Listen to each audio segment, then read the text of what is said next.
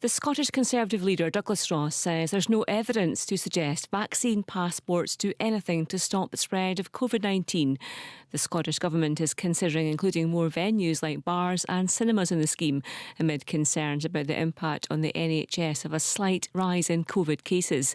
Speaking on BBC Scotland's Sunday show, Mr Ross was sceptical about the effectiveness of passports. If they are going to extend vaccine passports, what is that going to mean for the businesses that are already saying this will not be workable? And where is the evidence that these vaccine passports actually work? Their own 70-page document can't tell us, and I think this is absolutely wrong to be putting this added pressure and burden onto businesses at such short notice. The taxi driver who survived the Remembrance Day bomb explosion in Liverpool has said it's a miracle he's alive. In a statement released through police, David Perry thanked the public for their generosity, saying he was glad no one else was injured. The UK Government Health Secretary Sajid Javid has said no proposals are off the table as the government attempts to stop small boats bringing migrants across the Channel. A record number of people, nearly 25,000, have arrived on the south coast of England so far this year. A teenager has died in hospital after a two-car crash in Ayrshire earlier this week. 19-year-old Cameron Leith's Vauxhall Vectra was involved in a collision with a Ford Kuga at around 7:30 on Wednesday morning near Minishants. Police say a 35-year-old man is being charged in connection with the assault of an Aberdeen player following an incident during yesterday's match between Dundee United and Aberdeen at Tannadice. He's expected to appear at Dundee Sheriff Court at a later date. United won the game 1-0. Funso Ojo was pushed near the stand. Police are appealing for witnesses following a brawl outside a bar in Glasgow city centre yesterday afternoon. Officers received reports of a group of around 20 people causing a disturbance on Oswald Street. Videos on social media show men throwing chairs at each other while one person hides in a phone box. To Scotland's weather this afternoon, showers become isolated across the north. It will continue drier for southern areas with plenty of sunshine, but the odd shower may drift in over eastern coasts. Temperatures ranging from 5 to 9 degrees Celsius. BBC Radio Scotland News. This is Sports Sound from BBC Radio Scotland. Left-footed shoots and scores a brilliant goal. There's no substitute.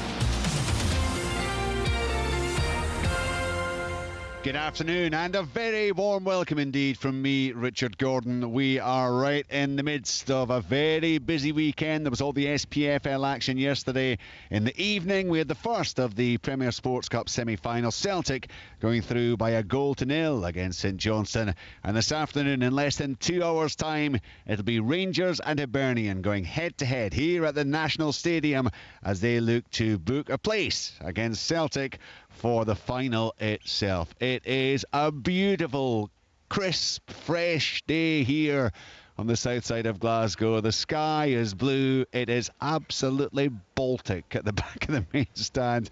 So if you are coming along, look, make sure you're well wrapped up because there's not going to be very much of this stadium, if anything at all, which is left in sunshine by the 4 o'clock kick-off time. Should be a big atmosphere, should be a cracking game.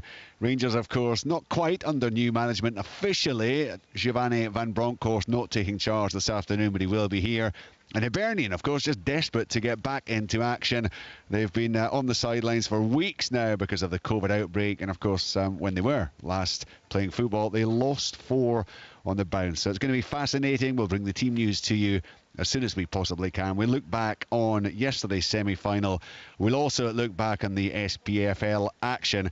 I think it's fair to say a fairly large chunk of the build-up to the game would have contained a discussion about events at Tannadice yesterday and the controversial sending off of the Aberdeen player Funso Ojo. We can say no more about that particular incident because this has been released, the statement by North East Police Division of Police Scotland, and it says this: following an investigation into an incident which took place yesterday, Saturday 20th of November 2021, during the match between Dundee United Football Club and Aberdeen Football Club at Tannadice Park in Dundee, a 35-year-old man has been arrested and charged in connection with the assault of an Aberdeen Football Club player. The man has been released on undertaking to appear at Dundee Sheriff Court at a later date. It is therefore a live case, and we cannot discuss it any further. So ultimately that will be played out, and it means that we cannot see anything more much. The guys off to my left would love to be talking about this because they've got so much to say about it, but we're bound obviously by the law of the land, and we cannot say anything. Billy Dodds, Kenny Miller, Willie Miller and Tom English all here. We've got Kenny McIntyre, Brian McLaughlin's also around. Liam will be here later to describe all the action. The team are out in force. So we'll look back on yesterday. We'll also, I think, because you cannot do this enough, at some point in the next couple of hours, we'll look back in Scotland as well, because that was magnificent, wasn't it, the conclusion to the World Cup qualifying campaign. And given the caps that I have off to my left-hand side, it would be great to get the thoughts of Willie, Kenny and Billy.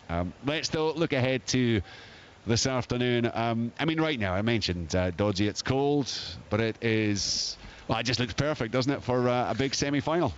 It's all set, isn't it? Hibs not been playing a lot recently on the back of a not a great run, you have to say, losing 4 on the bounce, but still a team that are capable, bring a good crowd as well, so they'll more than play their part. And then they've got the Giovanni Van Bronckhorst arriving at Ibrox now to give the edge to this game. It is cold, Richard. It's a nice short build-up we've got into the programme, building up to the game. Looking forward to that. See, it was just going to be an hour, but when we knew you were on the programme and coming back to join us, we thought we'd make it a nice short 2 hours. You could watch the film Zulu in this time, I'll tell you, that's nearly 4 hours. Anyway, it's a game I'm looking forward to. There'll be a special atmosphere here today because of Giovanni coming back to Ibrox.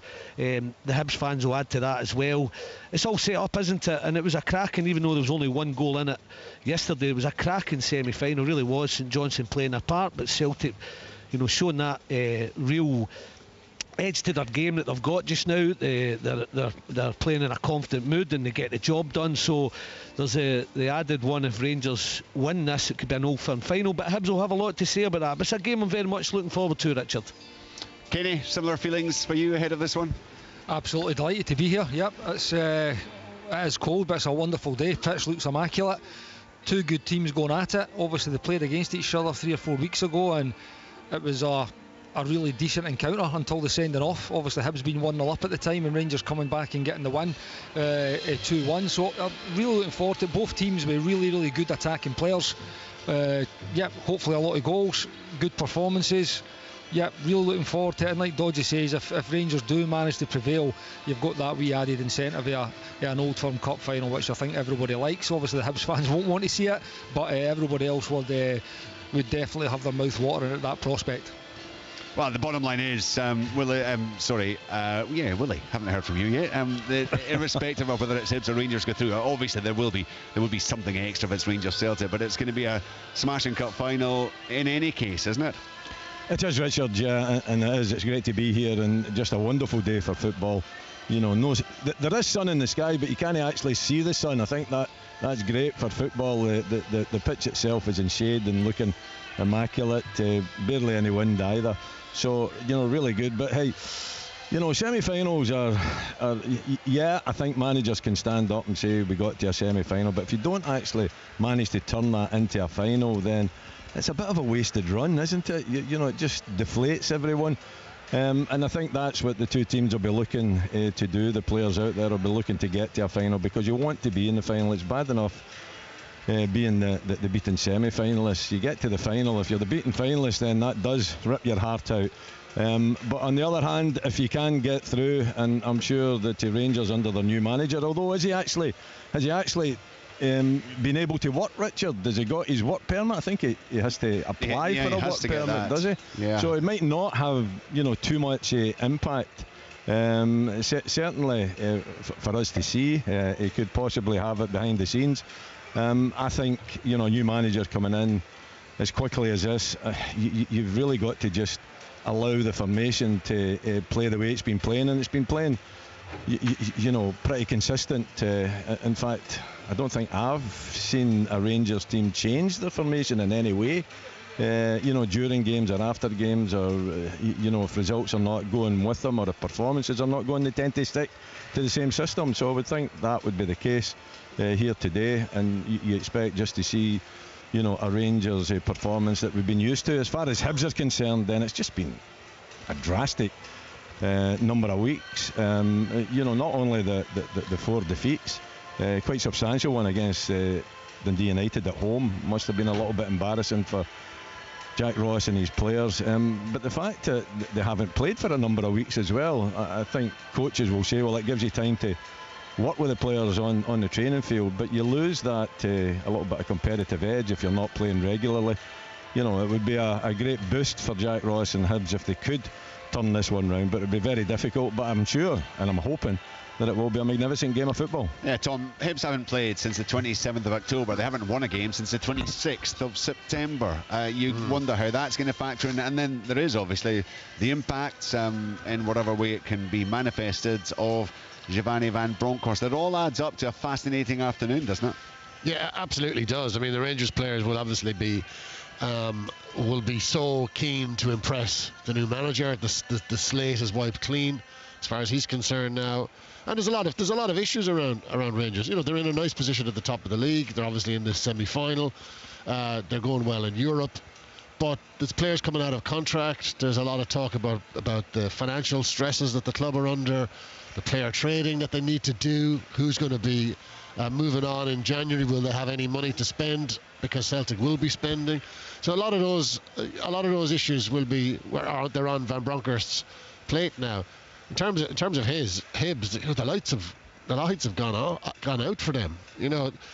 Those 4 defeats in a row, only 2 goals in 4 games, and this is for a team that we have in our heads that are attacking and goal scorers, and they have in Boyle obviously a very accomplished goal scorer, but the rest of them, and McGuinness and Nisbet on 4 goals are their joint second top scorers on 4. It doesn't sometimes Hibs. It kind of flatter to deceive, and I know they've got loads of games in hand, but they're on a bad run. And listen, if the run ends here, then happy days. But they are in a bit of a rut right now. And I guess, Kenny, there's no way of knowing. And some of these Hibs players clearly have been suffering from COVID, so we don't know how much they've been able to train over the period of time. There is that whole month virtually without any competitive action. So that presumably has a part to play as well. You never know quite, do you, how the players are going to emerge from a fallow period like that? No, not at all. That's definitely would be one of my concerns if I was a Hibs fan today, is the lack of games. You can spin it any way you want about working on the training field. Yeah, you've got time to reset and refresh, and you should be hungry for this game. There's no doubt about it. You should be hungry anyway. It's a semi-final, an opportunity to get to a final, but the lack of competitive games for me definitely would be a concern. Rangers are actually in good form as well. They've played probably some of their best performances in the weeks leading into the international break. Their players have been away, so they will be refreshed. The lads who have not been away will definitely be refreshed. So I think it's going to be a tough day for Hibs. Hibs are a good team. You touch on what Tom was saying there.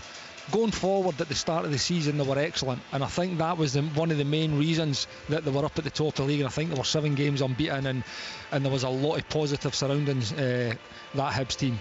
But I just think the front 3 in particular they've just not been quite hitting the same heights. 2 goals in 4 games, like Tom says, in those 4 losses, it's not enough. And with that front 3, with the ability that they've got, there's obviously been an issue there. There's been a loss of form. Will this form have been regained in the last 4 weeks and the time that they've had off to work away? Again, that remains to be seen, but they're a team capable. There's no getting away from that. Hibs are a team that is capable of hurting anybody on their day, and I'm going to go positive for them, that hoping that this last 3 weeks without any action is going to give them a chance to reset, work on what's not been working and improve, and come here and make a real go at it against Rangers. A Rangers team that, for me, would definitely be favourites. You can look at it both ways, Rich, can't you, with Hibs, where you say, look, they might have been idle and it could affect them, where they don't turn up and they're a bit rusty. But I think in the circumstances, looking at the results, and it's been 4 hard fixtures have lost, Celtic, Aberdeen, United and Rangers, it might just be the wee freshen up needing. Yeah, and they were just about to. The next game would have been Ross County, who were straight off the back of the 5 goals at Dens Park, and you kind of feared for them, and that was postponed twice, obviously. They tried to rearrange it, it was postponed as well. Gee, goodness only knows what might have happened going into that one. Yeah, and we'll know by the end of play today if it's worked for them. But in the circumstances, you get a feeling it might, with their COVID problems, with the results, this freshen up might just be a thing that just brings them back together, lets Jack Ross work with them and ready for the big game today. The first few fans are beginning to make their way inside the stadium. They are very keen indeed. It's an hour and 45 minutes until this one gets up and running. Full live commentary coming here with sports, and they have been busy, Willie, behind the scenes during this little period. There's 4 or 5 players all been given extended contracts, including Josh Doig, who's signed on until 2026. I'm sure that's the big one. But Hanlon, Lewis Stevenson, Christian Doig, and of course his season has been hugely interrupted by injury, so they've been putting it to good use, I suppose, in ensuring that they've got that little bit of security in terms of the squad. Yeah, nothing else to do.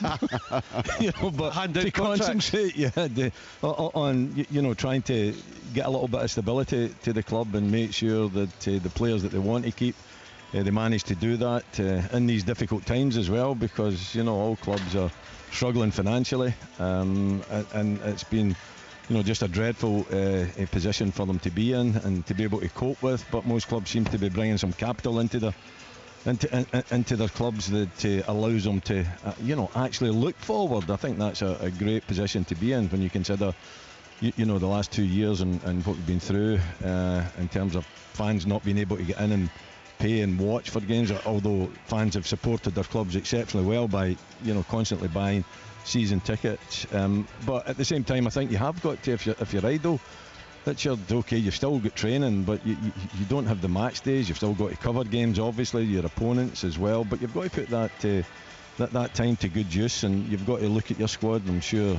Jack Ross, being the type of coach and manager he is, will be on to it and trying to persuade his board of directors to give him all the support that they possibly can to make sure that the success that he's brought to Easter Road is continued. And the only way you can do that is by having a strong squad, by having good players, because that's what it's all about. His job is to make sure these players perform at the top level. Unfortunately for him, they haven't been performing at the top level recently, and he's got to turn that round.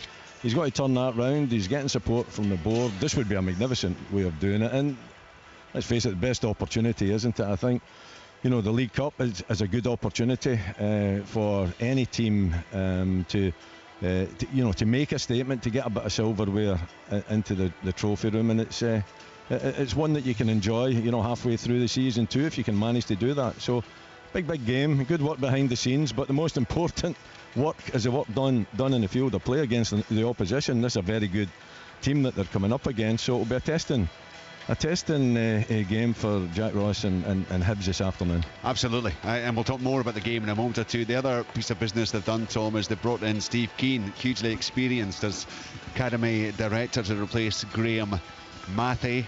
So again, kind of trying to lay down roots, and Jack Ross has spoken about the good relationship he's had with Steve. They met each other through the coaching courses with the SFA. Yeah, I mean, I think Steve Keane, his media profile has increased recently, so I suspected there was something in the offing. Very experienced guy, looks like a good capture, to be honest, and kind of looking to the future, with experience, with a lot of nous, with a lot of contacts, you'd have to say. So that looks a clever bit of business, isn't it? Yeah, and Kenny, you'll know all about it's been a long history of the set up at Hibernian, I was going to say at Easter Road, but obviously at the training ground now as well, of bringing the young players through. It's still, I suppose, as massive as it was back in the day when half a dozen of you guys came through and made a lot of money for the club. Yeah, listen, I think there was a lot more than half a dozen as well, Richard, to be honest. Yeah. There was at one point... I was thinking about that one era, yes. Yeah, there was, absolutely. Yeah, Brown, Thompson, Whittaker. Yep, I was just before that one. Yep, that's right, you touched on there, Gary O'Connor. It's just because you look so young, Kenny. He couldn't wait to jump ship either, could he? Listen, sometime opportunity knocks dodgy, you know the drill. I know. Listen, it's always been there. Yep, there's been there was a real a successful spell over that at the turn of the century there, with a lot of players coming through, being sold on for good money as well, which obviously sets the club up and gives them a bit of stability. But yeah, there's been a good history and tradition of that at Hibs. Obviously there's still guys, if you look at their team now, like with Hanlon, who's been there, he's been there forever, obviously the same as Lewis Stevenson. You've got Ryan Porteous coming through as well, Josh Doig. There's still a lot of that presence in that Hibs squad at the moment as well. So it's it's something that obviously Steve will be looking to continue. Obviously his job, get younger players through, get them into the first team and sell them on. It's that player trading model that Tom was talking about, the Rangers might need to be looking to deploy soon as well. So it's a real positive thing for Hibs when they can do that and get this amount of players through. And like I said, you look at that squad, there's 4, 5, 6 lads who have come through the academy. It's testament to what they do and the work they do behind the scenes. Is this a rebuild job, Richard? There was word that Hibs were winding down the development programme during COVID. Did they actually go ahead and do that for financial reasons? I'm just wondering, it's a big name that they brought in, isn't it? Wondering if it's big, it's that big that it is a rebuild job. I'm not 100% sure. I don't have my facts on that. I don't keep up to date with the development programme at Hibs, but I know there was rumours early in the pandemic that they were thinking about cutting back in the development. My recollection is that the owner, Ron Gordon, he spoke about that. He did speak about that and said it was something that they were clearly going to have to look at, whether they've reassessed it and whether they've established, as Kenny said, the historical importance of bringing through such players to Hibs, not only for the impact they've made in the Hibs team, but the money that they can bring into the club. But you're right. Yeah. I mean, you bring in someone like Steve Keane, you're taking it seriously, aren't you? Yeah, I would agree with that. I mean, you'd scale it back obviously for a financial issue, and probably through COVID that's what they did. But when you look at it, Kenny just talked about the era, all those players coming through and the money recruited for that period. Why would you not want to try and get back to that, especially when you see Josh Doig, who is a young lad, get knocked back $4 million for him, and suddenly you're kind of thinking about maybe not looking at that and losing out on that financial stability. So I think there's a case where, when times are hard through COVID, you maybe have a look at it and a look at reassessing the structure. But then when you see what Hibs have done in the past, then you make sure you get right back at it when you think you're through that, and the appointment of Steve Keane shows they're taking it seriously, Richard. Well, as far as this afternoon is concerned, we'll turn our attention to Rangers in a moment or two, but it is about the current Hibernian players and some of those, of course, who have been given the new contracts. It is about them going out and proving themselves this afternoon. We don't know the team news. We'll get that to you as soon as we possibly can. But from your point of view, Kenny, what is Hibernian's best approach if they are to upset the odds and win this one against Rangers this afternoon? Well, what they're going to need is that front three that I discussed. Again, whatever that front three is, I mean, they are capable of hurting anyone. Against Rangers, when you play Rangers and Celtic, when you're one of the so-called smaller teams, you're going to need to defend. You're going to need to have a little bit of luck. If you look at that St Johnstone goal yesterday, they've defended well, they've tried to limit Celtic, and there's a little bit of misfortune in terms of how it hits the player and ends up right in front of James Forrest. These kind of things need to go in your favour when you're playing Rangers or Celtic, and particularly in these scenarios as well, because the Rangers are built for these scenarios. Semi-finals, finals, winning trophies, it's natural for them. There's a pressure for them to go and deliver, so they're used to these scenarios most seasons. Hibs have had some decent run-outs over the last year. Again, last year they had opportunities and they fell down, and that's something that's been labelled at Jack's team. So they need to get on the front foot. They need to obviously carry a bit of luck. They're going to need to defend really, really well. But again, I'll go back, Martin Boyles, Nisbets, Doiges, they need to be at the top of their game. Jamie Murphy's, Scott Allen's, whoever's going to be playing today, they need to be at the top of their game, because if they are, they can hurt any team in this league. Yeah, I think there's little question, Will, is there, that if Hibernian's front three, whoever they are, if they are operating on top form, that's always Hibs' best chance of winning a match, isn't it, given the talents they have? I think that's the strongest part of their team, Richard. Watching them at the back, I think good players at the back, there's no doubt about that, but I don't think that is where Jack Ross is focused on. He's obviously got to make sure that they try to keep it as tight as they possibly can, against a very, very good Rangers forward line, but Hampden's a big pitch as well. There's a lot of ground to cover. I'm wondering, what formation does he play? Does he throw an extra centre back in there? Perhaps that could be his thought process. Yes, the front three, are going to be really important. But with the pace of the front three as well, it might be a case that you're going to have to defend. You're going to have to maybe put that 3/5 at the back to keep Rangers out and hope that you can hit in the break, hope that you can hit in the counter. And with the pace that they've got, Murphy and Boyle in particular, that has got to be a real threat. I think it just depends where the manager's mindset is, and we'll find that out in due course. But there's no doubt in my mind that up front, up top, the pace that they've got, the directness that they've got, and the goal scoring capability, which seems to have drifted away from them recently. I think this is a stage to bring it back, isn't it? But there is definitely a threat there.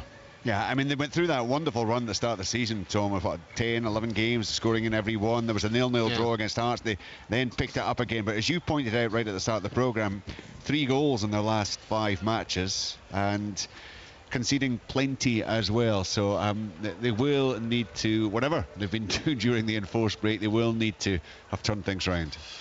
Yeah, and I think, the enforced break, you don't want to go so long without playing games, but it's a chance to maybe reset and work on some issues that they've been having at the back and up front. It could be beneficial for them.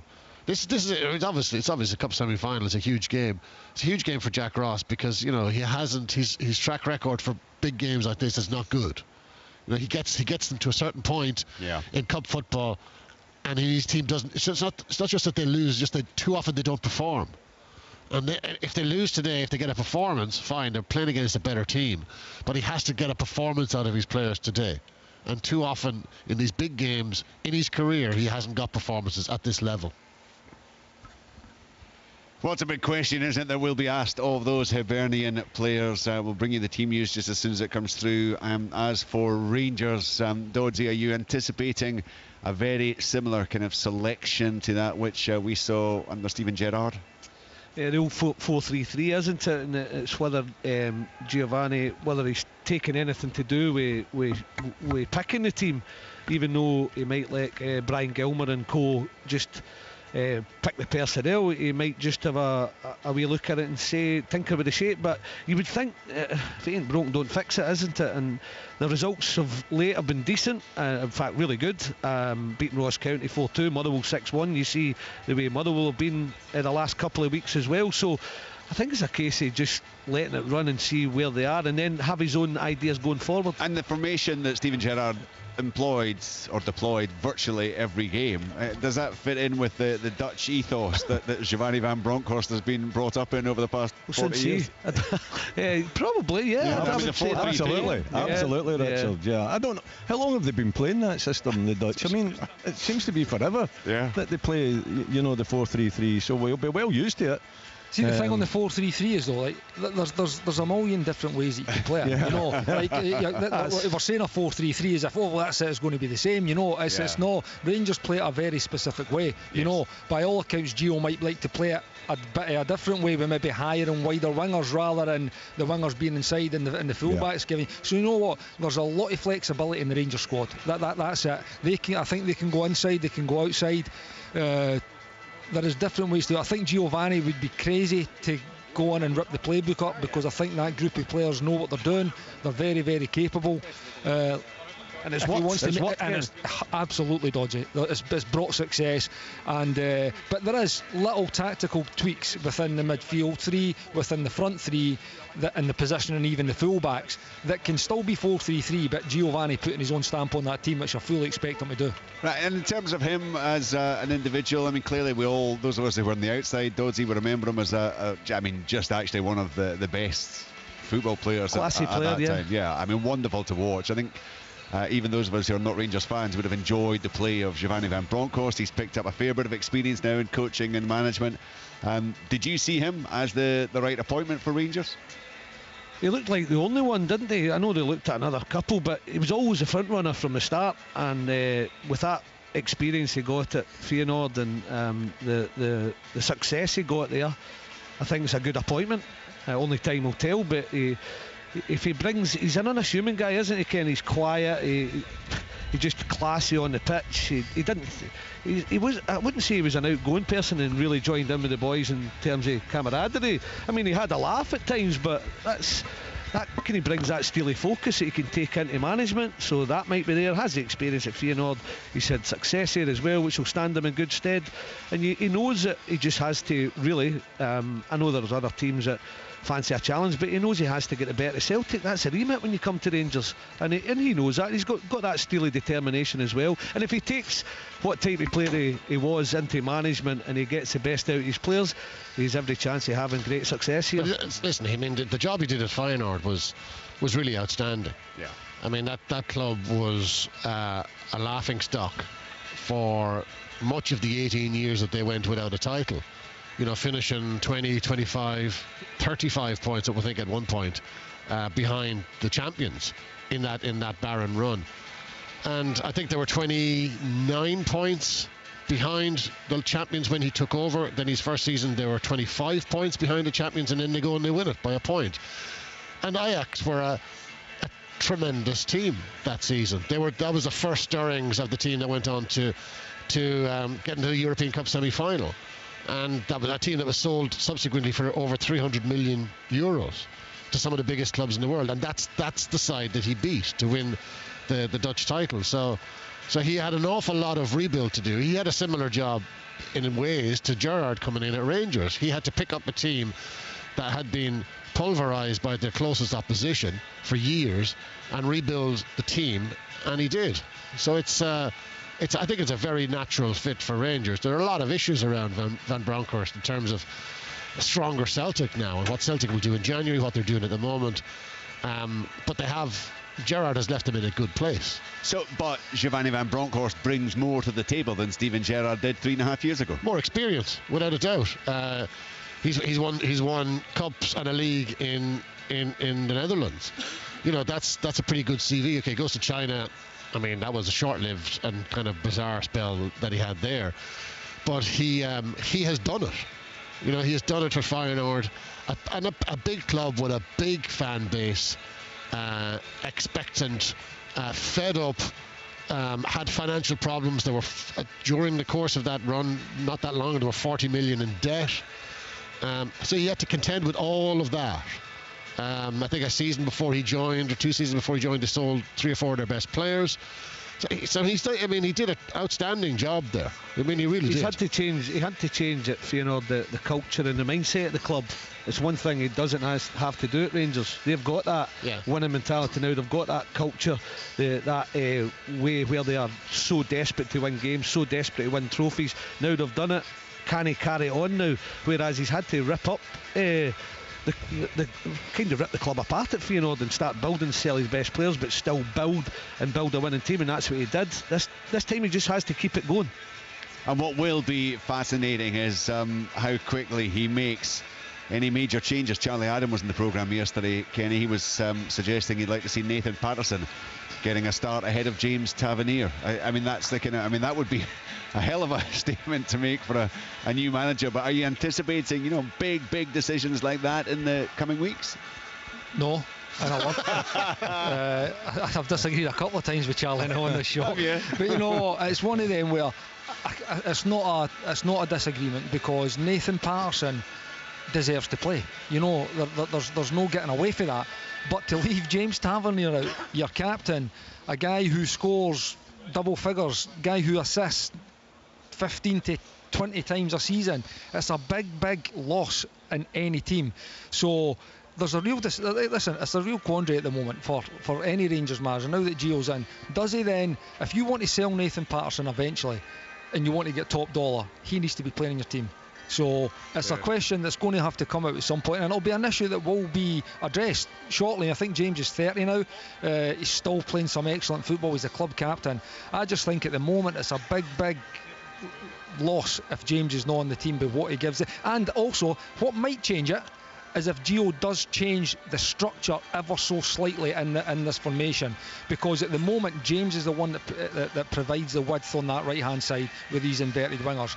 If he changes it ever so slightly, then maybe there's maybe not as big an issue with James not assisting and scoring as much as what he has done over the last 5 seasons at Rangers. But I don't expect any huge massive changes. Of course there'll be different selections and personnel as we move forward over the coming months, but and there might be players sold in the next next couple of months in January as well, which might lead to a few different selections in the Rangers starting lineup. But no, I wouldn't expect any mad wholesale changes at this moment. Well, the bottom line is, Willie, he takes over a team that is, well, has got a semi-final today, has got the Scottish Cup to come, is still very much alive in Europe, and is 4 points clear at the top of the table. Why would you rip it up and start again? It's not bad, Richard, isn't it? You know, to be offered a job like that, a job at a big club like Rangers, where they've lost their manager, and they've lost their manager because he's been successful, and you've got to step into his shoes and continue the progress and build on the progress, because although we're talking about Rangers, their cup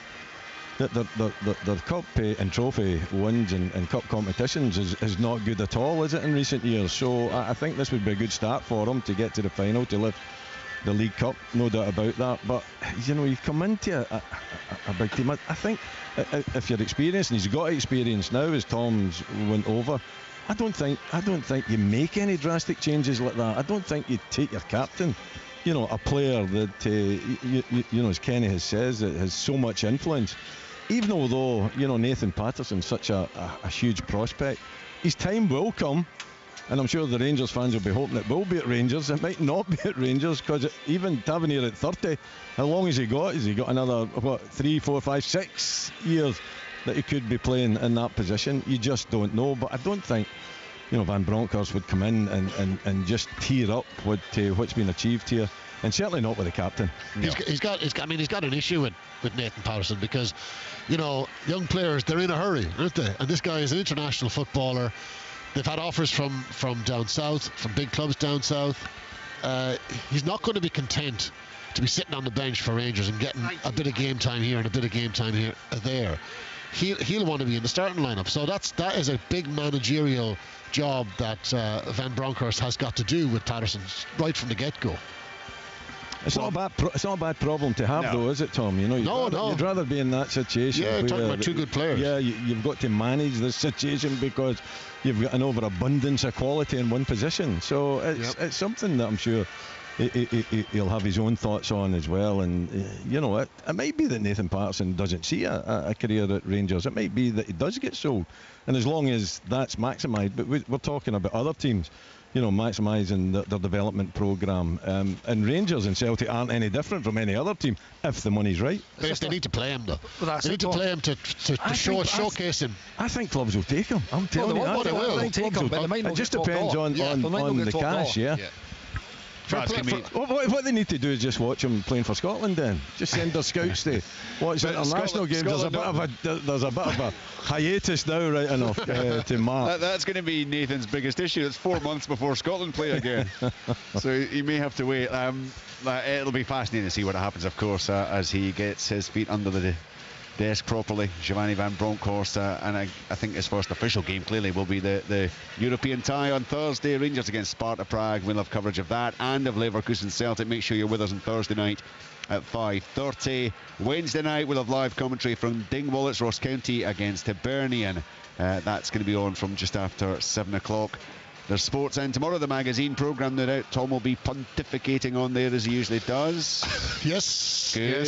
Yes. Lots to talk about. Always a fine listen on a Monday. I think Kenny Mack was definitely going to get into the Ojo situation, but unfortunately that will be a no-go area now. Yeah, well, look, if you weren't with us earlier, I should just read out the statement that has been released by Police Scotland, by the North East Division, following an investigation into an incident which took place yesterday, Saturday the 20th of November 2021, during the match between Dundee United Football Club and Aberdeen Football Club at Tannadice Park in Dundee. A 35-year-old man has been arrested and charged in connection with the assault of an Aberdeen Football Club player.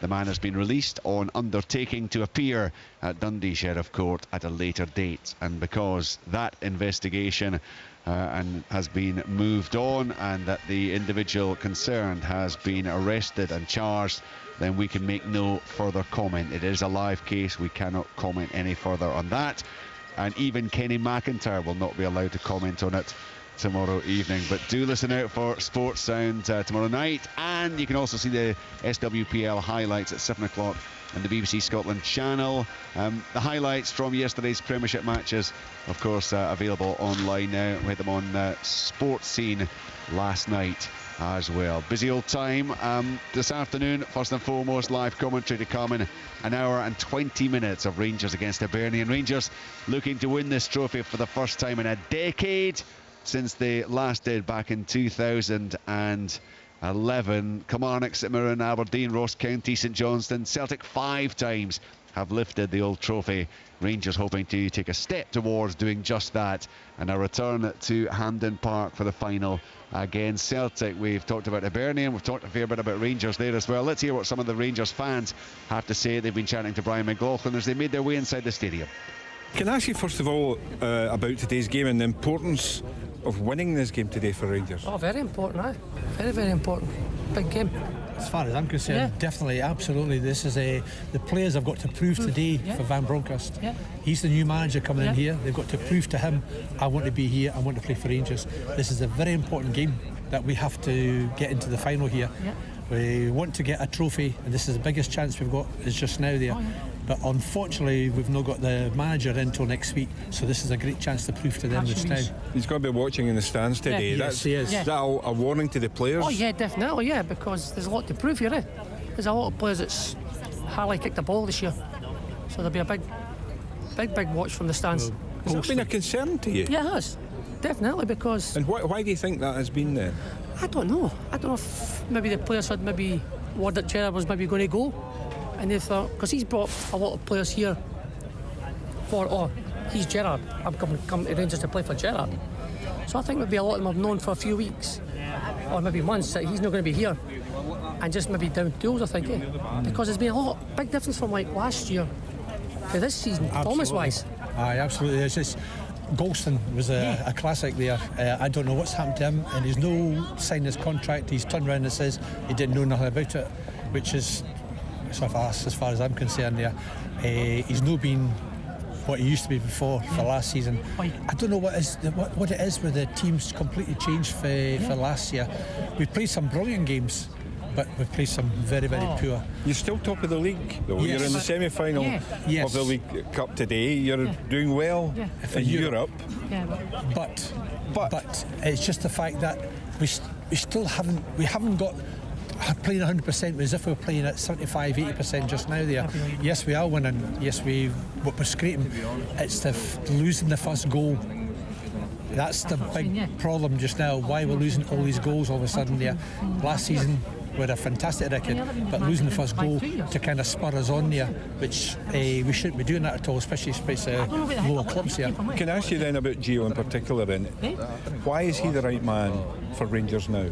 I think he's the right man because he knows the club, he's played here, he's got an idea exactly what the Rangers and the Celtic connection is here.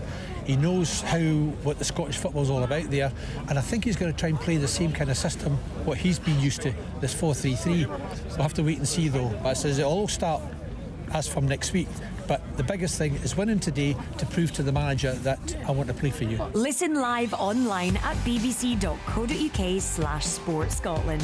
Sports Sound from BBC Radio Scotland.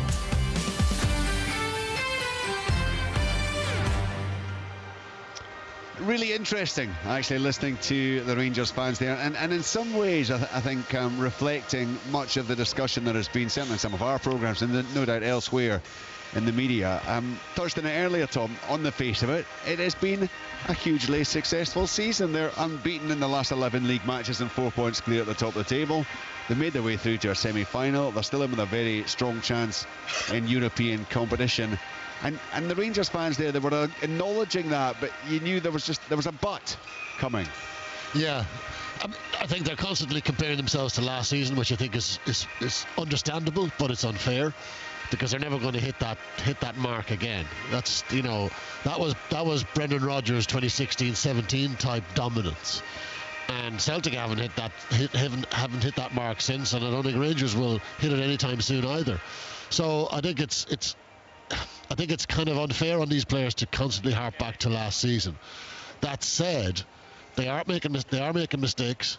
that they haven't been making, that they didn't make last season. McGregor's been making mistakes. Goldson has been making mistakes. Morelos, it's a constant debate around Morelos. The midfield is not functioning as well as it has done. There are question marks about contracts running out. Do people want to stay?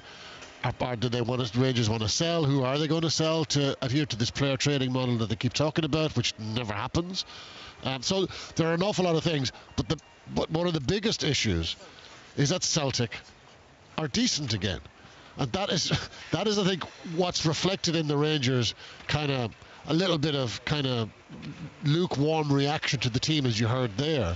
It's because they're not miles ahead in the league, and Celtic do look like they will go the distance with them this season. I don't know who's going to win the league, but Celtic are in a much better position now than they were last season. So I think that's in the mix as well. There's an awful lot of things in the mix here that reflects the thoughts of those fans, those Rangers fans that we just heard. They've, I think it's only one clean sheet in their last 9 games. They've lost the first goal in the last 5 matches. Yeah, it's bizarre. But I mean, generally they're coming back. I mean, most recently they put 6 past Motherwell and 4 past Ross County. Yeah, and listen, and when they hit their stride, they're very, very good. But they're slow out of the blocks quite a lot of the time, conceding these goals. And they're good enough against most of these teams to come back and win. But I think there will be days when they're not good enough to come back and win. And, you know, European competition, that could cost these slow starts, could cost them against better teams, could cost them against Celtic, could cost them in Europe. I think that's another thing. It's why are they making these slow starts? Yeah, they have the quality to come back and win, but why are they not coming out of the dressing room at the pitch of the game that they're about to play in? And I think it's right that the fans should put these questions forward as well. Perfectly reasonable.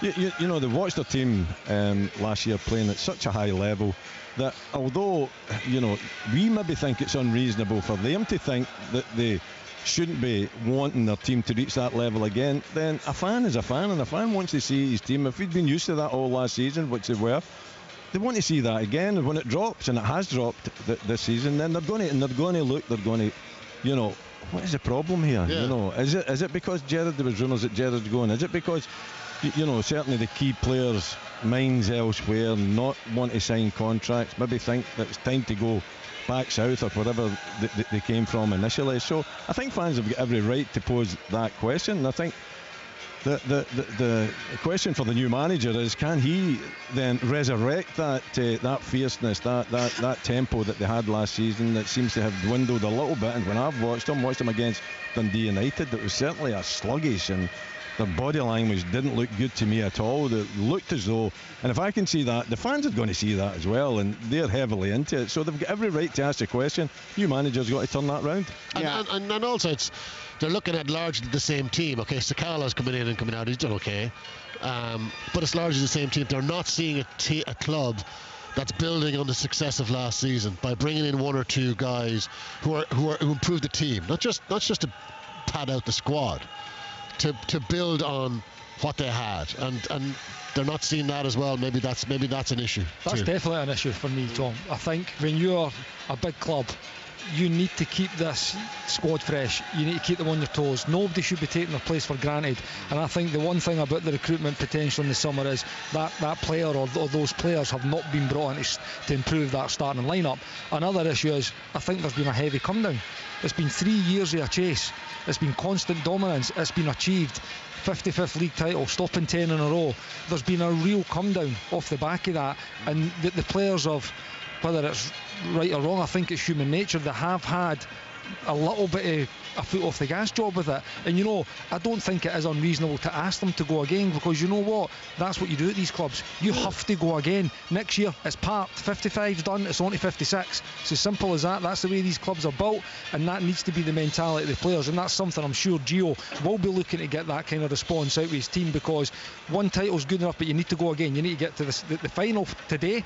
You must beat Hibs. It's what the club demands, it's what the fans demand, and then you need to go on, and the performances need to be improved, but they're in a good place. If this is where they're at and they're maybe firing at 75-80%, if they can get to 90-95, Dodgy, if he brings that edge, I mean, they're going to be some team, are they not? I know they're looking and they're scrutinising certain things, but they're still top of the league with 4 points. They're in the semi-final, which is all you can do just now. Might get through at the final today. Still going well in Europe. The Scottish Cup's coming up as well. I mean, if he brings that edge, they're going to be some team, aren't they? Because it's going to get back to that elite performance level that they were at last year, which was incredible. Absolutely, but I think underpinning a lot of this is, in the here and now, it's good, but what's happening with Kamara? What's happening with Morelos? What's happening with Goldson? What's happening with Patterson? There's a concern that a lot of these guys could go. But Kamara's always going to get that. You're always going to get that. But someone could come in for Kamara because he's worth a few quid, Tom, you'll get that with any team if your team are winning. Especially when you look at the manager, he's gone because teams are looking at him, and that's what happens when you've got a successful team, especially in Scotland. We've got a competitive league. It's not the best league in the world, but we've got a competitive league, and if you're doing well, people come and take away. So they expect that as a club. There's various other aspects I want to get your thoughts on, guys, but we're going to go to Liam right now because he has hot off the presses the team news.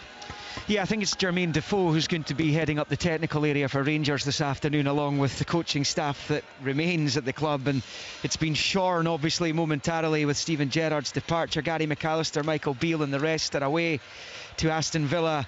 And Giovanni van Bronckhorst sitting in the holding pattern, waiting to take full charge in the coming week. It sounds as though I know the guys were talking about it earlier, that the work permit thing looks as though that's been sorted.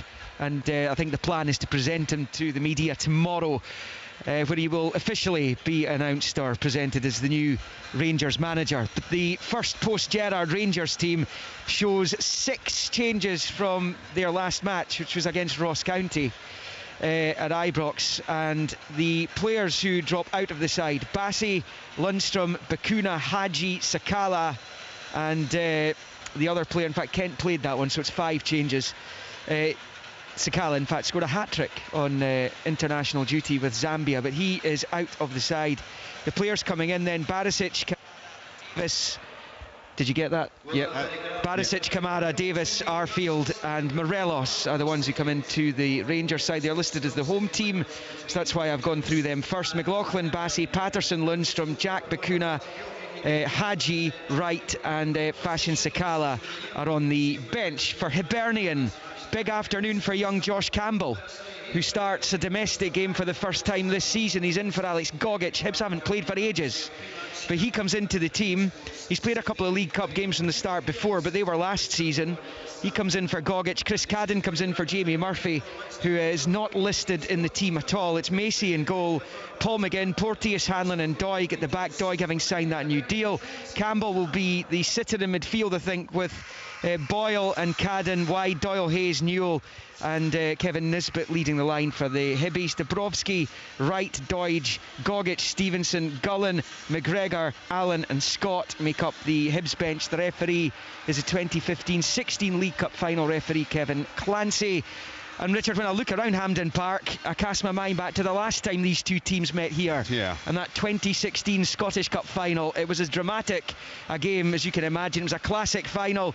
Not if you're a Rangers supporter, I suppose. David Gray's late goal sealing Hibs' first Scottish Cup in 114 years.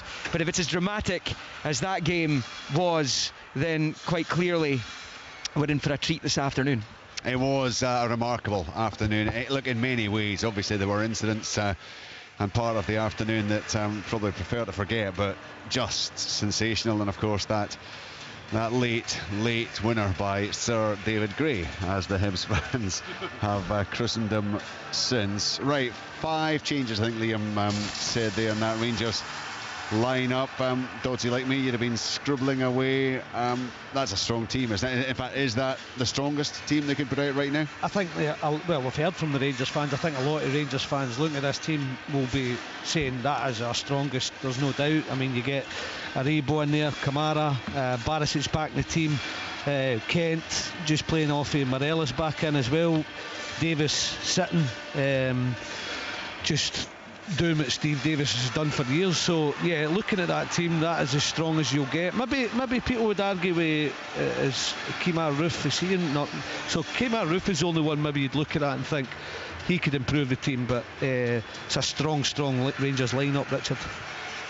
Kamar's not even on the bench by the looks of things, so he must have an issue. No, but I have to agree with Dodgy. I think maybe there's a case for Hadji, but again, he's maybe one of the players. His performances have not been quite at the level of the previous year. So yeah, I think that is pretty much as good as it gets for Rangers. Really, again, similar team, similar shape, all familiar with the roles and responsibilities. So yeah, it's about turning up. And if Rangers perform, then Hibs are going to have to be very, very good to stop them. Well, Willie, the boys have been talking about Rangers last season, everything they achieved, everything the players did. I mean, that's last season's lineup. Yeah, very much so, Richard. And I don't think there's anything wrong, in terms of going back to last season, and we've already discussed it, how good they were last season. So I think that says it all, isn't it, when you've got these players still available to you. And I think you've still got to wait and see if the new manager is going to make as many changes as perhaps Steven Gerrard does, whether he wants to stick with a certain lineup with certain personnel in it and stick with it and only change it when you really have to change it, or when the amount of fixtures that is in front of you kind of forces you to change it. But there's nothing wrong with going back to the tried and tested and giving them the opportunity, particularly in such an important game like today. I think getting to a final, I think, is crucial for Rangers. The new manager coming in would like a pop to actually lifting the trophy, and playing the quality of squad that is out there for Rangers this afternoon gives them a big opportunity to do that. Right, so in terms of Hibernian, a couple of switches there. Cadden is in, and Young Campbell is in for Gogic and Murphy. Your thoughts, Kenny, on Hibernian and how Jack Ross has lined up those players? Yeah, again, it's strongest team potentially. There is case for a few changes again, but obviously Jack's now had 3 weeks to have a look at the lads. Obviously they've off the back of 4 straight losses, so he's had a lot of time on the training field to have a look at them and get prepared for this game. This is what I've been in mind now. Yeah, they've had a game against Ross County postponed twice, a game against Livingston postponed, so it's had a lot of time to get these lads ready for this game. So are they going to be right up to speed? That's something that Jack will definitely have been looking at in the last couple of weeks. Who is going to be right, who is at the top of their game, who's performing in training, because it's a huge opportunity for them to come here and test Rangers. And like I said before, if Hibs are on their game, they're more than a match for anybody in this league. Tom, your take on the lineups as we've just had them outlined by Liam. I think they're exciting. Rangers, that's a very, very good starting lineup. I think it's a very good bench that they have as well, with Jack and Hadji and Patterson. Sakala is in good form, right? So there's a lot of different types of firepower on their bench. Hibs, good to see Doige on the bench. Hasn't played since August. They've missed him. I think they've missed his leadership on the field. They've missed his physical presence on the field. So it's terrific to see him back. Hopefully he comes on. We can have a look at him, get his career back on track again. It's Hibs. They're a funny team. Hibs, when they're on form, they are a very, very good side. They're a very entertaining side. And every time I look at their team, I thought that's a good side. And then you see them they lose, and they take a pasting against Dundee United, and you think, that shouldn't happen, because they are a decent team. The defence looks good. They're all decent players. Midfield, Doyle Hayes, I really like. Up front, Nisbet, okay, he's not getting the goals. There's probably too many players who are just dropped off a little bit at the same time. Confidence levels have dropped, and that's why they are where they are in terms of lost 4 in a row. But I always look at Hibs and I think that's a decent side. And today is no different. Is it the 3? Is it 3 that they're going to play? Do you think McGinn and Porteous and Hanlon? I would say it'll be a 4. I think they'll still be a 4. I think it'll be a 4? Yeah, I think it'll be Doig, Hanlon, Porteous and McGinn, and then you'll have Campbell, Newell, Doyle, Hayes and Boyle, Cadden, Nisbet. But then listen, there is flexibility within it. Yeah. If they wanted to go a 3, they could go a 3, and you could have McGinn inside, Cadden could be a wing back. Yep. There is flexibility. I mean, listen, time will tell, we'll see soon enough, but I would imagine there'll be, I would say there'll maybe be that 4-3-3. You know, like in theory they have got physicality, they've got pace, they've got goal scorers, they've got all of those things, but they just need to deliver. They just need to deliver on the big stage. And there's just, I think Hibs performance levels, there's too much fluctuation between you know, they could deliver an 8 out of 10 one week and a 4 out of 10 the next, and I just don't know why there is that kind of difference in performance. Right, well, I tell you, we'll pick up on that because if there are question marks over Hibs in that respect, maybe question marks over Rangers as well, given how little enjoyment they have had, little success they've had Hampden in recent years. Maybe a bit to prove for them as well. It is the second of the Premier Cup semi-finals, Premier Sports Cup. Celtic, of course, edging out St Johnstone yesterday. James Forrest with the only goal. It's a squeaky tight game. Will it be something similar this afternoon? Well, in just over an hour, the two sides, Hibernian and Rangers, will get things up and running. We'll continue to build up after the 3 o'clock news. On digital radio, FM, your smart speaker, and BBC Sounds. BBC Radio Scotland. With the news at 3 o'clock, I'm Amanda Mazzillo. Scottish Labour is planning to bring forward legislation to ban MSPs from having second jobs. The party acknowledges there should be some exemptions, like those who need to stay registered to work in medical professions. But it says the legislation would ensure politicians at Holyrood are working full-time for the people of Scotland. Speaking on BBC Scotland's A Sunday Show, the Scottish Conservative leader Douglas Ross agreed not all cases were the same. I think there's a big difference between paid consultancy and lobbying and second jobs. And I think what you've heard is there's members on all parties who are doctors and nurses. And these are people who went back into the wards during this pandemic and helped their colleagues because they were able to keep their skills up while they were also MPs. And I think it's helpful at times that legislators have, you know, frontline experience of what they are discussing, debating and voting on in Parliament. Mr Ross has also been speaking about vaccine passports today, saying there's no evidence to suggest they do anything to stop the spread of COVID-19. The Scottish Government will decide on Tuesday if the scheme will be extended to include other settings. The Scottish Conservative leader argues it's wrong to be putting added pressure and burden onto businesses. Ministers have previously said expanding the scheme could help keep people safe without having to impose new restrictions. A 19-year-old man's died in hospital 2 days after being injured in a crash in South Ayrshire. Cameron Leith from Ayr was driving a blue Vauxhall Vectra when he was involved in a collision with another car near Minishant at around 7:30 on Wednesday morning. He was taken to Crosshouse Hospital in Kilmarnock and was later transferred to the Queen Elizabeth University Hospital in Glasgow, where he died on Thursday. Police are appealing for witnesses. Police say a 35-year-old man has been charged in connection with the assault of an Aberdeen player following an incident during yesterday's match between Dundee United and Aberdeen at Tannadice. He's expected to appear at Dundee Sheriff Court at a later date. United won the game 1-0.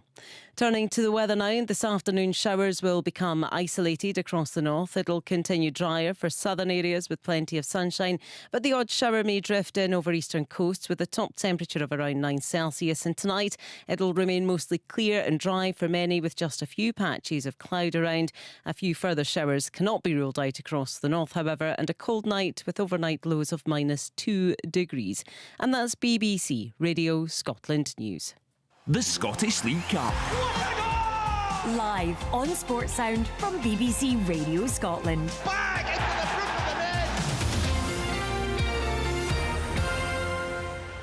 You're listening to Sunday Sports and we're live from the National Stadium, Hampden Park. We're into the second hour of build-up to the second of this season's semi-finals in the League Cup. It is Rangers against Hibernian. We brought you the team news there. 5 changes for Rangers, couple for Hibernian as they get back to action. 3.5 weeks since they last played. They've lost 4 on the bounce. Rangers, of course, have been in good form. New management, so many talking points. And one of the talking points, Tom, you were touching on it there about Hibs. They haven't shown up in recent years, if you like, in the big games here at Hampden Park since winning that Scottish Cup final in 2016.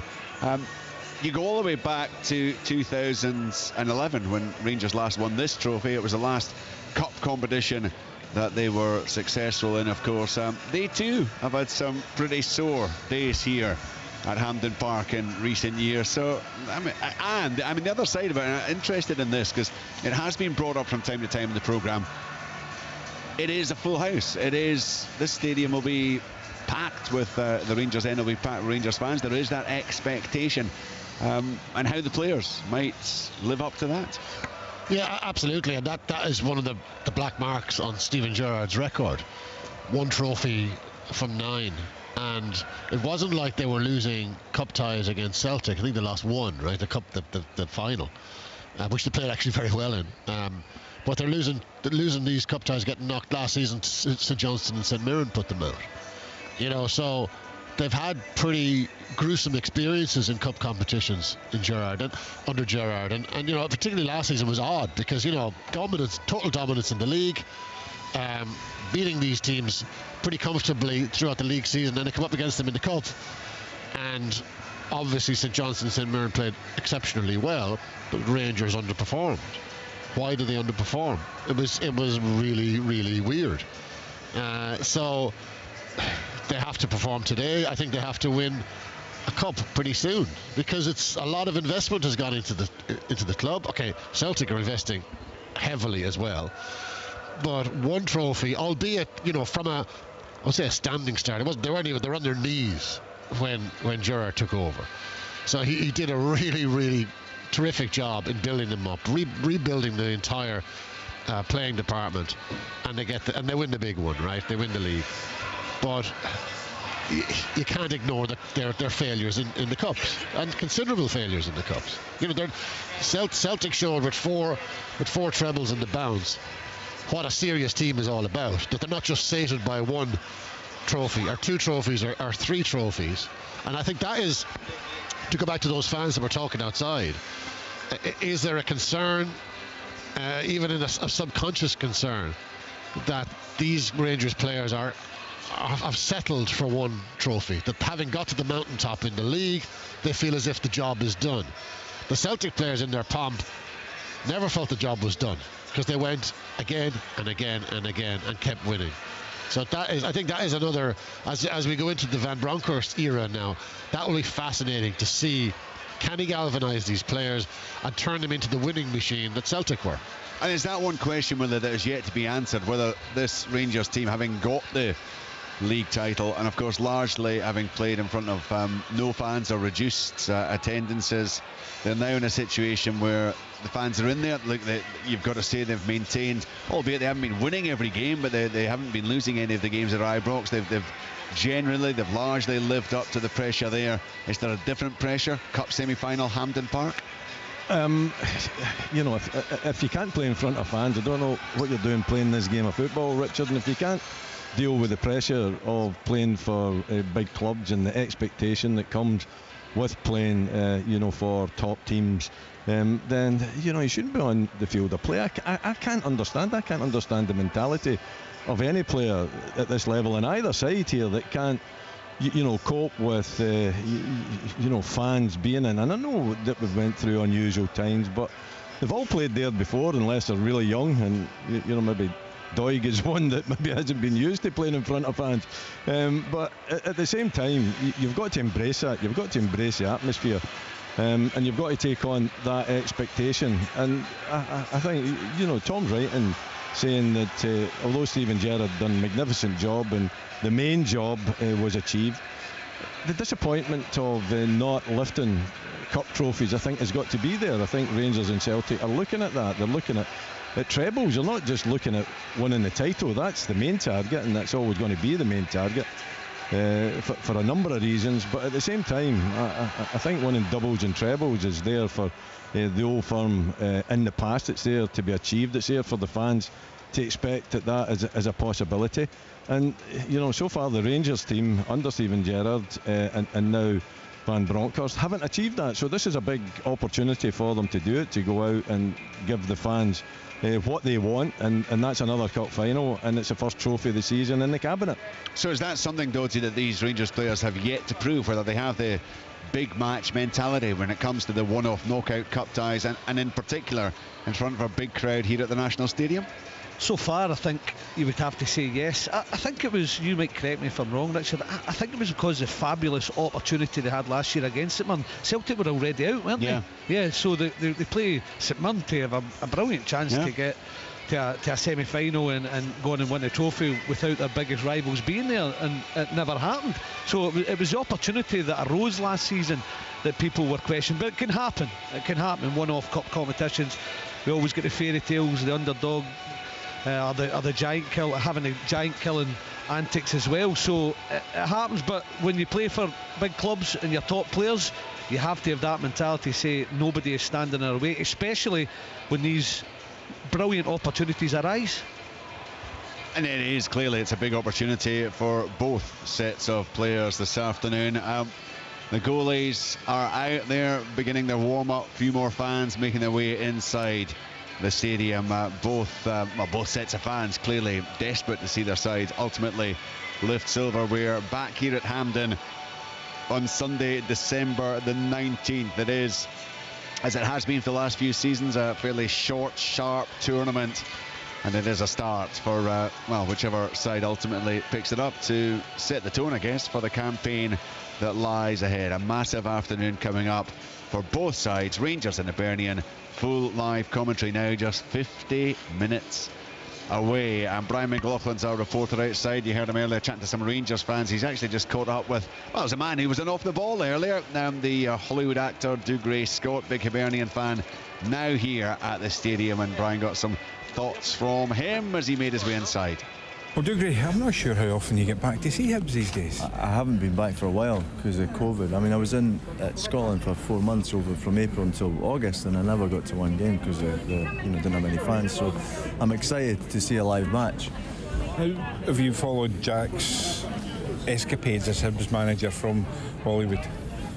Well, I've got Hibs TV, so I watch all the games, home or away. So I've been watching them. They started off well, beginning of the season, and then we sort of disappeared. I think there's been a lack of intensity. We've had a few injuries. I think Doidge coming back today will help us. And if Nisbet can get some support up front, I think it will be good. We've just struggled, We haven't really had the intensity to the team that we need, and we've been fallible in defence. So hopefully we can start to turn things around. Do you go into this game with great confidence then? I know the Hibs fans I've spoken to are a little bit tense about the situation. I wouldn't say I'm hugely confident. I always have high expectations for Hibs, and that's what the tragedy of being a football fan, isn't it? So listen, I think we're up against it, but they've just lost their manager, so they're probably a wee bit more vulnerable than they would have been had they still been there. But listen, I always back Hibs to win, whether we will or not. It's ask me 6:15 tonight. I know. You got to get back to Easter Road soon? Are you heading back? I hope so. Yeah. No, I'll try and go to a couple of matches this season. I haven't been to Easter Road for a while, and I miss it. So we'll catch you up in Sports Sound, hopefully. I'll get you up there as a pundit one day. Fantastic. I'd love to do that. Then we can discuss tactics, 4-3-2-1 and 5-3-5-2, and what is the best, formation for Hibs. It's all very complicated these days, isn't it? We'll make that happen. All right, mate. Thank you. Dougray Scott back on these shores and looking forward to watching his side play Rangers this afternoon. Because a big pal of Alex McLeish's, and I think Alex used to get him tickets for Hibs games when he was when Hibs manager, and Dougray got him a slot in one or two movies, or certainly. Was it there? Alex is a big movie buff. I may have got this completely wrong. Wasn't he in the Laurel and Hardy movie he appeared in? Yeah, it was. It was the producer, in fact, director of that, who arranged that. But I'm sure, I've got a feeling that Dougray Scott arranged for him to have a walk-on part in one of the movies as well. I think that's another fine story, Richard. Okay. Very good. That was Dougray Scott. Obviously was on off the ball. It was great listen, actually. It was. Got the BBC into untold trouble by his potty mouth. Yeah, that was a stray word. It was very entertaining. Well, we should say, I mean, it wasn't at the level of Jose Katongo all those years ago, but I suppose it was the next one down. It was in the pecking order. Yeah, but it's a great listen, actually. Some great stories. Yeah, and a big Hibs fan, of course. So many of the Hibernian fans making their way inside the stadium here. And there won't be. I mean, it was the Scottish Cup, wasn't it? I mean, we touched on, and Kenny, you having been in the club, you'll have been aware of it. We touched on the importance eventually of winning the cup final in 2016 after 113 years, the outpouring of joy. I will never forget being inside the stadium and off to my right, all the Hibs fans, the rendition then of Sunshine and Leith. It was one of the most spine-tingling moments I think I've ever experienced inside a football stadium. Anyway, more to come from Kenny in a moment or two, because Jack Ross is now live downstairs with Kenny. Yes, here we go again, Jack. Another Hampden appearance. How are you feeling today? I was here yesterday. It was full. The atmosphere was tremendous. When this place is full, it's a great occasion, isn't it? Yeah, it feels very different, even arriving at the stadium compared to the 4 occasions last season. Hugely different, very different feel around it, and it'll be the same on pitch as well. And hopefully that'll be reflected in performance level. I think it should bring out the best in players. How have preparations been? I was looking, you last played on the 27th of October, you had the COVID outbreak. How tough has that been? Not ideal. I don't think you want it mid-season, particularly when we weren't enjoying a good run. You know, we wanted to get back to playing and winning as quickly as we could. And then beyond the initial games being cancelled, we had a fairly lengthy spell where we weren't in the training ground. Players came back staggered in terms of how long they had to isolate for. So not ideal to begin with, but I do think over the last probably 7 or 8 days we've had full preparation, and I feel as if we've used that productively. And in fairness, it's been a good feel around the group. I think they're excited about today. Is it an extra challenge for you, Jack, given the managerial change at Rangers, in terms of knowing what to expect today? Do you think they'll do anything differently? I think it may have been had the appointment been made earlier. I think the fact, obviously, it happened so late and you won't obviously be present in the technical area. I like to the fact that it's a team that have obviously played in a fairly structured way for a number of seasons now and had success with it. So that's helped a little bit, if you like, in probably having that stability in what you think you'll face from the opposition. Good news for 5 of your players this week with new deals: Doig, Doige, Doyle Hayes, Hanlon and Stevenson. Great for them, but I'd imagine that's also great for the group. It must be a big boost to the dressing room. Yeah, I think individually for players all at different stages of their career and want that security for different reasons, all got very different ambitions now. But for us, it's about having a stable approach to building consistent success. I've talked to all of us as I came here. We're going to have ups and downs along the way, like we're having a bit at the moment, but by and large over the last couple of years we've had a good degree of consistency, and that's testament to the playing group as well. So we'll continue to freshen it and improve it at the right opportunities, but I think it's important for us to have that core group together. You put together a really strong squad, and just looking at the bench today, there's so much experience on there, so much talent on that bench. You've got a lot to work with here now, haven't you? Yeah, we've worked hard at it. As I said, I think we've suffered a little bit from maybe not strengthening one or two areas, and injuries have hurt us a little bit over recent times. But we've also lowered the age of the squad significantly. We've got 4 under 22 that will start today. I think if you look at the average of the team, significantly lower than Rangers. A lot of experience on their side, a lot more youthfulness than ours, but it's getting that balance right. We've worked hard, as I said, at the development of that squad, and that will continue hopefully for the foreseeable future as well. Can we talk about Ryan? The job perhaps you have to do as a man. Playing against Rangers, you were very strong in your defence of him after getting sent off at Ibrox. I mean, the Rangers manager in particular be critical of your player. Do you need to have a special word with him to easy a target on the pitch today, do you think? Well, I think the relationship I've built with Ryan over the last couple of years means that there are moments when I have to have more in-depth conversations with him around his all-round play. There's times when it's much more tactical, and in the aftermath of that red card, obviously I spoke publicly about what he received in the aftermath of it, and I think I dealt with that with him at the time. And then after, it's about the continuation of him playing well, because he has done for a long time now. And also from a discipline point of view, he didn't even have a suspension last year. For an aggressive centre half, that's pretty good going. So I will not stand here and say that he doesn't have moments, but they are getting less and less, and that's just due to the development and maturity of him as a person and as a player. And he's a top young centre half. I think that was reflected by Stephen pulling him into the squad last week as well, and he'll be fine today. He'll be absolutely fine. And going back to that game at Ibrox, what that showed us, and actually you've shown on many occasions against Rangers, you can go toe to toe with them. The games have been very, very tight. Actually, the last 6, 1 goal in 5 of these games and 1 draw. So it's tight. They're tight affairs, aren't they? Yeah, it was a lot for me to think about in that regard, because we've not won any of them, but we've played really well in most of them. probably key moments, I feel, and big moments in the games have maybe not went our way. So if we can replicate performance and hope that those 1 or 2 big moments go our way, then I think we've got a brilliant chance of reaching the final. Yeah, that's the thing now, isn't it? We've talked about all these Hampden appearances, the semi-finals. It's now converting that and going on to achieve success, lifting a trophy. And to do that now, you're going to have to beat Rangers today and then potentially Celtic in the final. It doesn't get any tougher. No, it doesn't. And you know, I spoke to players in the hotel about it. You get one football career and one chance at it.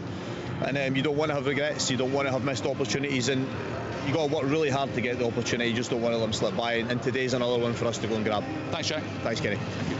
Cheers, Kenny. Thank you. Jack Ross downstairs with Kenny McIntyre. I mean, he referred to last season, horrendous for them, Doty, or last year at least. 4 Hampden appearances, losing in semis and finals.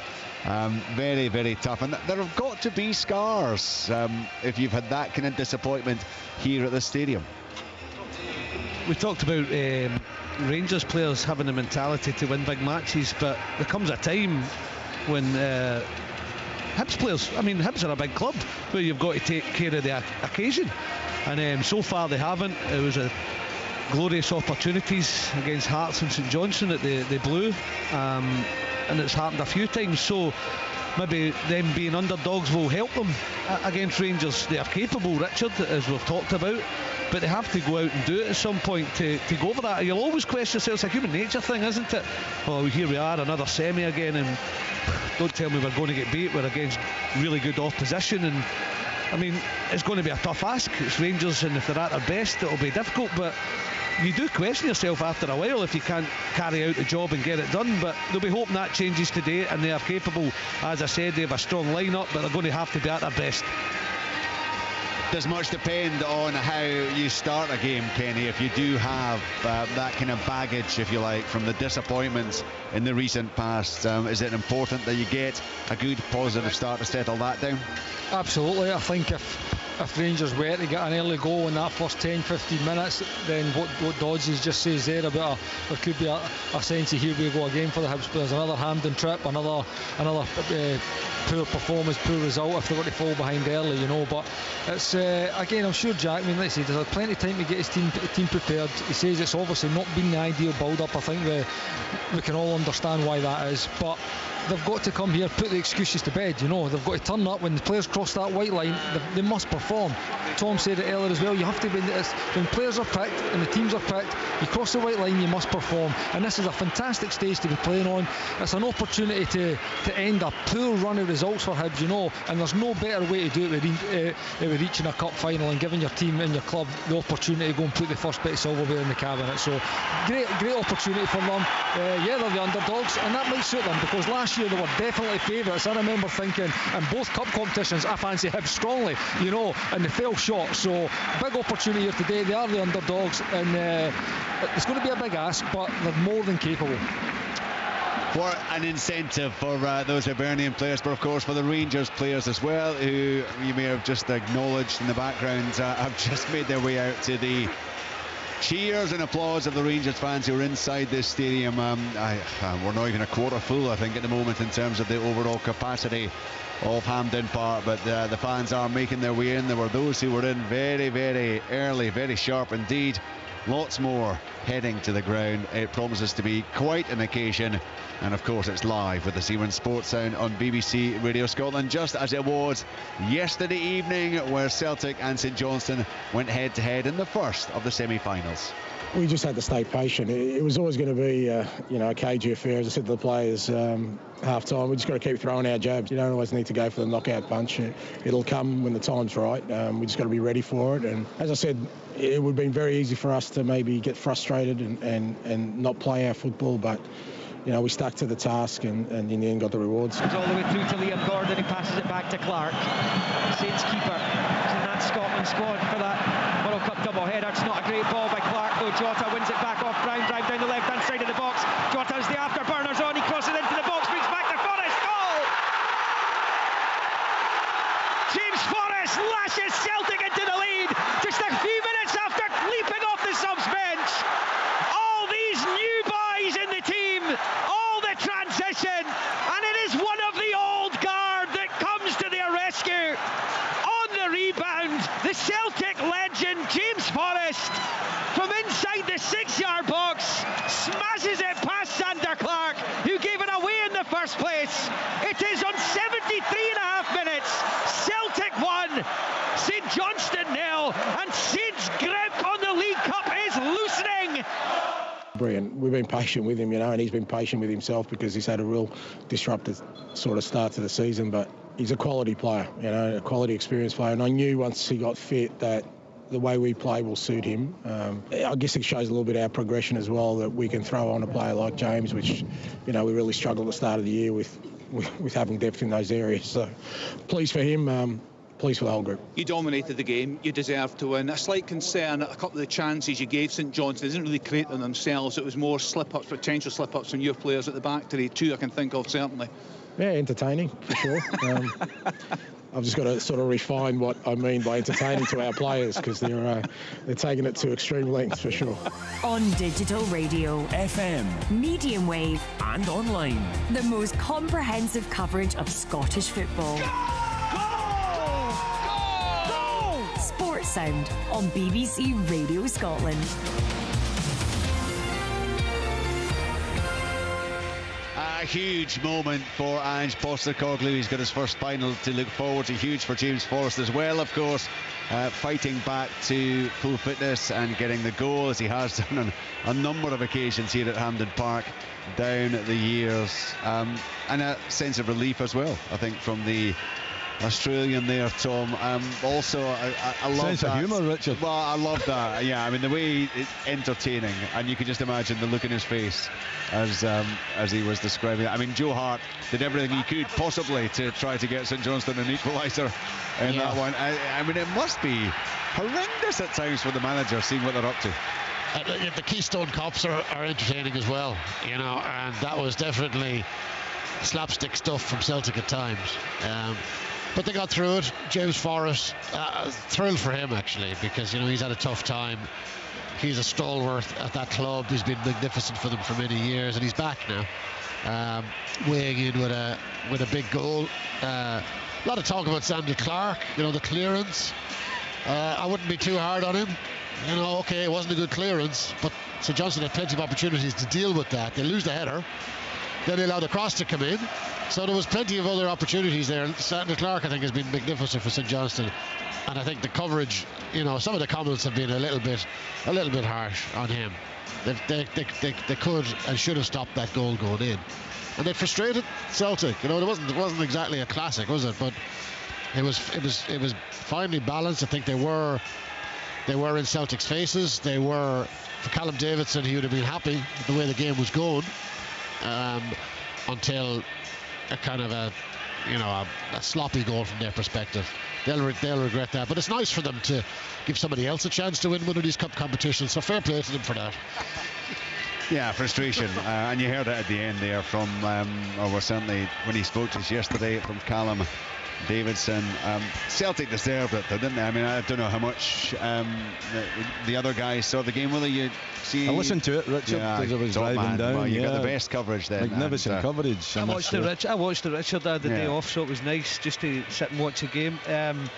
Yeah, they did probably deserve it, but you would expect them to have the bulk of the possession and chances. I thought St Johnstone played really well, gave it their absolute lot, and Hibs will be hoping to do that today and see where it takes them. They just maybe needed that wee bit of finesse in the final third to go and get a goal that might have rocked Celtic. But I thought performance levels, you heard Callum Davidson after the game, he was like, my players gave me everything, I'm so proud of them, and I think that was the case. It was so close to getting to the final and trying to retain their trophy. I enjoyed the game though as well. I really enjoyed it, even though it wasn't a classic. There was always something, there was always an edge to it, because Celtic couldn't get the breakthrough either. So no, I really enjoyed it, Richard. Yeah, I know. Talked to one or two people who were here, people who work with the authorities. They were saying it was just one of those nights where you didn't want extra time. It was getting colder and colder and colder, and there was no reflection on the players or the teams, but just one of those nights you didn't want. But I've got to say, for a long time, Tom, it kind of felt that St Johnstone were going to do that. They were going to continue to, be what they've been in the cup competition in recent times. It just shows you they hung in there. They hung in there. They made life difficult. They planted some seeds of doubt in Celtic's heads, and that's what St Johnstone have done. Did very, very effectively last season. particularly at Ibrox. You know, when that cup tie, they were very, very good, very sticky, very hard to beat, very hard to break down. But you have to say fair play to Celtic, because you know that's a big moment for Ange Postecoglou. The fact that he got through that. Had they come unstuck there, that would have been a pretty bleak moment for him and his vision of the season. And he has to win stuff this season. I mean, he has to. And that was a tough match against an outstanding manager who put his team out there to kind of survive, frustrate, hang in there, and then maybe sucker punch Celtic at the end. And Celtic were just too good, but only just. And so important, Kenny, from Ange Postecoglou's point of view. He had a really tough start, didn't he, to the domestic campaign. Some tough nights in Europe as well, actually, in the early stages. He got things up and running. They started to get a bit of a run going, dipped again, then came back again. But at this early stage of his managerial career in Scotland, to have a cup final to look forward to? Listen, it's big for him, but it has to be expected, you know. Celtic we're talking about here, you know. Like they were approaching a semi-final, and by the way, St Johnstone did what St Johnstone do, you know. They were always going to stifle, they were always going to frustrate and try and make it hard for Celtic. And I said the day before, it's up to Celtic to go and break them down.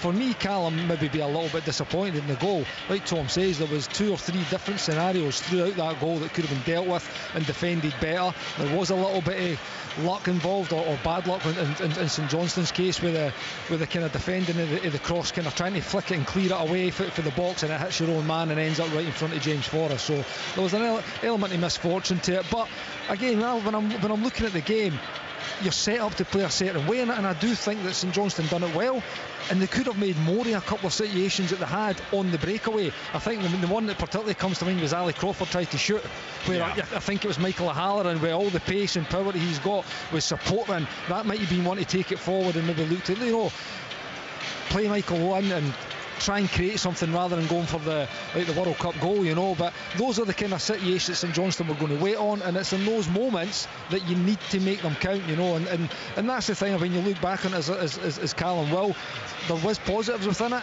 It was a dogged performance. They fought, they stuck in it, they stayed in the game, and there was probably a disappointment factor to the goal, you know. But big for Ange, really big. Again, it's a cup final, it's a real opportunity. I mean, I really like the format now with the early cup and the early cup final, because what it does, it gives us something to look forward to as fans. But what it does, it gives teams an opportunity, particularly teams that are like, if Rangers come in now, Gio's got 6 weeks now. If he can get through today, he's got 6 weeks. He could have his hands on the first bit of silverware. Ange has been in the country for 4 months. He's got an opportunity in 6 weeks. He could have his first bit of silverware as a Celtic manager. So, and in the mix here, you've got Jack Ross, who's looking to correct a record that Hibs have not been great in these scenarios over the last couple of years. So it's really, really interesting. But for Ange, it's big for him. He'll be looking for his team to perform the way they've performed. There's never been any doubt about how good Celtic are going forward. It was just at the start of the season a little bit of defensive lapses that were costing them. But yep, they look a real threat going forward. Celtic are through then. Rangers and Hibernian going head to head this afternoon into the evening, and they are looking to book that spot against Celtic. I mean, incredible. 4 weeks today, back here Sunday, December the 19th. The first major cup final of the season, the first major silverware, will be handed out to either Celtic, Rangers or Hibernian. 3 will become 2 over the next few hours, live with us here in Sports Sound. If it goes to extra time, if it goes to penalties, of course, we'll bring it all to you live here right the way throughout the course of what will be, no doubt, a pretty noisy, raucous and let's hope exciting occasion at Hampden Park. That to come. Let's just wrap things up in terms of yesterday. Because of the League Cup semi-finals, of course, there's 3 games in the Premiership, the best of the action covered with us on Sports Sound and commentary and on Open All Mics. Might break for Hart, brilliant goal! Outside of the right boot, jabbed it in and it curled into the corner. It's a sensational strike by Ian Harkes. What a goal, 3rd of the season. Dundee United 1, Aberdeen nil. Thought it was important to get back to winning ways today. Obviously we got beat off St Johnstone, there's a lot of positives, beat off Hearts, a lot of positives, but we didn't want to be that team that look at the positives, wanted to get back to winning ways, and thankfully we've done that today and put ourselves, you know, further ahead of Aberdeen. So really kind of pleasing performance, pleased with the mentality of the players, also the clarity of thought when the game was getting a little bit kind of turbulent on the pitch, and just delighted that we got the winner in the end. And there's a chance! It's a second for Motherwell, and it's Lammy. It's a wonderful free kick, back post area. Lammy come in, heads it down into the back of the net. I tell you what, it's deserved this afternoon. They've been excellent, Motherwell. Hearts out of sorts. Delighted and proud again because we followed up what we did at Aberdeen 2 weeks ago with a similar, if not better, performance really against an excellent team who've had a brilliant start, and I thought we dominated from start to finish. I thought the intensity of the players was right up there, and I thought we didn't give them any space to play and create the goals that we scored. We had to have a real hard look at ourselves after the Rangers game, the last home game here. It was quite a sort of moment that we had to change something, and we had to be harder to beat, and we had to defend higher up the pitch instead of just our box, and you know, it's resulted in 2 clean sheets, which has given us the base to go on and win with 2 goals in each game. But it starts with what we do off the ball. Every single player has to contribute to that. There's no room for any passengers. Big chance for Livingston. Alan Forrest. Oh, what a strike! Nicky Devlin. The ball ricochets out from a great save. Nicky Devlin catches it right foot, half volley, finds that bottom corner, and right on the angle, it was like an arrow, destined for the bottom corner. An absolute beauty of an equaliser. Rowan and Jim Goodwin's 40th birthday. It's now St Mirren 1, Livingston 1, 2 fantastic goals. It had 0-0 wrote all over it until Jamie McGrath comes up with a wonder strike, and then it was fitting that the captain, Nicky Devlin's, come up with our own wonder strike. I thought it was a fantastic finish. So a decent game for the neutral probably takes us for maybe there's only 5 games a day. Maybe takes us for 5th in sports scene to 4th in sports scene. We should have been able to get ourselves a second goal and kill the game off. Unfortunately, when it's at 1-0, you know Livingston are going to go right to the death, and full credit to them, they managed to take a point from the game. In reflection, maybe a draw was fair, but I just feel that second half performance merited more from us, and it's just the fact that we've lost the goal so late on in the game. It'll feel, the Livingston boys no doubt will feel a hell of a lot better than what we do at the moment. Every goal, every game, every kick of the ball. Live on Sports Sound from BBC Radio Scotland. Well, David Martindale would have been absolutely delighted because they were 3rd on Sports Scene last night out of 3. St Mirren 1, Livingston 1, Motherwell 2, Hearts 0, Dundee United 1, Aberdeen 0. If you didn't hear the news earlier on, I should just, in terms of our conversation about the Dundee United Aberdeen game, clearly there would have been much talk about the incident involving a spectator and the Aberdeen player Funsa Ocho, which ended up with Ocho being red carded by referee Bobby Madden, perhaps on the advice of his assistant. That certainly is one line that's being suggested to us over the course of today. But anyway, Police Scotland, through the North East Police Division, they issued a statement earlier essentially saying that a 35-year-old man has been arrested, charged in connection with the assault of an Aberdeen Football Club player. He has been released on undertaking to appear at Dundee Sheriff Court at a later date, which means we cannot talk anymore about that incident, the ins and outs, the rights and wrongs of that. What we can talk about is the game, Willie, and it was another disappointing one for your old team. Yes, it was. I mean, it was an interesting game, Richard. You know, that there was always something happening. It was very, very competitive. It was end to end. When I say end to end, outside the penalty box to outside the penalty box. There wasn't too much excitement inside the box. You know, both teams had a couple of opportunities. Fuchs maybe early in the game should have perhaps done better, but McGeer got himself in front of it and managed to block it. You know, Hearts getting the goal, Aberdeen defence being, you know, unorganised again and all over the place when they should really be concentrating and at least trying to get the draw out the game. You know, one of the other controversial moments was the Callum Butcher punch on Christian Ramirez, which really was a painful one for the striker. You know, but there was nothing in the game. I didn't feel that at any time either either team was in top. It could have swung, either way. It was just, the fact that Aberdeen again leaking goals again, maybe disorganised at set pieces. And it was a real sore one for Stephen Glass, but a great fighting performance. And when the margins are fine and Ian Harps steps up and scores the way he did, then and he took it so well, didn't he? Did, yeah. It wasn't an easy one. It had to kind of take it with the outside of his foot, and he got a decent amount of power on it, but he didn't want to get too much power. He wanted just to glance it away from Joe Lewis, although Joe Lewis is at the front post, and his positional sense in that one was a little bit strange. If he was more central, he might have been able to do something about it. But what a magnificent start to the season for Dundee United. I couldn't have imagined anything like that after watching them up at Pittodrie.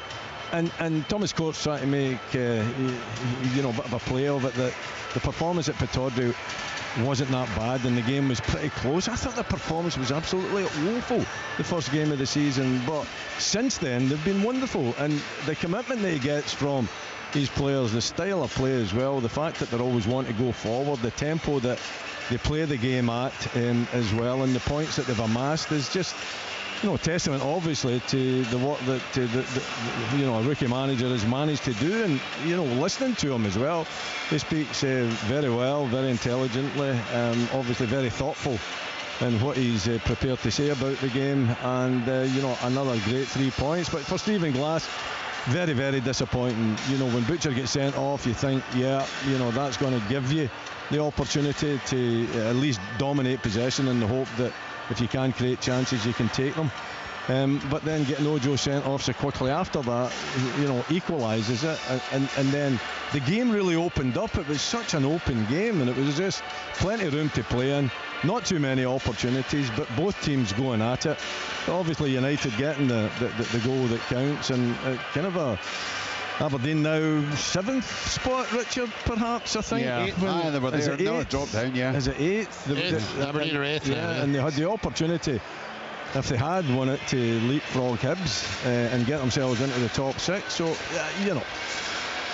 Stephen's not naive. He's going to know that the pressure is on. They play Celtic next as well, and then after that 2 home games, I think St Mirren and Livingston to come. So, it's vital times for them to try and get results. I think results at this stage, Tom, is much more important than performances. Yeah, and the situation that they're in, really, they have to get results. They got a couple of wins against Hibs and Hearts, but now they're falling back into their bad old ways, albeit I think I could say without the red card yesterday, the second yellow card was unjust, I thought.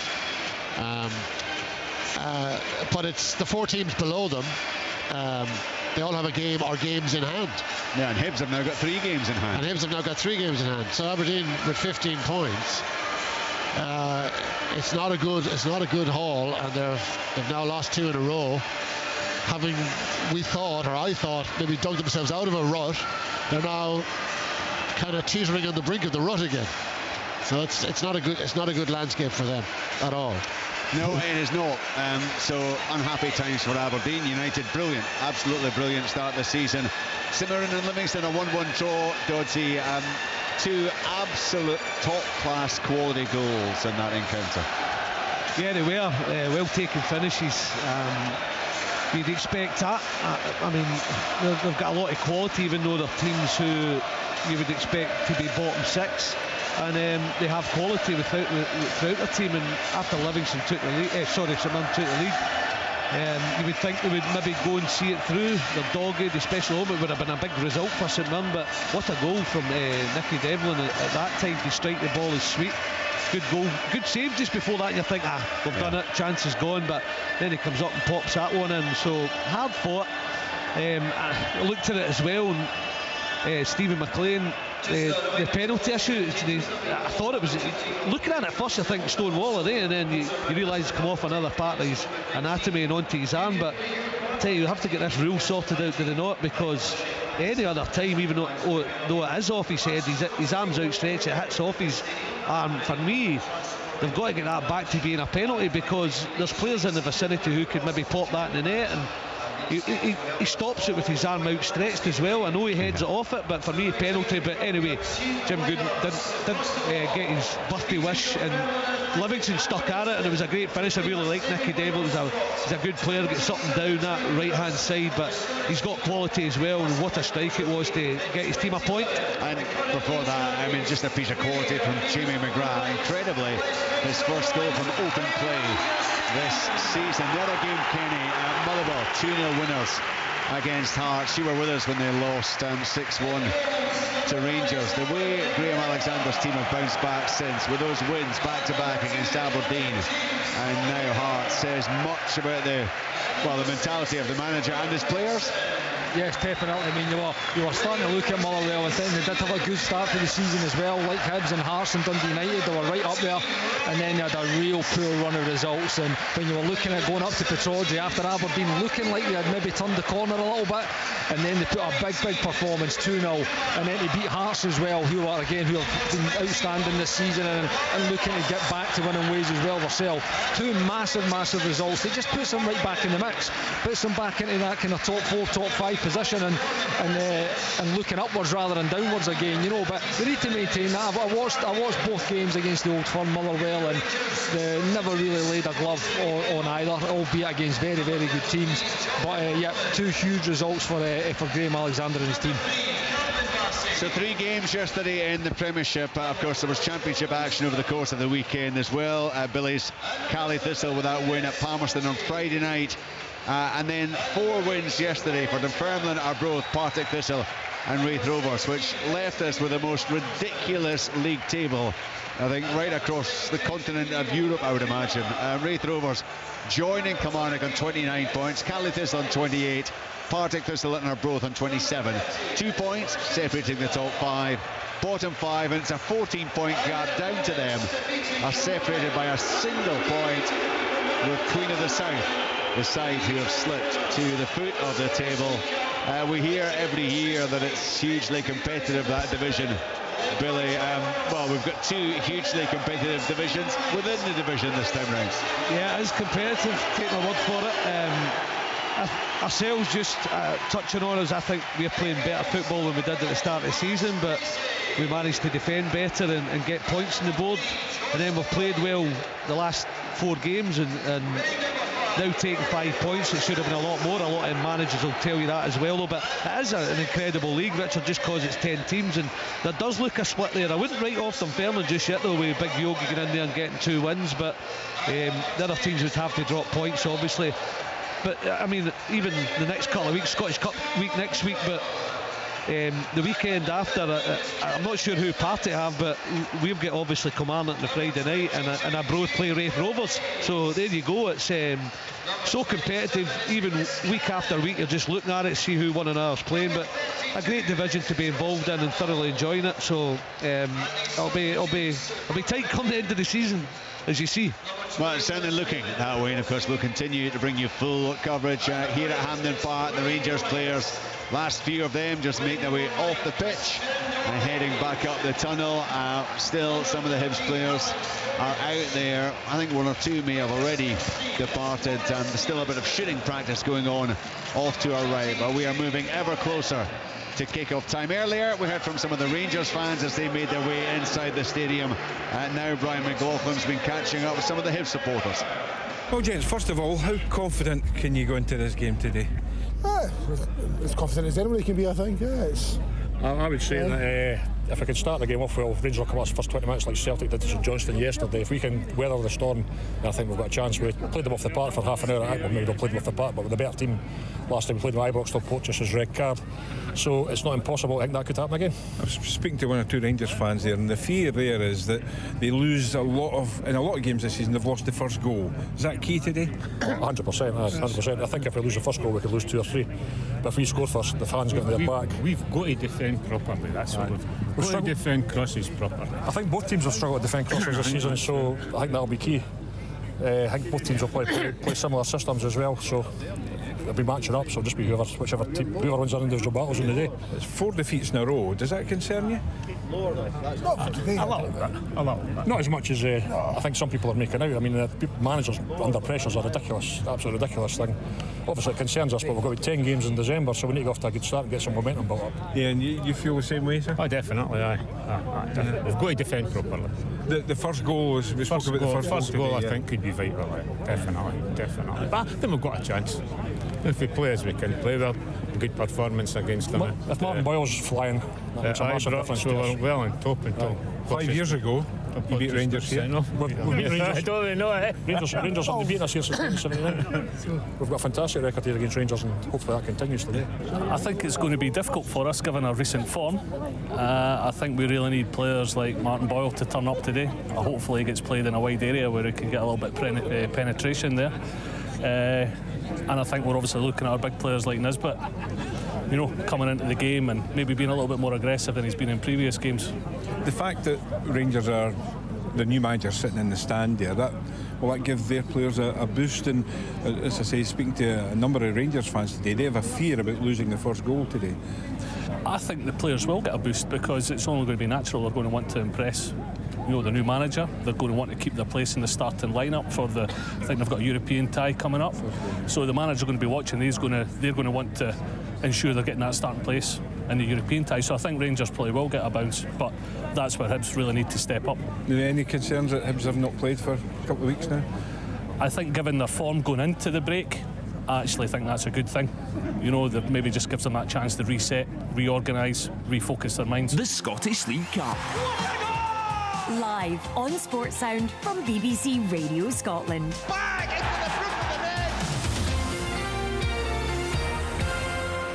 Well, as we listen to those Hibernian fans, the last of the Hibernian starters made their way off the pitch and up the tunnel. The subs have been out. They've been carrying on with a shooting practice. All the players went across and applauded the Hibs fans who are inside the stadium. Of course, outnumbered by the Rangers supporters, but there is a fair chunk of Hibs fans off to our right and in behind the goal.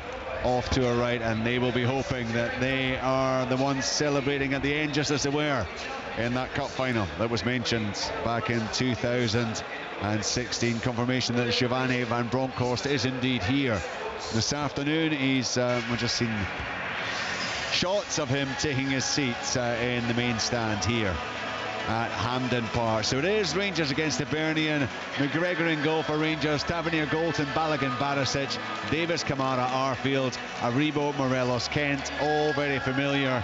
Hibernian pretty standard as well in terms of much of the season under Jack Ross. Macy in goal, McGinn, Porteous, Hanlon, Doig, Doyle, Hayes, Campbell and Newell. It is Boyle, Nisbet and Cadden, we assume, will be spearheading the team from Edinburgh. So we've been building up to it, Doty, for an hour and 50 minutes or so. You've had the team news for quite some time. What is your take, and how do you think either side can prevail in this one? I think it's so similar to yesterday. Rangers are overwhelming favourites, but Hibs have to do a St Johnstone but show a little bit more in the final third, Richard. Rangers are going to have the bulky possession. Hibs have the players, especially in Cadden and Boyle, who can catch them, and Nisbet certainly is a threat goal scoring wise, so they're going to have to soak up a lot of pressure. That's how they're going three in that central area midfield. It's an important area, as you know. Rangers like to dominate it, so they'll sit in, they'll soak up, and they'll try and catch Rangers in the break. So very much like yesterday, Rangers big favourites, but Hibs certainly in this cup tie and are capable if it's a going day for them. Just watching a lot of the Rangers fans down below us, they're facing away from the pitch right now, and they're looking back up into the main stand, as indeed are so many of the photographers with a long lens, all trained on, well, it's about down below us, halfway up the main stand here at Hampden, as everyone wants to get a glimpse of the new Rangers manager, Giovanni van Bronckhorst. We don't know what kind of input he has had in terms of the Rangers line-up. Certainly there's been nothing radical in terms of the selection, and I think, Kenny Miller, you're expecting pretty much more of the same for this afternoon given how we've seen Rangers play for the last few years? Couple of things, Richard. I thought they were looking up at us, to be honest. But, and number two, could that be the last reference to the 2016 Cup final, please? Did you not enjoy that It's bringing back bad memories, Richard.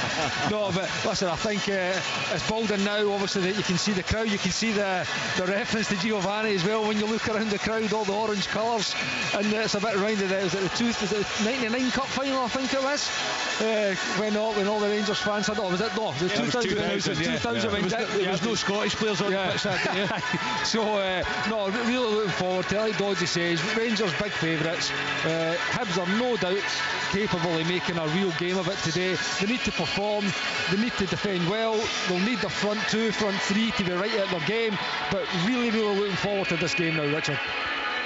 Yeah, I mean, the stadium, I mentioned earlier that maybe about a quarter full at that point, but lots of fans just taking their time in terms of getting inside. They have done so. One or two gaps still in the Hibernian, and it would appear that either they've been delayed or just haven't been sold out. But those fans who are inside clearly will have plenty to say. The light show is about to start. Willie, this might be a bit too exciting for you at your advanced stage on a Sunday afternoon. I'm looking for that glitter ball, Richard. Where is it? I think they've done a magnificent job, though, of building the atmosphere up now at Hampden. You know, behind the scenes with the light show, with the music. You know, the international games have been absolutely sensational. Obviously, the Israeli game, particularly the way it finished, was just magnificent, and afterwards the celebrations, fabulous. We now take it into the domestic game, and you know, I think the Hampden, whoever is organising the event here, has got to take a lot of credit for whipping up the crowd and getting them, you know, up out their seat before the game has started. Let's hope that continues during the game, and we get, you know, a game where both sides are going at each other toe to toe. As was said, Jack Ross had said that Hibs can do that against Rangers. Let's hope that that's the case. There's no doubt that there's plenty of quality out there in the pitch, plenty of goal scorers as well, and we can only hope that we're going to get a number of them. All this lighting, Willie, it's like one of these raves that you like to go to so often. Throw some shapes here, Tom. Tom, it was you that was at the rave last night. Yeah, word has reached us that you were out deep into the night last night, Tom. I was out with friends, having a few sociables. Nothing wrong with that. Glad to go to the pub for a change. Very good of you to turn up here today, and in fine form, apparently 100%. That's good. Yeah.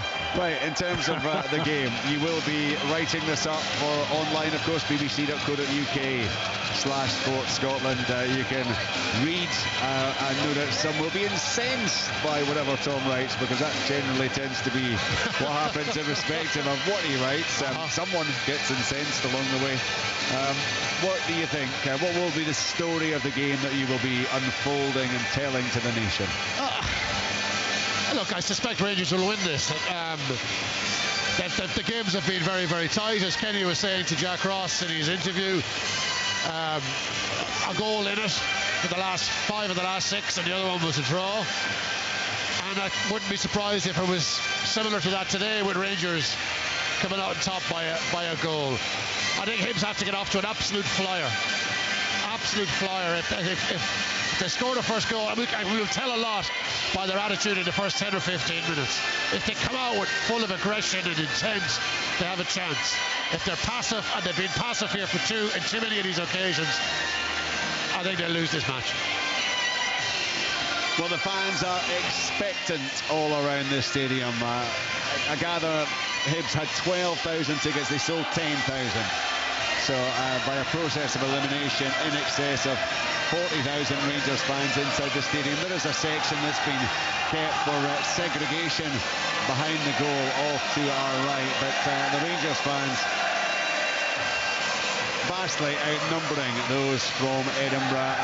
A lot of sense of expectation in terms of the Hibs fans. Clearly they will want to repeat another success they had in a year that we must not mention again for fear of Kenny Miller collapsing. But huge expectation from all these Rangers fans inside, and we see shots now of the players who are gathering in the tunnel down below us. This point, Willie, this is the point where you just became steely determination and completely focused. Yeah, Richard, you need the touch of the red mist to come down, the blinkers to go on, and be totally focused. Try to put all the noise, out of your mind. Try to put the fact that it is almost a packed house here. I think as far as the Hibs players concerned, try to put out of their mind the fact that they've failed here on so many occasions, to try and be positive, to try and make sure that they don't fail here today. But from both sets of players, there's a lot at stake. There's a cup final place at stake. That's where you want to be as a professional footballer. I'm sure the families will be here as well. They'll be wanting to put a show on for the families. They'll be wanting to do it for their club. They'll be wanting, most importantly, to do it for themselves and not let themselves down by producing a performance that this semi-final deserves. Well, the two sets of players are lined up. You can hear the Rangers fans, some of them behind us, singing Gio in praise of their new manager, who is watching on. The current coaching staff will be looking after the side this afternoon. Jack Ross, of course, very much in charge of his Hibernian team. The referee, Kevin Clancy, is down there. Fist bumps with the two captains. The preliminaries are getting sorted out. James Tavernier's handed over a pendant, and Paul Hanlon's feeling somewhat embarrassed because he's got nothing to give back to the Rangers captain. Not often you see that actually in semi-finals, but unusual. Anyway, it is done and dusted. The advertising board, the Premier Sports Board, about to be removed from the pitch. The action is about to get up and running. It's live here on Sports Sound on BBC Radio Scotland. We'll hear later from Willie Miller and from Tom English. Your commentary team is Kenny Miller, Billy Dodds and Liam McLeod. The sun setting off to the west as dusk begins to fall on Glasgow's south side. The 28th time Rangers and Hibs have met in the League Cup. It's their first meeting in this competition since they clashed at this stage in February 2004 in soaking conditions.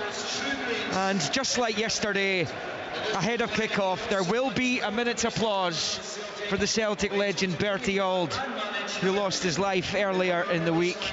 Very much a Celtic legend. The Celtic supporters paid great tribute to him yesterday in their semi-final against St Johnstone, and it will be marked once again today.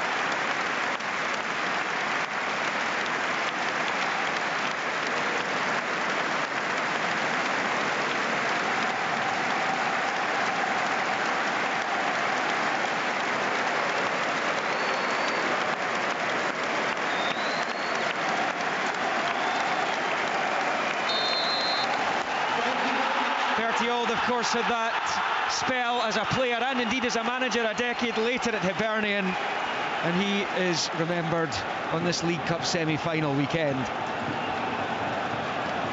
Well, it's an intriguing battle, this one. It's the 6th time they've met in the semi-finals of this tournament. Rangers have only won one of them, which is clearly a bit of a surprise. So Hibs have by far the better record in League Cup semi-final clashes between the two clubs.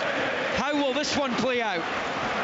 We're about to find out. Rangers will kick off in their blue shirts, white shorts, black socks with the red tops. They will shoot left to right towards the east end of the stadium. Hibs shooting towards Mount Florida in their green and white. And we are underway in the second of the League Cup semis. Who will face Celtic in next month's final? As Aribo's wiped out by Paul Hanlon on the right-hand side of the box. Shades of Porteous against the same player in the league battle at Ibrox. last month, Kenny Miller. It's an incredible start for Rangers, straight for the centre, pass it out wide and get right on the front foot. And you know, it's that early in the game, he might just get away with it. And it also maybe helps it as a captain as well. He might get this one. Well, he's been summoned by Kevin Clancy, Billy. I think it's a booking. Yellow. Doesn't matter how early it is, we're right through the play. I don't think it's a sender off. Tavernier did brilliantly, strode forward, saw the pass, slipped in Aribo, he was wiped out, and it's a definitely yellow card for Hanlon. But a great opportunity for Rangers even this early in the match. Yeah, we saw Ryan Porteous ordered off in this city. On this side of the Clyde as well. Hanlon just a yellow for the Hibs skipper, but Rangers have a free kick a few yards away from the right-hand side of the box, level with the Hibs penalty spot. What a start this would be, as a plume of orange smoke billows from the opposite end of the stadium. Tavernier with the right foot, in it comes, Macy comes and clutches. It's fabulous goalkeeping, and in the opening stages of the game, that as a defender, and perhaps in particular from Paul Hanlon, is exactly what you want from your keeper, Billy Dodds. Absolutely. I mean, comes through body. I think it might have been Hanlon that he crunched into it again, and he gets a hold of it. You've easily seen Kenny goalkeepers drop in that situation. Well whipped in by Tavernier. What a good take that is by Macy. Takes the pressure right off, you know, because that was a real moment of threat for Hibs there with that free kick, with James Tavernier's quality for that right hand side with the delivery he's got. So great goalkeeping. It just actually settles Hibs even in this first couple of minutes. They're under pressure. And Matt Macy still, well, he's just finished receiving a little bit of treatment there for the knock he took, but it was a no pain, no gain moment for the Hibs keeper as he bailed out his skipper. 2 goalless minutes in then. Jack Ross at the edge of the technical area. Rangers being led by Jermaine Defoe and the head of the academy, David McCallum. Today, Giovanni van Bronckhorst in the stand watching on. Watching his new charges. He won't take charge properly officially until tomorrow, as Paul Hanlon picks up for Hibs on this near side and rolls it to Doig on the left. Doig across halfway, driving down the left-hand touchline. Arfield for company. Tavernier picks up the loose ball. Aribo is pulled to the ground there cynically by Newell. That could easily have been another yellow card. That's what the Rangers support are paying for. It doesn't look as though that's forthcoming. Looked a little bit cynical from Joe Newell. I think it's a yellow again, but you don't want to see every player being booked, but I mean, it is a tug of the jersey. And, but they're letting a lot of dogs, it's a booking, wasn't it? There it comes, it is, yeah, yellows. Hibs have 2 bookings in the opening 3 minutes of this Cup semi-final. There were a lot of bookings in yesterday's game between Celtic and St Johnstone, something that the 2 managers, in particular Callum Davidson, lamented in the wake of it. And it certainly puts a lot of pressure on Hanlon and Newell, who you would imagine will be in thick of it throughout this game, as the long ball's pinged out to Alfredo Morelos on the near side. Comes back to Tavernier, midway inside the Hibs half on this right flank for Rangers. Aribo with the back heel looking for Arfield. It's well defended by Porteous, and out it goes off. A Rangers player last by Hibs throw-in down on this near side. Rangers nil, Hibs nil in the opening exchanges, but already a couple of yellow cards for Hibs players and a couple of moments that perhaps, I don't think these days, Kenny, and I think it all stems from that cup final that you don't want to talk about, but there's a real edge to this fixture these days, in particular since that game here in 2016. Absolutely, it's gave it a little bit of an added edge, like you say, a little bit of spice after what happened after the game. Listen, Hibs won and it all kicked off after the game, and it was like really ugly scenes, to be honest with you, and it kind of probably, it never ruined it, but definitely would have kind of spoiled the kind of aftermath and the presentations in Hibs sense. But listen, it's always a good game, 2 good teams going at it, you want to see that, but like you say, Hanlon and Newell will just be walking a tightrope now. They'll be right in the thick of the action. Yeah, they don't like each other very much. Morelos with the big switch right to left, but it evades Borna Barisic, who's back in the Rangers side this afternoon. The expense of Calvin Bassey. 5 changes from the team that beat Ross County. Conceded a couple of goals, conceded the first goal in that game as well, and that's something they'll want to eradicate from their game. It didn't happen very often last season. 10 times this campaign already they've shipped the first goal, and it's happened in each of their last 5 matches. As Arfield collects level with the edge of the centre circle in the near side, and he passes it back with the right foot to Connor Goldson.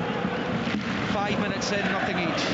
It's looked as if they're a back five, playing the wing backs. Don't get me wrong, at times Cadden will go high and they'll just swivel it and make it a 4, but I think that McGinn's playing really narrow, Kenny, so that he can get right in and Ken. No, he definitely is. I think it's definitely the McGinn, Porteous and Hanlon, with Doig and Cadden giving you the width as the wing backs.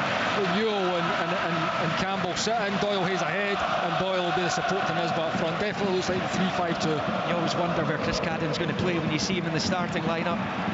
And it is out in that right wing back position as Nisbet touches it back out to that right flank, and Cadden on the ball tries to slip it forward. It's cut out by Kamara though, and now with Barisic forward to Morelos. The ball is battered about, pinballs out to this near side for Josh Doig. Just signed that new long-term deal. Hibs have managed to secure several on new contracts as Martin Boyle rolls it out to the right hand side. He signed a deal earlier in the season. Here goes Cadden down that touchline. Barisic with a challenge, he knocks it back off Chris Cadden, and out it goes for a Rangers throw in about level with their 18-yard line.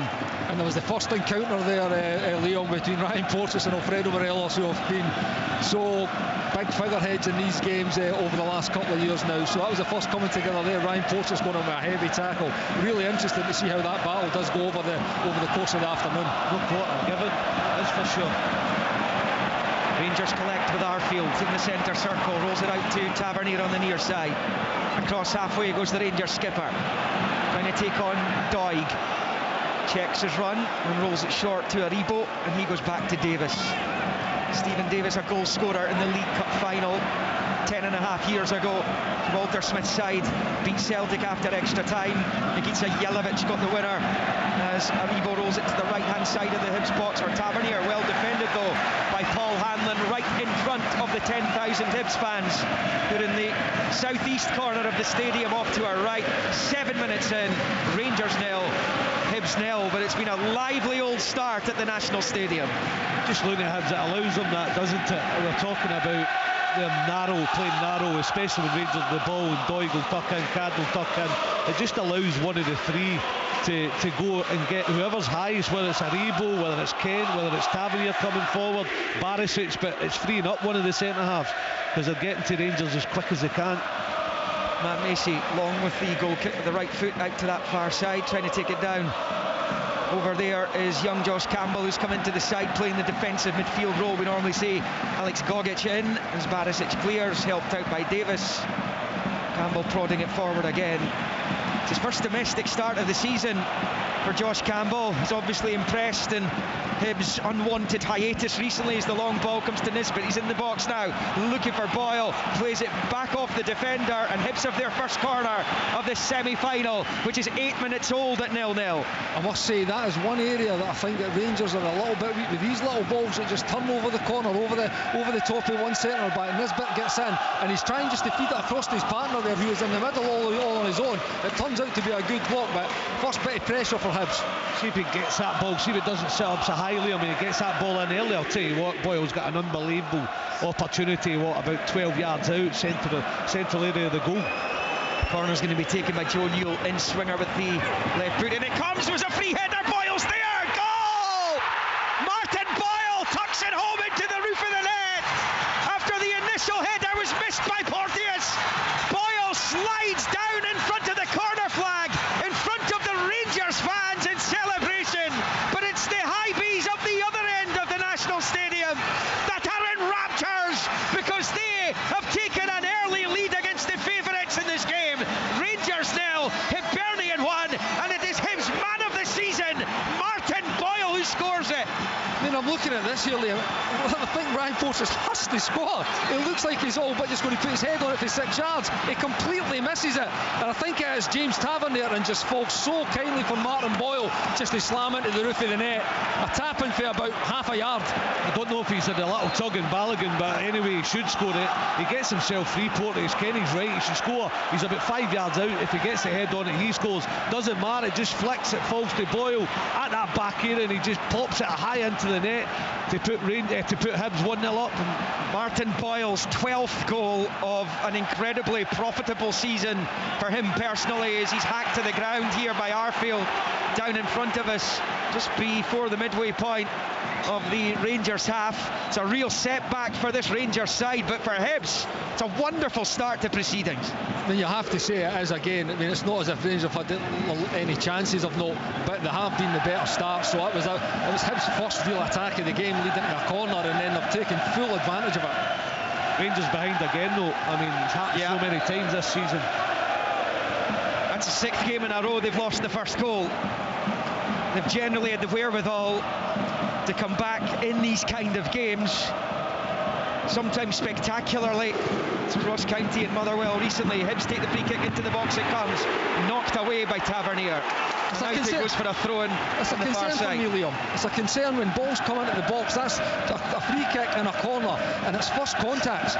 You know, you expect your centre backs, your bigger players to take charge and go and attack that for Rangers, but that's the first contact. Ryan Porter should score, and then and Martin Boyle does, and then I think it was Paul Hanlon there getting first contact, strong, aggressive, knocking back across the goal. I think in league games they're only one away from conceding the same number of goals they conceded in the whole of last season. They only conceded the first goal in all competitions last season on 7 occasions. This is the 11th time it's happened, and we're not out of November. 11 and a half in, Rangers 0, Hibs 1, and Hibs on this horrible run of 4 successive defeats, looking to upset the apple cart as Porteous slips, but he manages to get it back to Macy under pressure from Ryan Kent. He wallops it long with the left foot, and it's with Connor Goldson. He's under pressure from Nisbet, but he manages to work it forward to Davis, who moves it up towards the edge of the centre circle before moving it out to Barisic on that left-hand side. Down the line for Morelos, goal scorer against Hearts in the League Cup semis a couple of years ago. It's now with Arfield in the centre circle. Hibs won it back momentarily, but it's Rangers with Goldson, and now it's with James Tavernier. They've been asked the question again. Tavernier in field for Davis, and back out to Ryan Kent, who's switched over to the right-hand side for now at least. Up against Doig. Doig's challenge, out for a Rangers throw-in on this near side. 12 and a half minutes in, with Hibs leading 1-0. Tavernier will take the throw. It's about level with the edge of the arc of the Hibs box. He's looking for a bit of movement in blue and white. Gets it eventually from Morelos. Back to Tavernier. Back to Morelos. Back to Tavernier. Was looking for Morelos again, but he passes it straight to Doig, who puts it up the left-hand touchline. Connor Goldson will get there ahead of Nisbet. And now it's back with Alan McGregor, who hits it long with the right foot. He's only got the 1 clean sheet this season, Alan McGregor. It's his 14th game of the campaign. It came against Aliskert in the Europa League playoff as Rangers come forward. Aribo into the path of Morelos, who shoots. It's poor though. It's comfortable for Macy. Much better from Rangers. The way to pass from Aribo was perfect, but Morelos, surely he's got to score there. Go across the goalkeeper, even the near post. He hit it straight at Matt Macy, and it stays 1-0 Hibs. It's a good bit play though. It's Rangers' first real kind of chance of any note. Listen, he catches it pretty well. He's a bit wide. Like you say, he could probably go across the goalkeeper, but he just hits it straight at Matt Macy, and it turns out to be a comfortable save. It is better from Rangers, as Balogun does some defending, but there's an offside flag over on that far side. That will be a Rangers free kick. It's breathless, as you would expect it to be in these fixtures nowadays. Absolutely, semi-final, big arena, huge crowd, plenty of atmosphere, and you get an early goal, just really opens the game up. That's the way it's going to be. Rangers trying to get back level, Hibs trying to hold on and still counter Rangers on the break. It's been a brilliant start to a big game. Last time Rangers beat Hibs in a League Cup semi-final was 1947. 5 times they've met since then. Hibs have won all of them. Here comes Joe Newell. He's on the halfway line under pressure from Arfield, and he switches it over to that right-hand side, but it's picked up by Cadden. Cadden driving forward. Short ball for the goal scorer Boyle. Boyle on the spin away from Balogun, works out wide right again for Cadden, trying to get the cross in, right footed in it comes. Chance for Nisbet, heads it down, it's cleared in the 6-yard area by Goldson. Rangers all at sea at the back. Where is the measured, composed Rangers defence of last season gone? It's the same players. Don't think it's not mentioned in the dressing room. Anything that Hibs put in the box, Kenny touched on it. Rangers are flapping at the back. Morelos goes down, no free kick. There's a ball to be won, and Josh Doig skips away from Morelos and rolls it back to his goalkeeper. The Hibs fans loving this. 15 minutes in, and their team has a 1-0 lead, courtesy of Martin Boyle's 12th goal of the season. We talked about it before, Liam, how Hibs would line up, and you have to give Jack Ross credit so far. We're 15 minutes in and the shape of their team looks very, very good. Threatening down both sides with Doig and Cadden, and there I think Doyle Hayes must gamble. I think it's Doyle Hayes. He must gamble across. He's got a tap in if he gambles across off Nisbet's header, but a real threat again for Hibs down that right side. Doyle Hayes rolling it back there to Hanlon. Now it's out on this left hand side with Doig.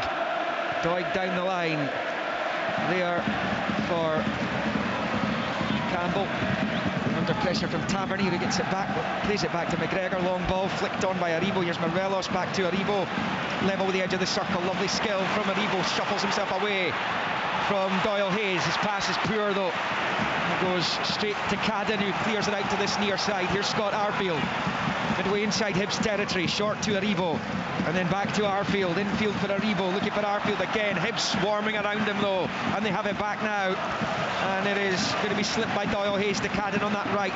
Boyle's on his bike if he can find him. Forward it comes, blocked by Balogun.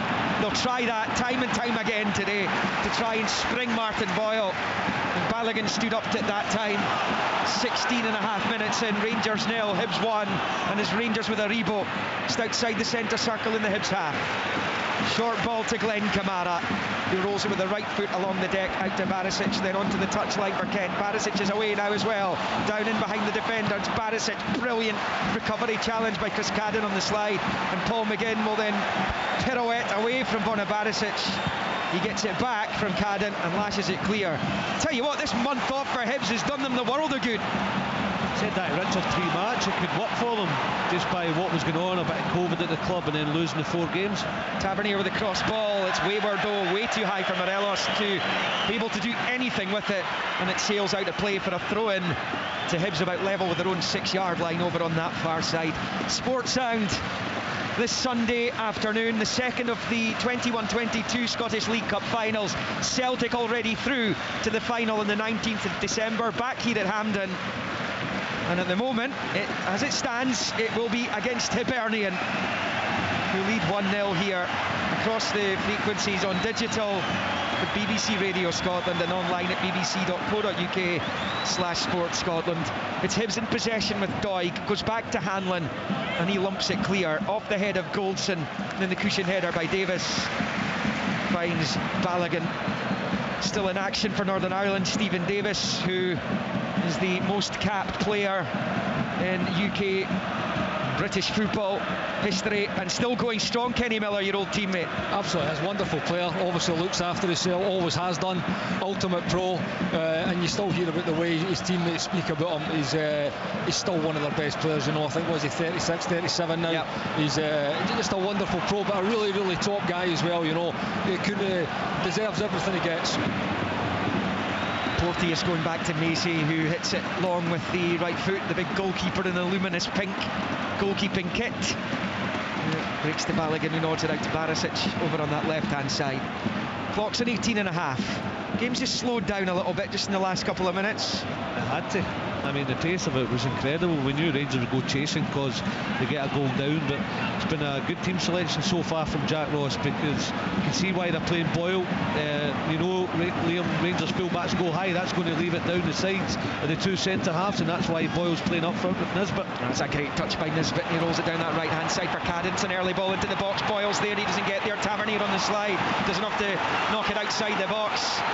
It almost fell just in the middle of the park there for Campbell, but in the end it's Rangers coming away with Kent down the left in the Hibs half. Forward to Aribo, he's in behind the defender, he's in the box, his shot is blocked brilliantly by Paul Hanlon. It's a wonderful blocking challenge as Aribo picks up the scraps again wide in the left. Short ball to Kent, level with the penalty spot, and then the little chop into the box he goes, and he wins the corner off the defender off Porteous. Rangers corner, 1-0 Hibs, 19 and a half on the clock. It's a massive block for Paul Hanlon. By this one he had to time very, very well as well after being booked in the box. But again, it's Joe Aribo and Ryan Kent combining. Joe Aribo is the one player I would say has maintained a level of consistency over this season for Rangers, and he's been, if anybody's going to open things up, it'll be him. But they must keep the back door shut, as we've seen with Chris Cadden again down that right hand side. Barisic for the outswinging corner with the left foot, and it comes, and then headed away by Porteous, only as far as Kent. We've hit 20 minutes with Hibs leading 1-0, and comes Barisic with a cross, and Macy holds on again. Terrific goalkeeping. He looks as though he could be a really good goalkeeper, really good number one. But Hibernian, Edinburgh Derby performance in particular was superb. And he and Craig Gordon tried to outdo each other on the afternoon at Tynecastle. Goalless draw. How would that game finish goalless? Well, the answer to that question is Matt Macy and Craig Gordon. That goes out for a throw-in for Hibs on the far side, level with the edge of the centre circle and in the Rangers half. So they found themselves in the same hole that they found themselves in recent times, Rangers. Conceding the first goal, and here come Hibs again. They could be in once more. Nisbet finds Boyle, he shoots and scores again! Hibs have a second goal! In the 21st minute, Nisbet slips it through to Boyle, who smashes it across the face of Alan McGregor and puts the Hibees to within touching distance of the League Cup final, and we haven't even played a quarter of the semi. An outstanding goal. It's his 13th of the campaign, and it is Rangers 0, Hibs 2, and you just didn't doubt what was going to happen as soon as it reached the feet of Martin Boyle. His first goal wasn't a difficult finish, but my word, that is a sensational strike. It really is from Matt Boyle. We mentioned it a few minutes ago, why they're playing him right up front with Kevin Nisbet. He turns, he slips him down the side of the centre half, and my word, he doesn't disappoint, does he? He just lashes it right across Alan McGregor. It is a brilliant finish to put Hibs 2 up, Kenny. It's incredible. He's at full pace, Dodgy. He's running at full pace, and again, it's that running in behind the centre backs, not knowing where he is. Like, I mean, there was an autopsy going on there between the Rangers players, how he's getting in behind so easily. It's been 3 times already this game that they've made these similar movements. Boyle, Nisbet in behind, in off one centre back in behind. Rangers need to address that, and it's happened all season, to be honest with you. Wow, what a scoreline. The Hibs fans can barely believe it. The Rangers players, when they were waiting to take centre, were looking around, as Kenny says, looking for answers. Here comes Arfield, who shoots some distance. Macy saves. Might have just swerved before it got to him. And eventually it's spooned out for a throw-in by Josh Doig on this near side. We played a quarter. That's the one saving grace for Rangers, is there's still 3 quarters of this semi-final left. But they have a mountain to climb now, as Aribo picks it up. Good challenge by Porteous. Here's Tavernier, who rolls it to Kent. And then he stabs it with the outside of the boot to Barisic on the far side. Now it's with Kamara, level with the 18-yard line. Kamara rolling it back to Ryan Kent. And then he tries to switch it there to the right central area for Tavernier. Back to Davis, the edge of the centre circle, now out to the left for Kamara. Kamara into the box. Hanlon read it superbly well though, and he boots it clear into the north stand over on that far side. Rangers 0, Hibernian 2. What a scoreline that is for Jack Ross and John Potter, who are down there in discussion in the technical area. Giovanni van Bronckhorst in the stand, unable to do anything about this. Tactically so far, been bang on for Jack Ross, isn't it? Whether it's a back 3, been able to step in to Kent and Aribo, keep it nice and narrow. Wing backs, Cadden and Doig just tucking in as well. 3 stiff in the midfield, and then the 2 up front we've talked about down the sides of those Rangers centre half. To Atia has worked brilliantly so far for Hibs. Rangers need to find answers. But Dodgy, we were talking about this before, about an edge missing in Rangers' game. The Hibs defenders are defending with their life there. People are running off and Paul Hanlon's blocking and covering and talking. Connor Goldson's just let people run off behind him with no communication. Arfield in the Hibs box, rolls it out wide right for Joe Aribo. Aribo's a bit level, the 6-yard line, back on the right foot, and he puts it over the bar. Tavernier and Morelos waiting in the 6-yard box. It will be a goal kick to Hibs though. 24 minutes into this one. During this run of conceding the first goal in 5 games coming into this, it's 6 now for Rangers. On one of those occasions they were 2-0 down, they came back against Aberdeen, but I think they'd got 1 back by this point in that match. And right now you have to say, okay, Arfield's a speculative effort which Macy's dealt with, they haven't looked as though they're a team that is going to put their foot in the Hibs' throat here. Not yet, not at this point.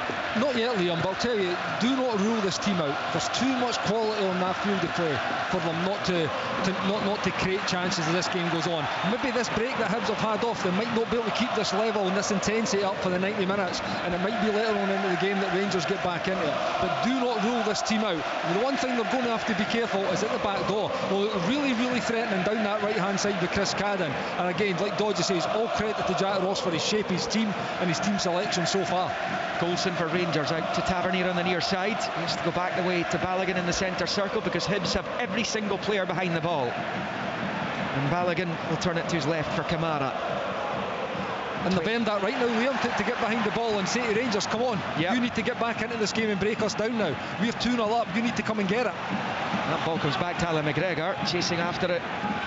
There was Campbell, and they've actually released Josh Campbell to get forward now and again, with Doyle Hayes nipping back into that anchoring role because he started like that, Liam. I thought, I was like you, I was thinking he's going to sit behind the two and let Newell and Doyle Hayes get forward, but it's not been like that. He's just in front of them. But I think they're doing that again from Jack Ross. It's just get yourself right onto Davis, don't let him start the game. He's steely-eyed down there, Jack Ross, right now.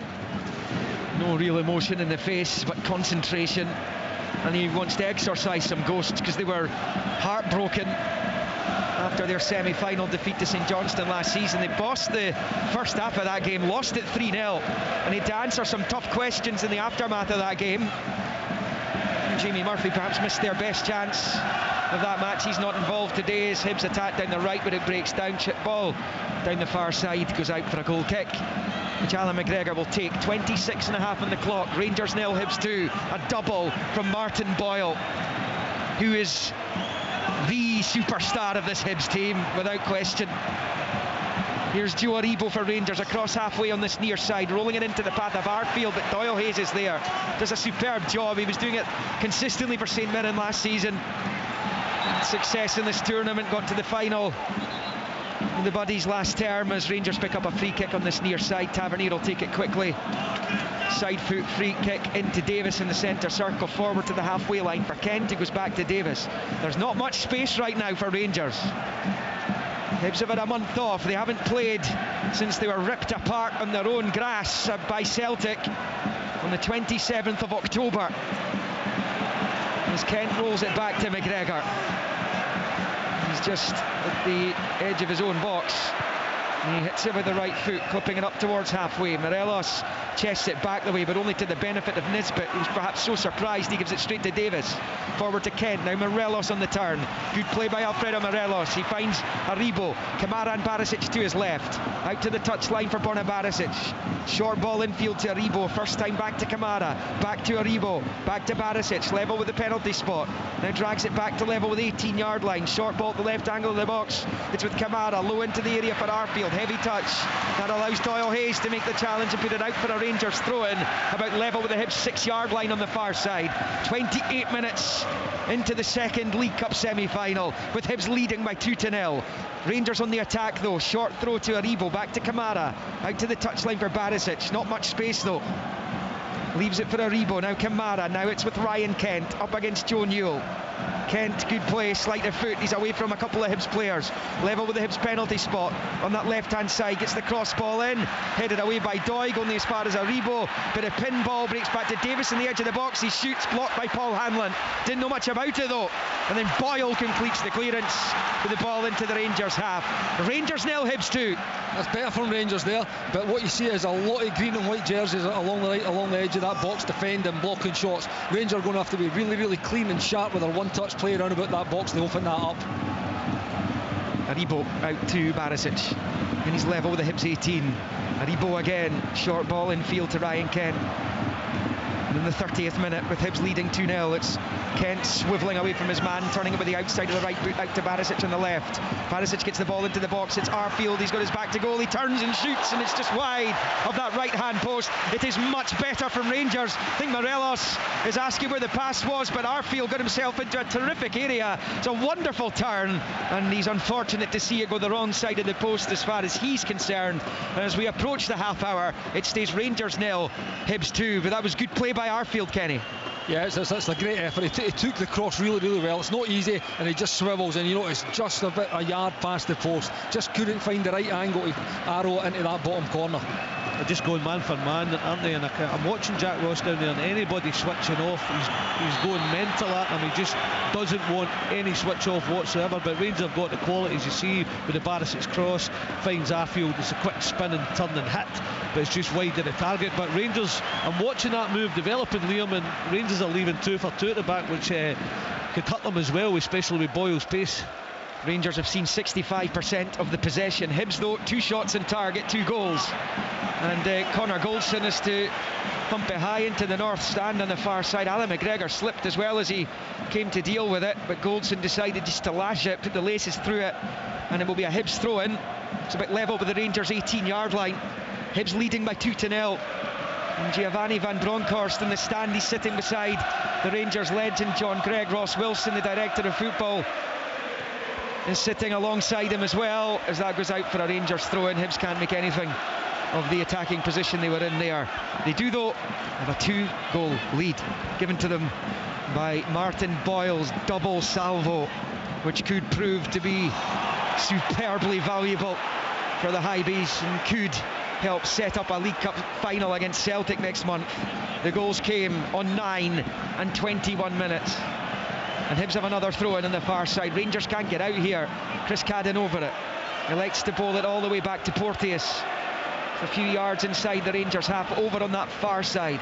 Long big switch of play looking for Doig. Just a bit too high for Josh Doig, and it will bounce out for a throw-in to Rangers on the near side, level with their own 18-yard line. I do wonder, I'm not sure if he can have any input whatsoever, the new Rangers manager today, because tomorrow I think is his official first day, but he must be sitting pretty frustrated in the stand just now without the ability to try and affect it as Hibs come forward again. It's Boyle, good challenge. Goldson, really good challenge. Hibs have a man down, incidentally. It's Porteous just getting back to his feet. Jack Ross, I think, is wanting the game stopped, and the game has been stopped. I think there's a bit right, okay, I think there was a coming together with Alfredo Morelos. I've just heard that. Now, this is well off the ball. We're watching the play. Was over on the far side in front of the north stand, and off to our right, and I didn't see this. We'll get a replay of it. Alfredo Morelos has become embroiled with Ryan Porteous. We're getting a replay of it here. Porteous then went down under the challenge of Morelos. I'm not sure there's much in that, having seen the replay of it, to be fair. You're going to get caught at times. It's unintentional from Morelos, so nothing in it. But Jack Ross not happy. Ryan Porteous punching the ground, not happy. But I think that's down to a bit of frustration in this game so far. Out for a Rangers throw-in on the far side. Yeah, I did wonder what had happened. It was the initial challenge by between Porteous and Morelos. Morelos on Porteous. The ball ended up away over on the far side, so I'd wondered if something had happened after that. Clearly not, as Rangers claim handball. They're not getting it. Tavernier stabbing it forward there, looking for Morelos. Hibs have bodies in the way and they clear their lines, and then a lovely hook ball there by Nisbet to Boyle over on that right hand side. They cannot handle the front two right now, Rangers. It's Boyle on the turn up against Goldson. Lovely from Boyle, away from both of them, level with the 6-yard line. Doesn't have the pass though. He cuts it back and they go straight to Arfield. Rangers on the counter. Morelos getting into the path of Kent, but it's brilliantly defended by Paul McGinn on the slide, and out for a Rangers throw-in over there on their left flank. Rangers 0, Hibs 2. Hibs very dangerous though every time they come forward. Martin Boyle and Kevin Nisbet look in the mood. Well, that's one thing. If Gio could have an input, he would be looking at his centre backs, that they need to stand up to the test that Boyle and Nisbet are posing, because at the moment they're all over them. They're running amok at the top end of this pitch here for Hibs. Every time the ball goes forward, there's a run in behind, and it's a flick round the corner, a pass, a connection, and they're causing Rangers all kinds of problems. I think sometimes though, I think Martin Boyle been left not so much Kevin Nisbet. You can see they'll get good link-up play, and if Nisbet could have spotted Boyle for a third pass there, they were in again, because it was fed out to him, and just a return pass, not a third pass. But what I'm saying to you is that I know Rangers play full-backs high. I'm thinking sometimes against this two, especially Boyle, just keep one there, because if they leave 2 for 2 all the time, they're going to be in trouble. Well, it's either that or Steve, or they have to get a hold of Steve Davis and get Steve in front of them to help out and give you that one-man overload, So either way, it needs to be addressed, because at the moment they're in danger of going 3 behind, and if they go 3 behind, it'll be game over. Yeah, they're toiling to test Matt Macy to try and get it back to a single goal. If Hibs win this one, and they're in a brilliant position to do so, they'll be into their 11th League Cup final, and first since 2016, when Billy's Ross County side under Jim McIntyre beat them here. They of course came back and won the Scottish Cup later that season. They were in the semis last term, losing out to St Johnstone, but they are very much in the box seat here. It's Rangers with Tavernier. Short ball into the Hibs half for Davis, then back to Goldson. We're in the final 10 minutes of the first half. Rangers having a lot of possession there, but the more they need to get Ryan Kent and Joe Aribo on the football in the final third. If they get them on the ball, Rangers have got an opportunity to get back in it. They're the 2 players that can open this team up and make things happen for Rangers. Kent short to Kamara, back to Ryan Kent on the far side, midway inside the Hibs half. Now he moves into a central area. Kent, no space, being shepherded all the way by Doyle Hayes. He finds Tavernier though, he shoots, and it's well wide in the end of the left hand post from James Tavernier. To the right of the D he was, and he tried to find that left corner, but it stays Rangers 0, Hibs 2 on 36 minutes at the National Stadium. It's good from Hibs again. Paul McGinn going right in, and Ryan Kent forcing him wide. It comes to Tavernier, and Jack Ross pretty happy. He's hitting a shot from 25 yards. He'll take that all day long, but Rangers getting a little bit frustrated and trying the long range pop, but it was never happening for them on that occasion. More than capable. We've seen him do it many a time, but like you say, Dodgy just never got that one quite right. Rangers went behind to St Mirren, 1-2-1. They went 2 behind to Aberdeen, drew 2-2. Went 1-0 down to Motherwell, 1-6-1. Behind to Brøndby, drew 1-1. Behind to Ross County, 1-4-2. And they're behind again, but they're 2 down, and it's Hibs with Campbell into the Rangers box. Boyle goes down. Oh, penalty!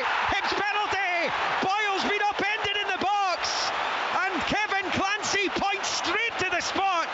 Rangers are all at sea, and Hibernian will have a chance to score a 3rd goal before half-time. It's again, it's another move in behind. This time it actually gets cut out, but gets fed straight back to Nisbet, who goes for a 1-2 with Boyle, and he's bundled over. It's Davis, Steve Davis coming back, trying to track. Really, really clever play for Martin Boyle. He just positions his body between ball and man, and there is 100% contact. Good play, listen, there's no malice in it for Steve Davis. It's just really good play for Martin Boyle. It's been threatening all day. I mean, they've had the warning shot with the 2 goals, and then they're still not handling it, whether it's down the sides or tight play. But what a chance to put them 3 up and probably kill off the match. I wouldn't write Rangers off just yet, but what an opportunity. Martin Boyle has the chance to score a hat-trick, a first half hat-trick in a League Cup semi-final against Rangers. Here he goes, right footed, goal! Hibs 3rd, Boyle's 3rd, and they're all but in the final now. You feel as Boyle slides over at the far side to celebrate. What a moment that is for him. What a moment this is for Hibernian Football Club, who haven't played in a month, but they are brushing Rangers aside here at Hampden Park, and Martin Boyle completes a first half hat-trick. It is Rangers 0, Hibernian 3, a stunning scoreline. And he makes no mistake with the penalty. Liam smashes it, foot through the ball, straight down the middle. Alan McGregor dives to his right, and it's 3-0 Hibs. Hat-trick for Martin Boyle. It's the stuff that dreams are made of for Hibs. Was he ever going to miss it, let's be honest, with the form he's in, with the confidence in, with getting the 2 goals, and then he gets the penalty as well, and he just absolutely thumps it. No chance for Alan McGregor. This is a sensational scoreline, but Hibs have been right on the money, and Rangers have so many big questions to answer. Well, they're playing like a team without a manager right now, aren't they? It's interesting, Liam, because if there was ever a concern coming into this game, it was that for me. there's not a man at the helm on the touchline. Yes, he's in the stand, but you can't put a price on when you've got your boss on the touchline, helping, directing traffic, cajoling, particularly when the chips are down. Here come Rangers with Tavernier with the cross ball in. It's only half away. Arfield's there, and he scores! Rangers back! Rangers back immediately! They look dead and buried, but Scott Arfield fires home. It's a dreadful clearance, and Arfield was there on the left foot to lash it into the bottom corner, and he has given Rangers a lifeline at Hampden. Rangers 1, Hibs 3. Well, I said they've got questions, Daz, about Porteous has had a nightmare. He's up jumping about after he hits the clearance, but my word, it's a huge mistake from him. Height and distance needed. Slaps it to Arfield, but my word, in the time we need, he shows composure and bends it right into the far corner to put Rangers right back in it. Let's not forget, these two drew 5-5 in a league game a few seasons ago. But Kenny Miller, that has got the Rangers' heart beating again. You know, I said when it was 2-0, I wouldn't rule them out, but there was just no sign of that coming. No. It was an absolute horrendous clearance for Ryan Porteous and capitalised on by Scott Here Arfield. comes Doig up the other end, and again there's pinball as he tried to play it across the face of goal, and it's cleared, and suddenly Rangers are on the counter. What a game we have here. Morelos down the right, Aribo's on the overlap, Joe Aribo in the box, back towards Morelos, Kent's there, goes down, no penalty, and Hibs will clear. Rangers 1, Hibs 3, 4.5 to half time. Hibs now want the half time whistle all of a sudden. But this game has been pretty stunning, and it's not the sort of match you want to stop at any point. It's been an incredible first half, Liam, it really has. It's been end-to-end stuff. Hibs look a massive threat on the counter. Rangers have now got the goal to get back into the game. Like you say, do not want this first half to end. Tavernier for Rangers, looking for Arfield. Wasn't a great ball by James Tavernier. Hibs able to clear. And Tavernier gets it back, and he stabs it back the way to Kamara. I think it was Ivan Sproul got the last Hibs hat-trick against Rangers in a league game at Ibrox. Can't think of any others off the top of my head since then. Boyle has it. Richard's nodding his head, so yeah. I have to say, Liam, Dodgy pointed out about 20 minutes ago, had Hibs connected with that first pass again going forward, they're 2 for 2 at the back. And I know they need to at some points, but they're getting terrorised with those two at the back. There needs to be a bit of protection. There's Tavernier with the cross ball and then headed away by Porteous. Yeah, Richard just pointing out Jamie McLaren, of course, got one in the 5-5 game that I've just been talking about. It's Davis for Rangers. Short ball for Kent. Challenged by Newell. Fouled by Newell. Free kick Rangers. Well, if Rangers were to score again before the interval, it puts a very different complexion on this semi-final, which stands at 3-1 Hibs, 42 minutes played, and this is an incredibly important phase in the game. You get the feeling that it is one of those days. You've just mentioned that Jamie McLaren hat-trick, 5-5. I'm telling you, this is the way this game's going, because we said that we wouldn't write Rangers off completely at 3-0, and they get the breakthrough, and then the opportunity if Kent missed the contact that Davis was probably tapping in at the far post. Now they have a free kick, Liam. Rangers free kick then, and Tavernier and Barisic are the conspirators over it, of course. 2.5 to half time plus any injury time. Kevin Clancy's happy. Looks as though Tavernier's going to leave this for Barisic. Left-footed delivery in from Borna Barisic, and it comes there as a header towards goal from Balogun, but it sails past the left-hand post, and it's Rangers 1, Hibs 3. And Billy Dodds, Jack Ross just wants the full time, well, he wants the full-time whistle, but he wants the half-time whistle just now. Yeah, it's like this is sending us bonkers, and I mean, this game is crazy. We can see the threat. It's a good team selection from Jack Ross. He gets the 3 goals up. They've got it bang on the money in every department. Then Porteous slaps one to Arfield. It's 3-1. Rangers have chances. This game ain't over, but you're right, he would take the full-time whistle right now, but it's half-time he wants. In the next few minutes, he just wants in there to talk to his players. 3-1 up, they're hanging on. They're absolutely hanging on for the half-time whistle here. And it's all because of a slack clearance from Ryan Porteous, because they were in cruise control. 3-0, you just didn't see Rangers coming back unless they had an instant reply, which they did as Balogun rolls it back to his goalkeeper. Short from Alan McGregor. Campbell was there, it's fine Kamara. It's a poor clearance by Balogun though. Hibs have it back with Boyle. Out on that right hand side, it's Cadden. It is frantic out there. It is frenetic out there. as that goes out for a Hibs throw-in level with the Rangers 6-yard line, with Hibs leading by 3-1 as we go into the final minute of the regulation 45 in this first half. Rangers 1, Hibs 3. They don't look comfortable, the back line. We've said that because they've been left 2-3-2. I mean, anybody, I know Balogun's got decent pace, but he looks spooked, so does Goulson. And I don't care how quick you are, it's hard to handle Boyle man for man. And a little bit of protection to shore it up, but they've not really done that so far. Hibs trying to find a way through again. Kamara against their first though. With 30 seconds of the 45 minutes to play. And there's going to be a bit of injury time. Fourth official is aboard. It's Alan Muir as Hibs win a corner, sliding in to the challenge on the far side was Barisic, and it will be a Hibs corner. So they look for a fourth goal before half-time. I mean, 3-0 was remarkable before the break against Rangers here in Glasgow. But they do have that incredible League Cup semi-final record against Rangers, which I mentioned right at the start. They've played in 6 League Cup semis as 2 minutes are added on, confirmed. Hibs have won 5 out of them. And they stand to win a 6th, leading by 3-1, and they have a corner here, in swinging. In it comes, it's headed away by Morelos of all people. Back in by Doyle Hayes, then Morelos lashes it away as well. It's really well defended by the Colombian striker. About 30 seconds into the 2 minutes of injury time added on by Kevin Clancy. Long ball from Matt Macy out to this near side.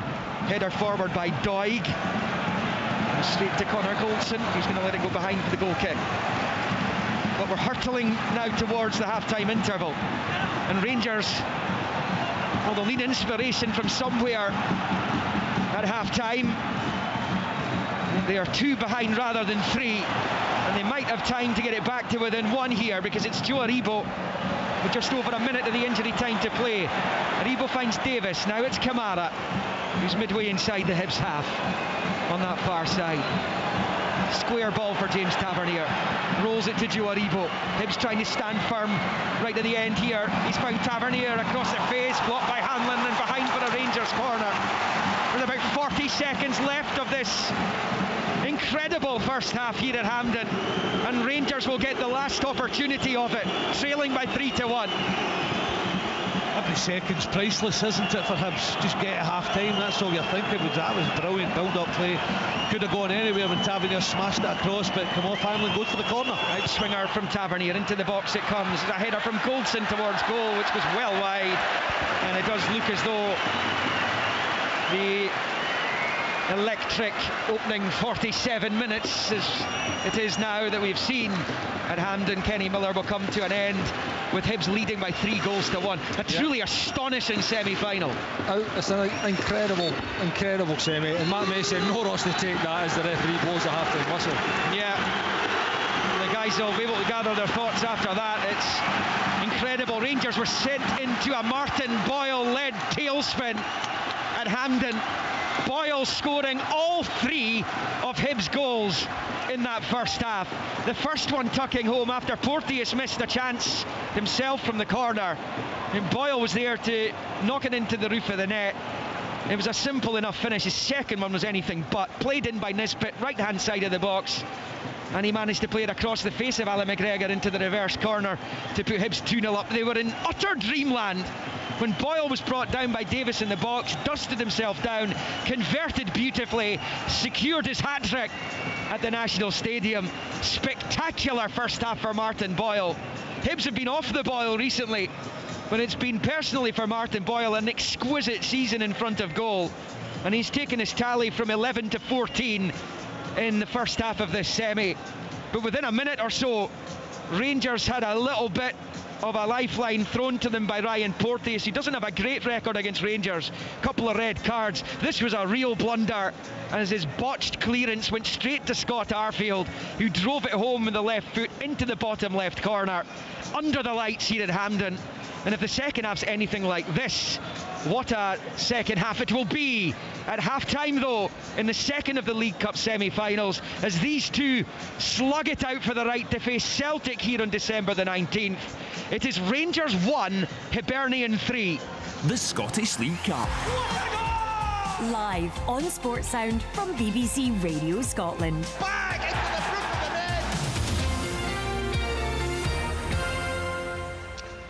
absolutely outstanding for Hibernian for about 39.5 minutes, and then they gave Rangers some hope by teeing up Scott Arfield for that goal. Will it matter in the end? Well, it certainly felt in the final 5 minutes or so of that first half, it certainly felt as if it was going to matter, as Rangers put all sorts of pressure on Hibernian, and they held out, and you kind of feel that it was, from their point of view, really important that they got through to half-time. But my goodness, Willie Miller, many things have unfolded at football matches we have watched over many years. I'm to the point that Scott Arfield scored. I'm not sure I've seen anything quite like that happening to, well, either Rangers or Celtic in a big cup game here at Hampden for such a long time. No, Richard, it was a case of how not to defend as a centre-back. I would suggest the first 45 minutes. For me, Balogun, you know, yeah, they've been ripped apart with the pace, but the first goal is always important in a game. And, you know, he's up against Porteous. Porteous gives him a little tug, just a little tug, and he goes down. And Porteous should score.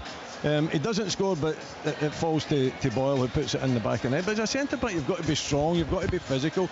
You know the opposition centre-backs are going to come up. You know you're going to have to deal with the cross into the box.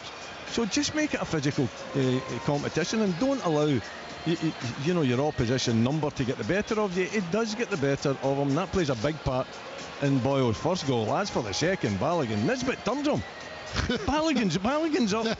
He's up with him, and Nisbet just drops his shoulder, takes him inside as well, beats him inside to set up.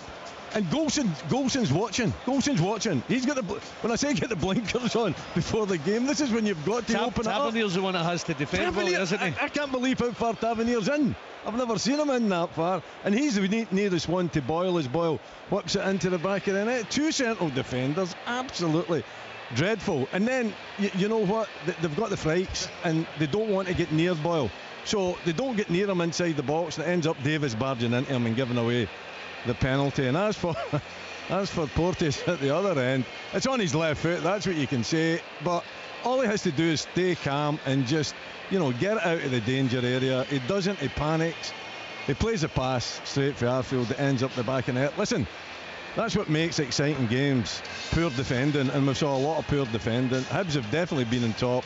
Rangers have got themselves back into it, maybe the last 10 minutes or so, to give them a little bit of hope. But you know, it's been, the first halves belong to Martin Boyle in particular, Jack Ross in terms of his tactics. Rangers look like a team that are managerless. I don't think there's going to be any changes. They do need changes because they're wide open at the back, but I don't think that'll come. And it'll be a case of, you know, can Hibs keep it up? Can they make sure that they're tight at the back? If they don't give any more opportunities away, then I think it's going to be difficult for Rangers to break them down, because it can go into that 5. But it's been an exciting first 45. I thought it would be exciting. I didn't think it would be this exciting. Yeah, it's been remarkable, and certainly as the goals were going in, those Rangers fans behind us were getting angrier and angrier. They've, at least from their point of view, been given some kind of hope, some kind of lift from the Arfield goal. But the Hibs fans, Tom, were in absolute dreamland as goals 1, 2 and 3 went in. I mean, I couldn't believe what I was seeing. You know, we talked about Hibs having to get out of the traps early. My God, they got out of the traps early. And, you know, I mean, Boyle and Nisbet have just been toying with Balogun and Golson. Balogun is having a shocker. I mean, he struggled, and that's probably struggled to get a game for the local pub team. He has been absolutely ripped apart, and he looks all at sea. And Golson isn't a lot better. Golson has gone from this incredible leader that they had last season to a very vulnerable presence in the heart of that Rangers defence. Boyle has been magnificent. Nisbet has been terrific. The attitude of Hibs has been razor sharp from the get-go. From, you know, okay, when I saw Hanlon climbing into a rebound after a minute, I thought, oh, now this is going to end badly for Hibs. Hanlon's been terrific. He has. He's played, as Willie pointed out, ahead of the Scotland game. You know, if you're a class defender, you manage your way through games without getting yellow carded. He had a yellow card. Well, the challenge itself was 10 seconds into the match. Might it have been a red card? I don't think it was quite a red card. But it was on the brink. It was on the brink. but he got away with it maybe. But he's gone on. His control from that moment has been outstanding. He's thrown his body in front of everything. He's had great discipline in his defending. And Hibs have been just brilliant. I mean, their football and the cleverness up front has been one thing, but the overall attitude of the team, I think, has been exemplary. You know, they look a very, very hungry team. They look like a team on a mission. They've given one away from Porteous, but apart from that, it's a pretty flawless first half performance. And they know, because they've shown it time and time in the first half, Willie, that they can continue to cause big problems for Rangers. Rangers are going to have to push forward. They're going to have to try to get the goals they require. The one thing I think you can probably guarantee, there are going to be further chances for Nisbet and Boyle, aren't there? Well, yes, I would say so. You know, I think that Rangers need a change at the back. They need a little bit more protection for their two centre-backs, but I don't see that coming. I don't think there is anybody down there that's going to make that change. I haven't seen changes like that when Steven Gerrard was manager either, and I think they'll just be left, the two centre-backs, to defend against the two Hibs strikers. You know, Davis might be asked to go back a little bit, but then you take away his influence in the midfield if you do that.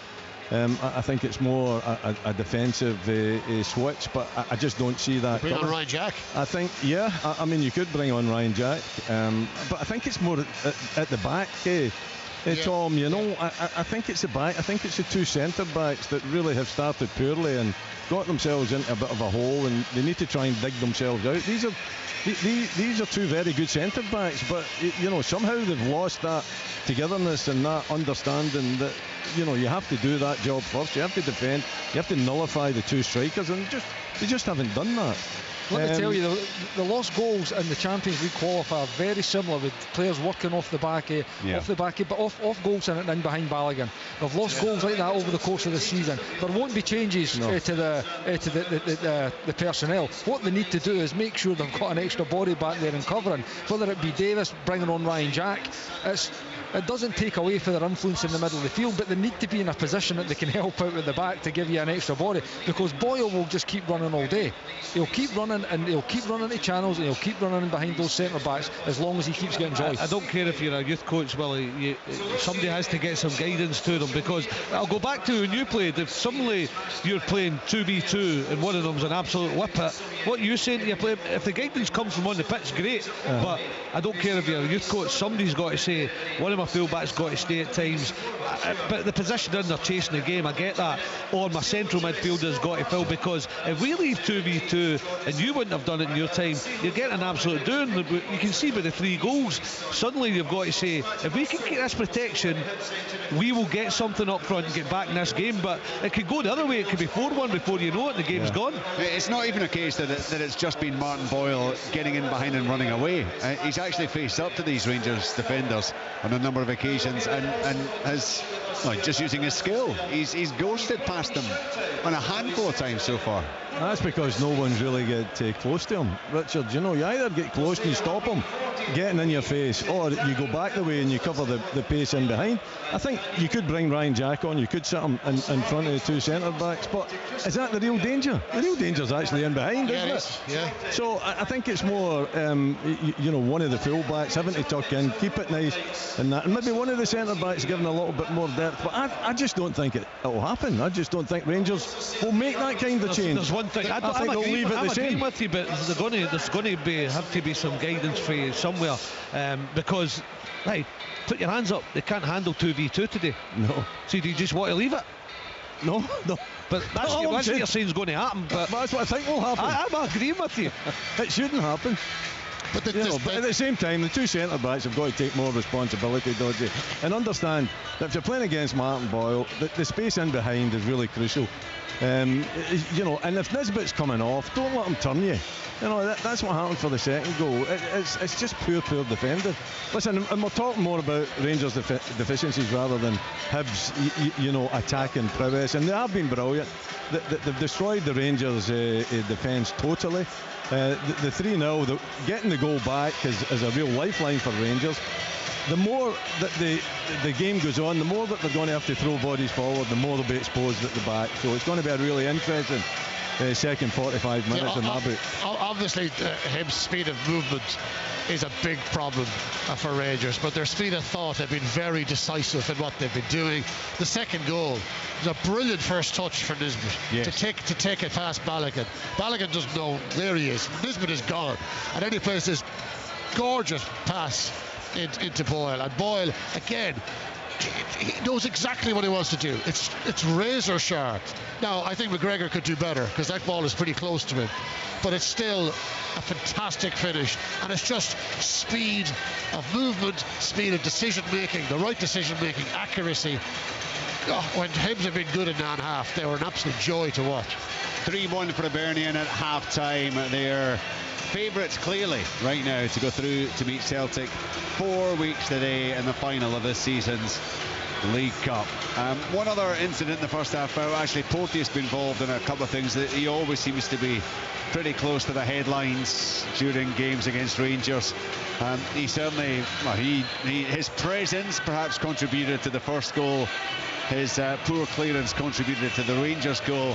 He also went down seemingly in some considerable pain after an incident with Alfredo Morelos. I think we were all a bit surprised when we saw the replay as to the impact it seemed to have on Porteous.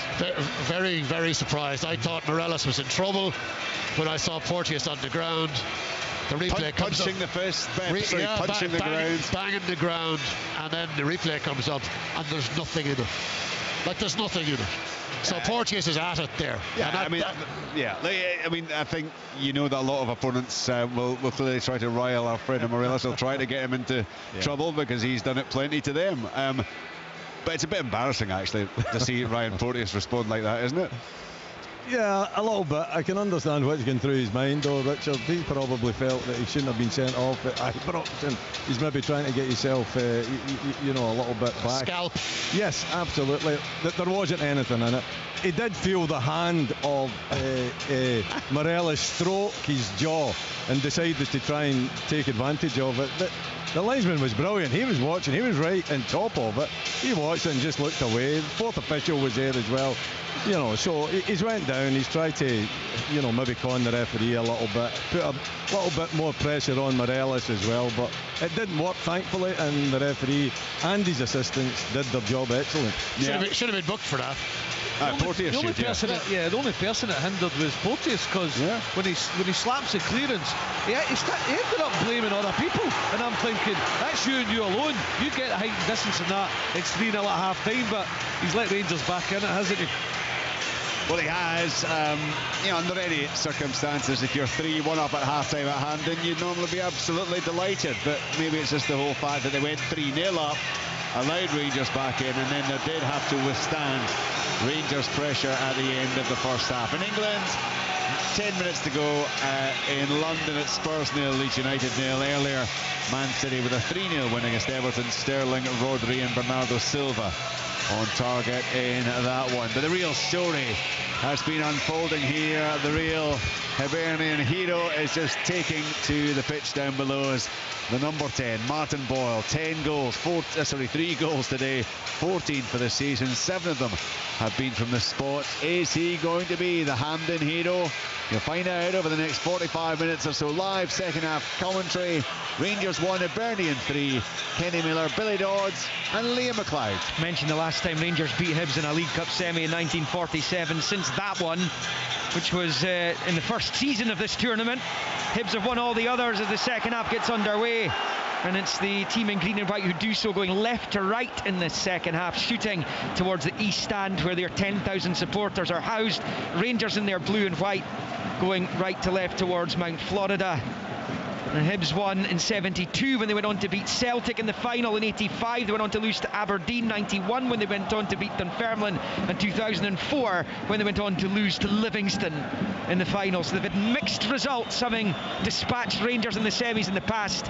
They still have work to do. No changes for either team at half-time. Perfect conditions, dark skies above, as the header from Paul McGinn goes straight to Davis, who knocks it off Cadden and then gets a second chance. Davis, who conceded the penalty that put Hibs 3-0 up. Hibs win it back. Doyle Hayes forward to Nisbet, takes it down with his back to goal, then rolls it out to Josh Doig on the left hand side of the Rangers box. Early ball in, it's right behind Campbell though, and Rangers able to clear, but they can't retain the ball, to their supporters' frustration. The Rangers fans will be expecting to see a heck of a lot better in this second half. It's McGregor in goal for them, Tavernier, Goldson, Balogun, Barisic, Arfield the goal scorer, Davis and Kamara, Aribo and Kent either side of Morelos for Hibs, Macy in goal, McGinn, Porteous, Hanlon, Doig, Cadden across that back line with Newell, Campbell and Doyle Hayes in the middle, Boylan, Nisbet at the front two. That's how they started, that's how it is at the start of the second half, which is a minute and a half old, with Hibs leading by 3-1. It's been two very different half-time team talks from Jack Ross and from David McCallum, who's in charge of Rangers today, along with Jermaine Defoe, the new manager Gio van Bronckhorst in the stand, being joined by the rest of the Rangers directors and staff down below us. We're up high in the south stand here, the Rangers support in behind us, occupying 40,000 of the seats inside the National Stadium. And it has not gone to plan at all. They look a little bit rudderless right now in this fallow period between management, as Arfield wins a throw-in for Rangers on the far side. What have they got up their sleeve for the second half? We know they can score plenty. Can they keep it out? They could last season, not so much this time. Tavernier's long ball looking for Kent. Underneath it's Porteous. Headed up towards halfway. Breaks back to Hibs with Doig. Forward it comes now with Tavernier. Little short ball forward, but Doig's in the way of it again. He's in a fine afternoon against James Tavernier, has Josh Doig. As we head towards 48 minutes, throw in for Rangers over on that far side. Next goal, Kenny Miller, is crucial. Absolutely. Obviously, Rangers need to get the next goal. It's as simple as that. If they go 4-1 down, that'll be an absolute body blow, and it could just knock the wind out of them. So, yeah, absolutely, need to get the next goal. Tavernier's cross, headed away by McGinn's going to break to Kamara. A brilliant charging down challenge by Porteous. May well have made up for shipping the Rangers goal there, because it would have been interesting to see where Glenn Kamara's shot was going. As it's on to the chest, the throw into Aribo. Now back with Davis, out wide right, Tavernier. Thought about taking on Doig, still he has it. He manages to get the cross in, it's headed half away. Kamara's cushion header for Arfield. Under pressure from Campbell. Manages to knock it out to Tavernier. Outside of the right boot forward down the line for Aribo. Level with the penalty spot, now trying to twist and turn away from Hanlon. It's brilliant defending by Paul Hanlon. And Hibs are able to clear the lines again. They've been everything in defence that Rangers haven't been today, Hibs. They've been outstanding, save for that Porteous mistake. Here comes Kamara for Rangers. Important period in the game for both teams, this. Kamara rolling it for Barisic, out wide left. First time low ball into the box, cleared by Porteous. More height than distance though. It drops out of the sky, comes off Morelos' knee, and it goes through harmlessly to Matt Macy. On 49 minutes, it's Rangers 1, Hibernian 3, Billy Dodds. Yeah, getting through this little period, they're going to have to hang in for long spells and try and just counter-attack. I thought young Josh Campbell showed his inexperience here. He was up the left-hand side. He was getting clipped as well. He should just go down, get his team a free kick, but doesn't plays on. Rangers nick the ball and they create an opportunity. Campbell rolling it back to Doig. Jack Ross delighted to get Josh Doig on that new long-term contract. Doesn't mean he'll be at Hibs for that length of time, but they'll get some transfer fee, that's for sure, for Josh Doig should that day arrive during his new contract. It's Leon Balogun, who had a difficult first half alongside Connor Goldson, picks up. He's getting an extended run on the team, of course, with Philippe Helander still out. It's Davis on the turn. It's to roll it back, but you can hear the angst amongst the Rangers supporters around Handon. It's not moving forward quickly enough for their liking. It's Morelos, finds Barisic. Of course, all of that is music to the ears of Jack Ross. It's Tavernier on the right, gets the long ball into the penalty area. It's allowed to bounce, but it bounces outside the box on the reverse side. Picked up by Kent. Kent taking on McGinn, looking for space to cross, back onto the left and onto the right, then he overcooks it, and he plays it straight off McGinn, and Hibs able to clear through Doyle Hayes. Underneath it is Connor Goldson, who rolls it back to Alan McGregor. It's a short, low ball out to that right-hand side for Tavernier. Rangers 1, Hibs 3. It's back with Goldson. Goldson to Kamara on this near side. And come deep to get onto it. must say every time Rangers put a crosser, it forces Hibs to defend, and they've not been dealing with it that well. They had the goal for Porteous, they had the other scenario there that falls to Glenn Kamara. Porteous then hits one up in the air and Morelos is challenging. You know, Rangers maybe just need to put the ball in that box a little bit more when they get wide and ask questions of Hibs defenders. Hibs were 3-1 on to win this at half time, as Alan McGregor rolls it short to Goldson. Just underlines the size of the task facing Rangers now. Of course, 3-1 on to go through after 90 minutes. Good position to be in. And here come Rangers with Arfield for Kent. To Kamara, Barisic to his left. Kamara taking it forward towards the edge of the Hibs box. The Hibernian defenders like pistons in position. Out to Barisic on this near side, then into Kent, into the box, blocked by Porteous. Now it's Doyle Hayes, and he's freed up Cadden, who's driving up towards halfway. Shows too much of it to Davis though, gets back, nips in and turns it back to Alan McGregor. Yeah, had to get the head up, hit the pass if he could. It was 2v2 again, but Davis that time just doing what Willie was saying at half time, taking it upon himself to give the cover, and Cadden tried to run him and he couldn't. It was good play from the midfielder to shore up the danger, because Rangers living dangerously on the counter-attack because still playing 2v2. I must say though, I think Hibs are starting to, even at this stage after 52 minutes, starting to look a little bit leggy. They're just not getting around the pitch as well as what they were in that first half. Rangers could take advantage of this 3 or 4 weeks that they've had without a game. Here come Rangers. Tavernier gets it back from Aribo. It's a poor ball by James Tavernier, I have to say, as Hibs clear their lines. Now it's Davis, and the longer James Tavernier goes without hitting top form is good news for Hibernian, that's for sure. As Doyle Hayes wipes out Kamara. Rangers still have the ball though. Barisic to Kent. And now it is played to Davis. And Doyle Hayes, I think, has been excellent for Hibs today. He was in the St Mirren team that knocked Rangers out of this tournament in the quarters last December. As Balogun is brought to the floor by Nisbet, free kick Rangers. It's before the midway point of Hibs territory. Balogun still on the deck. 53 minutes played now. Rangers 1, Hibs 3. Ange Postecoglou said he was going to focus entirely on Bayer Leverkusen in that Europa League game on Thursday. He must have one eye on this semi-final, and at the moment it will be Hibs. His team will meet on December the 19th back here just before Christmas for the League Cup final. Rangers may yet have a say though, and they've got this free kick to be taken by Barisic. 10 yards from this near side touchline, almost midway inside the Hibs half. And Barisic is over it.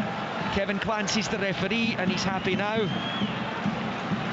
Barisic waits, right hand in the air, left foot on the ball now, into the penalty area, headed away brilliantly by Porteous. He and Hanlon trying to stand their ground at the heart of that Hibs defence. It's now with Kamara from the right hand side, gets the ball in, headed away by Porteous again. Eager to make up for that red card in the league game last month.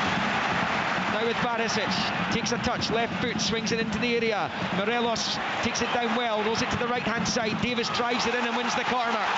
Hibs still lead by 3-1, 54 minutes played, but if it continues like this until the 90th minute, Rangers will fancy their chances even from this position. It's good patience and quality from Rangers to put in the box. Good touch from Morelos, smashed in the cross, get the corner, which will be taken by Tavernier. Outswinger with the right foot over in the north side of the stadium, and it comes, but it's away by Campbell. He's going to turn it out for another corner, I think, is it? No, it might be a throw-in, you know. I think it is just a throw down by the corner flag on the near side. Ryan Kent has it. He's going to leave it for Barisic though. It's not a corner, and it is Barisic bowling it back to Kamara. Kamara rolls it to the left angle of the box for Morelos, back out to the touchline for Barisic, back infield to Kamara, who finds Davis. Central area for Arfield, who's the Rangers goal scorer, has a shot blocked by Hanlon. He can't get past Paul Hanlon. He's been a rock for Hibs today. Pings out to Boyle on the far side, the hat-trick hero, and he runs into Goldson, who wins it back. Now it's with Kent. We played 10 second half minutes. Rangers trailing Hibs by 3-1. And it is the Ibrox men in possession, and it's Kamara squaring it to Arfield. Rolls it to the edge of the D for Morelos. It's a dreadful ball. He was under pressure from Doyle Hayes as he digs it out, and out for a Hibs throw-in over on the far side. Rangers 1, Hibs 3. And all that does, Liam, is it just relieves the pressure. It's been sustained pressure for the last 5-6 minutes, knocking on the door, asking questions of Hibs. All that does now is give them the chance to get a throw it in and probably put the ball at the other end of the pitch and get the ball as far away from their goal as possible. But Hibs have been sitting in and they've just smashed the clearances away. If one of them can just get a few touches on it and make a pass, a good pass, just a bit of composure, they'll get quality up to the front too. But right now, Rangers defenders are able to read it because they're just smashing it clear and they go and start again. Rangers have it with Leon Balogun in the centre circle. Rolls it out to Barisic on his left-hand side, forward towards Kamara. Bounces off the back of his right, off his Achilles there actually, as it was slipped through towards him. He's unfortunate and he goes behind the goal kick to Hibs. With a man down, I think. Is it Doig on the deck inside his own box? You can see Ryan Porteous going around his teammates, constantly talking as Hibs get a bit of treatment on for Josh Doig. And they'll be glad of this break because it's been constant defending for the last 11-12 minutes since the start of the second half. Really unfortunate there with Glenn Kamara. Actually made a fantastic forward run, good pass for Barisic. It just catches him on the heel just as he's ready to take the ball into his stride into a dangerous area. I think Hibs are going to make a change. Doig's not going to be able to continue, so Lewis Stevenson, who's the only Hibs player in history to be in possession of a League Cup winners medal and a Scottish Cup winners medal, and he is going to replace Doig. So it's a nice change for Jack Ross to be able to make. He was of course man of the match in midfield in that rout of Kilmarnock under John Collins in 2007 in this competition. Hibs haven't won it since then. That was their 4th League Cup triumph. And he will replace Josh Doig. He's had to play second fiddle to the Hibs youngster in the last couple of seasons. But he, Billy Dodds and Kenny Miller, very much a dependable character and a real proper Hibs legend to come on to replace Doig. Proper experience, you know, been at the club 15 years, 16 years, played 500 games or whatever it is for Hibs. More than dependable. He'll give you a different player. He'll be a feeder. He'll maybe not give you as much going forward as what Doig will, but what he does is his distribution is really, really good for that area of the pitch. But it was more than dependable. Great sub to come on in this situation. Yeah, his next target in the Hibs Hall of Fame as far as appearances is concerned is Pat Stanton. I'm not sure he's going to manage to surpass the 617 appearances that Pat Stanton made. There's 58.5 on the clock here. Rangers are going to bring Fashion Sakala on in a moment as well as they try and find a way to goal. Sakala scored a hat-trick for Zambia in the international break there in the World Cup qualifiers. He's got a hat-trick against Motherwell recently as well, as Hibs pick up the ball down the right. They've not been in Rangers territory too much in the second half. It doesn't really matter, they lead 3-1 as long as they stand their ground defensively. And it's out for a Hibs throw-in, which Chris Cadden's going to take as we hit the 60th minute at Hampden. Rangers 1, Hibs 3. Really good play for Martin Boyle again. His close control and tight areas is just exquisite. You know, he's right at the top of his game today. So he should be after scoring a hat-trick in the first half. Short throw-in. Cadden gets it back from Doyle Hayes. Rolls it to the right-hand side of the box. Going to get it back here is Doyle Hayes from Campbell. It's now with McGinn on this near side, dancing forward but runs into trouble. It's now with Barisic, turns it forward to Kamara, first time for Davis. Davis goes back to the edge of his own box for Goldson, who pops it forward for Aribo. Good touch by Aribo up against Stevenson, who just come on. Good reaction from Lewis Stevenson, but Aribo still has it. Aribo then turns it to Tavernier on the overlap on the right hand side. 3 in blue and white in the middle. It's another poor ball by James Tavernier. I just wonder if they'll consider Nathan Patterson, and David McCallum obviously knows Nathan Patterson really well. The first change though is going to be Fashion Sakala for Ryan Kent. Well, okay, he's been quiet, Ryan Kent, but unless he's got a little niggle or something like that, that's a big call. I thought it might have been maybe Kamara or Davis, just a defensive type midfielder for somebody more attacking, because you'd always drop Aribo back in there and play Sakala where Aribo is, and he would still get forward Aribo. But anyway, they've gone for Kent, who is one of their attacking options. Doesn't look half rather Ryan Kenny. As much as he has been quiet, he's always capable of producing something when you need it, a bit of magic. Something from nothing, Kenny. Yeah, absolutely. Yes, and like I said right in the first half, between him and Joe Aribo, those are the two players in Rangers jersey that can make these kind of things happen. Well, in fairness, Fashion Sakala's in good form just now. It's Martin Boyle's hat-trick that is sending Hibs through to the League Cup finals. It stands just beyond the hour mark. 3-1 up Hibs are, but here come Rangers. Morelos out wide left for Barisic. Now with Sakala, he's level with the 18-yard line. Short ball for Barisic. Rolls it back to Davis. Square ball in field to Kamara's on the slide. He slipped, and now Hibs pinch it back with Campbell. Arfield charges in and wins it back. No free kick though. Hibs had an argument there, but Rangers come forward. It's Joe Aribo's at the edge of the box. Tries to squeeze it through. He waited way too long. An early ball through was the option. Hibs clear. But here come Rangers again. Davis down the left, finds Barisic at the byline. Gets the cross ball in, and it's a diving header away by Paul Hanlon. They can't get past Hanlon today. One of the heroes from 2016, of course, against Rangers in the Scottish Cup final. And it breaks back to Leon Balogun. Hibs defending manfully. Almost at 62. Yeah, I mean, Porter's been really good this second half as well. Here come Rangers again. Tavernier is away from his man. He's away from Stevenson. Low ball in. Blocked by Paul McGinn in the 6-yard line. Away it goes for a Rangers throw-in. Listen to the Rangers fans trying to G their players up here. And they have a throw-in level with the Hibs 18 to be taken by Tavernier. Short to Morelos. Back to Tavernier on the far side. Now he finds Arfield at the right angle of the box. To Morelos. Back to Tavernier. Now it's with Kamara. Kamara's midway inside Hibs territory. Tavernier gets it again on the right-hand side. Gets the long ball in. It's Sakala's header down into the 6-yard area, and it's cleared by Hanlon. It was in between Hanlon and the goalkeeper. They weren't sure for a split second. And it's out for a Rangers throw-in level with the Hibs penalty spot over on the north side of the stadium, the far side. It's taken quickly by Tavernier to Morelos. Back to James Tavernier. Tavernier has it, taking on Stevenson to the byline. Right foot ball comes in from Tavernier's a good one towards Sakala. Nodded away by McGinn. Optimistic appeals for a penalty from the Rangers support. Barisic to Davis. Back heel's brilliant for Sakala. Into the box goes Fashion Sakala, driving forward but wants to do too much, and Joe Newell comes across and wins it back. Hibs can't get out right now. They lead 3-1, 63 on the clock. You just feel this is a crucial period in this match.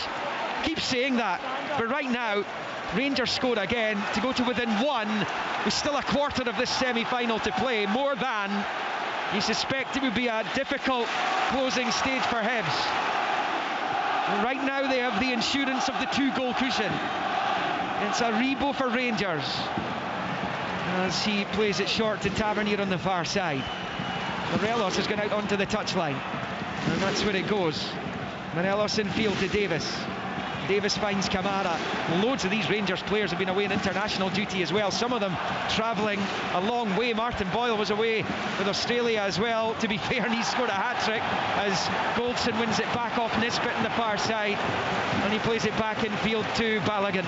64 played, Rangers 1, Hibernian 3. I must say, Liam, for me the big difference between first half and second half is when Hibs get the ball back, run about their box, the quality out up to the forwards is non-existent. That's 11 Rangers just to regain, whether it be through a midfielder or through the centre backs just regaining the ball, and it's just waves the attack at the moment. Dodgy, sorry, I just want to ask you about James Tavernier. I think he's having a nightmare today. I just wonder if Nathan Patterson's going to come on at some point, given the form he's been in. He had 2 or 3 where he was disappointed. Rangers fans were giving him a bit of stick, but the last 2 or 3 he's still taking the ball and flashed it across the face of goal, so he's still out. Kenny's bang on. I said that, I'll touch on in a minute. Rangers are tackling him. Here comes Aribo driving forward, and he runs straight into Hanlon.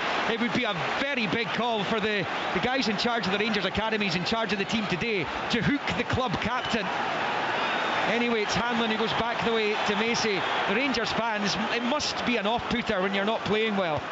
as Goldson nods it out to Tavernier on the far side, nods it infield, headed away by Porteous.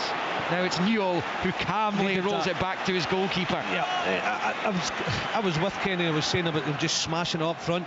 There was a chance for young Josh Campbell again just to play a 1-on-1 down the channel for Martin Boyle. He didn't do it. He ran with it and they got it back. But everything, Kenny's right, up to the strikers is just launched up to them. It's difficult for them. They have to show some composure in the right areas, Hibs, and they'll catch Rangers again at some point. But every second is crucial for them to get that feeling. And Hibs have just managed to win a free kick up the pitch as well. It was a clumsy challenge by Fashion Sakala on Cadden, and Hibs are in an attacking free kick position here. It's almost level with the edge of the D of the Rangers box. Just a couple of yards away from the near side touchline. John Potter, the Hibs assistant at the right angle of his technical area, is trying to point to a couple of his players to get them into certain positions on the 18-yard line. There's a huge throng of players, a line of players right along the length of the D on the edge of the Rangers box. In it comes from Newell, bends it in and it beats everyone and sails behind for the goal kick for Rangers. We're knocking on the final quarter of this League Cup semi-final with the scoreline Rangers 1, Hibernian 3, and Rangers driving forward. Hibs heading to the final against Celtic next month. Rangers have it. Yanis Hadji is apparently stripped down below us and will be on shortly as Aribo picks it up from Arfield. Short ball, Kamara forward to Arfield, looking for Aribo again. Davis trying to get there too, but they cannot puncture Hibs in that final third. Hibs win it back, sliding in Balogun out for a throw into Hibs on this near side. That's the one, Liam. That's the one I'm talking about. If he can show a bit of composure, a bit of bravery, and he nearly nicked it round Balogun, Boyle there, and if he did so, he was away and gone. Probably should have done, shouldn't he? Should have just been able to flip it even over him because he was down and he was gone. Hibs' last win over Rangers was in February 2018 during Graham Murphy's second spell in the Rangers hot seat. They won 2-1 at Ibrox thanks to goals from John McGinn and Jamie McLaren. It's been a long time coming and they are 22.5 minutes away plus stoppages from knocking Rangers out of the League Cup at the semi-final stage. It's Joe Newell. They lead 3-1 as Newell turns to face his own goal, back into his own half, and he passes it to the left-hand side of the centre circle for Hanlon, who takes it out to the touchline and launches it long down the left-hand side. Goldson underneath it, under pressure from Boyle. It's well played by Goldson this time. Little pass to Tavernier, who blasts it back off his man, and it's brilliant play actually from Hibs down the far side from Lewis Stevenson. He almost managed to keep it in play as well, having won it back off Tavernier. The Rangers get away with it, and it's Goldson sweeping it to Barisic on this near side. The clock ticks on to 68 minutes. It's going to be a double change for Rangers. Hadji and Jack will come on. They can make 5 changes as Barisic rolls it forward to Sakala. The challenge from McGinn, and he's claiming it was a decent challenge. I have to say, he certainly got the ball, but perhaps got too much of Fashion Sakala for Kevin Clancy's liking. And Rangers have a free kick, which Barisic is already over a few yards from the touchline, and he'll aim to swing this into the box. They're going to make the changes first though, and Arfield will be replaced by Hadji, the Rangers goal scorer, and it's because of a combination of Porteous' mistake and Arfield's finish that Rangers actually still have an interest in this game, Kenny Miller. And it's Aribo off for Jack. I must say I'm surprised at that. I'm surprised that Joe Aribo going off for Ryan Jack. Again, what it gives is actually more free central midfielders rather than any more attacking influence with Arfield and Aribo going off. I must say I'm surprised. Well, it's a couple of interesting substitutions being made by Rangers, with Ryan Kent also being hooked as Barisic prepares to take the free kick, gets it into the penalty spot area where Goldson heads it well over the crossbar, and it stays Rangers 1, Hibernian 3 with less than 21 minutes left of the 90. Yeah, it's been a good period for Hibs. I think Kenny just touched on it about smashing it up front, and Rangers defenders been able to read it, and then suddenly they make 3 or 4 passes, be brave in the right areas, keep the ball, and suddenly it calms their team a little bit, it calms the Rangers attacks, and Hibs are more in this half now, whereas before it was just an onslaught as you'd expect at the start of the second half for Rangers. And still it's that funny 2-goal lead they speak of. And they're defending so well, but if you do concede, it's then a very different game. Rangers haven't won a domestic trophy since they won this tournament in 2011. It's Walter Smith's last cup final. There have been 21 domestic cup competitions played since Rangers last won that one. And that time Celtic won 11 of them. St Johnstone 3, Kilmarnock, St Mirren, Aberdeen, Ross County, Billy knows, Hibs, Hearts and Inverness, Cally Thistle have all won one each. Rangers haven't managed it. It's Hibs in possession on the near side. Nisbet goes down, it's come off him and out for a throw, no free kick. And he's appealing to the assistant referee David Room on this near side. But it is a Rangers throw. 70.5 minutes on the clock. Rangers 1, Hibernian 3. And it must be said, Liam, I think up until now, as much as Rangers have had a lot of the ball and a lot of sustained pressure, they've not done enough to create anywhere near the goal scoring chances required to get back into this game. Macy's not had a safety, mate, has he? There's been one, yeah, there was one long Ranger from our field, but that's it, isn't it? Morelos hasn't had a bite at goal, and he's been on the periphery of things. This has been a masterful defensive performance from Hibs. You remember, we're on that losing streak. If you can remember, it was so long ago. There have been pre-season shorter than the time that Hibs have been idle in the last month. And it's Hibs in possession with Newell. Rolls it out to Cadden on the near side. Forward it comes towards Nisbet. Nisbet driving down the right. Balogun comes to meet him. It's Kevin Nisbet, plays it off Balogun and out for a Hibs throw-in on this near side. They must have been like a coiled spring, because they were well put in their place by Celtic last time out. And obviously they've had the COVID-19 problems to come through, as well as the international break. But they have exploded back into action here at Hampden. The Hibs fans beginning to sense Rangers don't have a lot to offer here. Almost on 72. Rangers 1, Hibs 3. It's Hibs in possession with Hanlon. As he rolls it out to Lewis Stevenson on that left-hand side, level with the edge of the centre circle in the Rangers half. Back to Hanlon, steps away from Sakala. Sakala with a challenge. Hanlon keeps going down the far side. It's out for a throw to Rangers. It's about midway inside their own half over on that north stand side. A stunning first half hat-trick for Martin Boyle, completing it from the penalty spot. That's been given away by Tavernier. Hibs coming down the left-hand side here with Campbell. Rolls it back to Stevenson. Infield for Boyle. Has it nicked away from him by a combination of Hadji and Davis. It's back with Alan McGregor. Dinks it forward. Flicked on by Sakala. Morelos battling with Porteous, losing out to Stevenson, but Rangers win it back on the far side.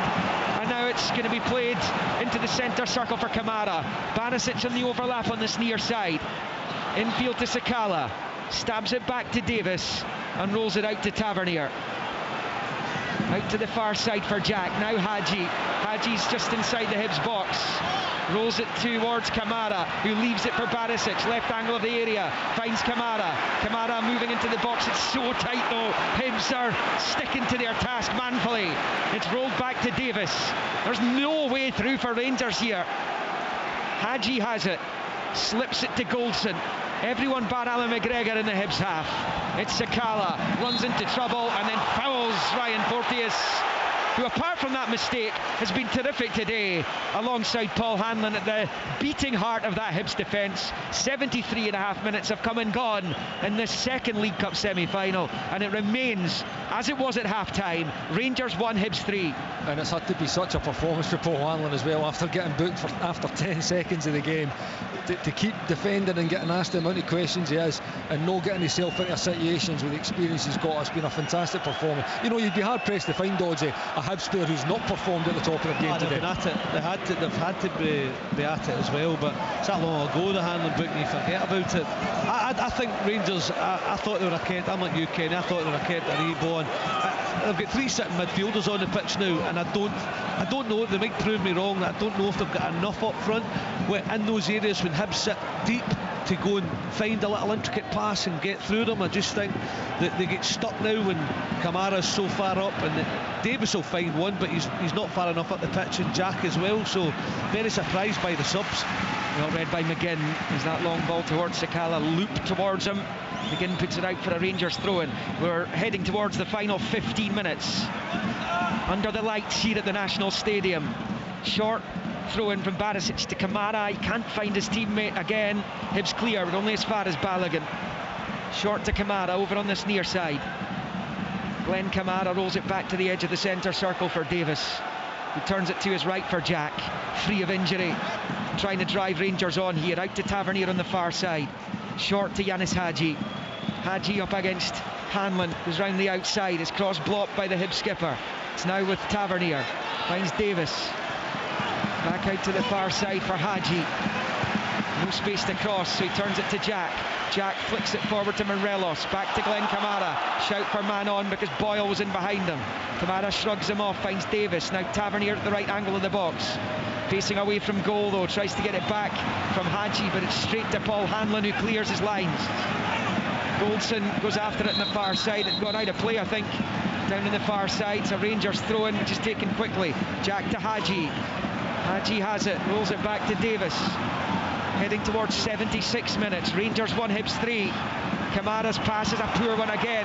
Rangers have turned in one of their poorest performances, if not the poorest performance of the season, and there's been a good few of them. There's that long ball from Stevenson. Nisbet goes after it. Goldson's the covering player, and he rolls it all the way back to McGregor. 14 left. McGregor's short ball to Davis. Has to roll it to Goldson, just outside his box. Jack Ross roaring his troops on from the touchline down below us.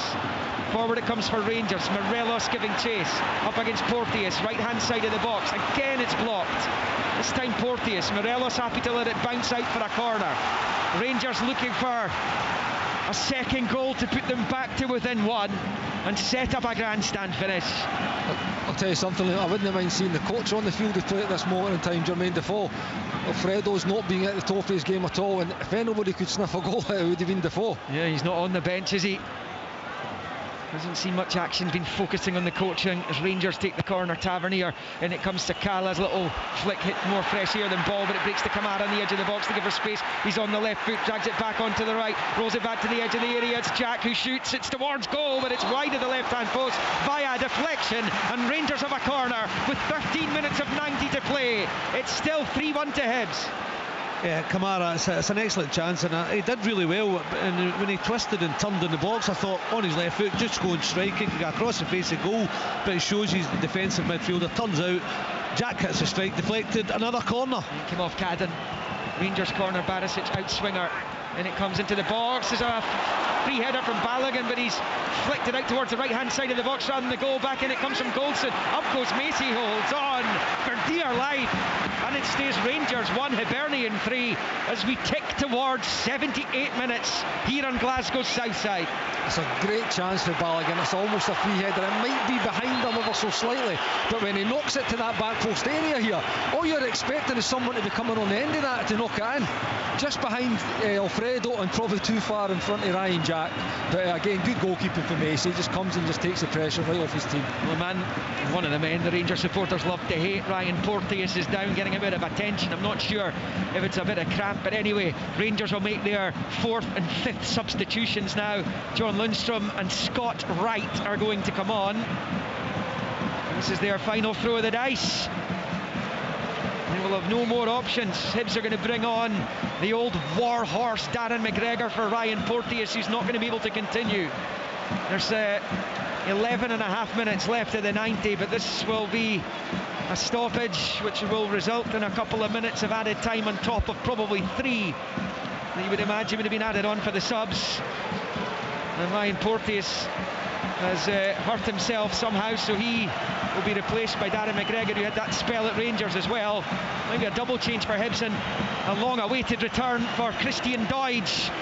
They've got the third of the 3 amigos back. They were superb, particularly in the second half of last season. Doidge, Nisbet and Boyle, what a front 3 it is. And they are being reunited here at Hampden. Albeit maybe it's Nisbet to come off, may well be. But Doidge coming on, McGregor coming on for Porteous. And Rangers have made the... Well, Calvin Bassey's down here in front of us as well. So Rangers look like they're going to bring him on as well. entirely sure what's happened down in the Rangers dugout, but anyway, Hibs have made the changes, and it is Nisbet off, Doidge on. That's a brilliant. This could be a truly wonderful afternoon for Jack Ross, and Christian Doidge being back in the equation is just underlining that. It's Bassey for Balogun, by the way. They changed it, so Lundstrom isn't coming on, and Scott Wright will come on for Glenn Kamara. 3-1 Hibs. It's the final 10 minutes. Yeah, that's Southampton now, another kind of attacking midfielder on one that might, if Hibs are sitting deep, just cut them open. Hibs, Porte's been really good second half, responded to his mistake, but McGregor on for him, just like for like, just to try and see out this last, 10 minutes or so, plus injury time.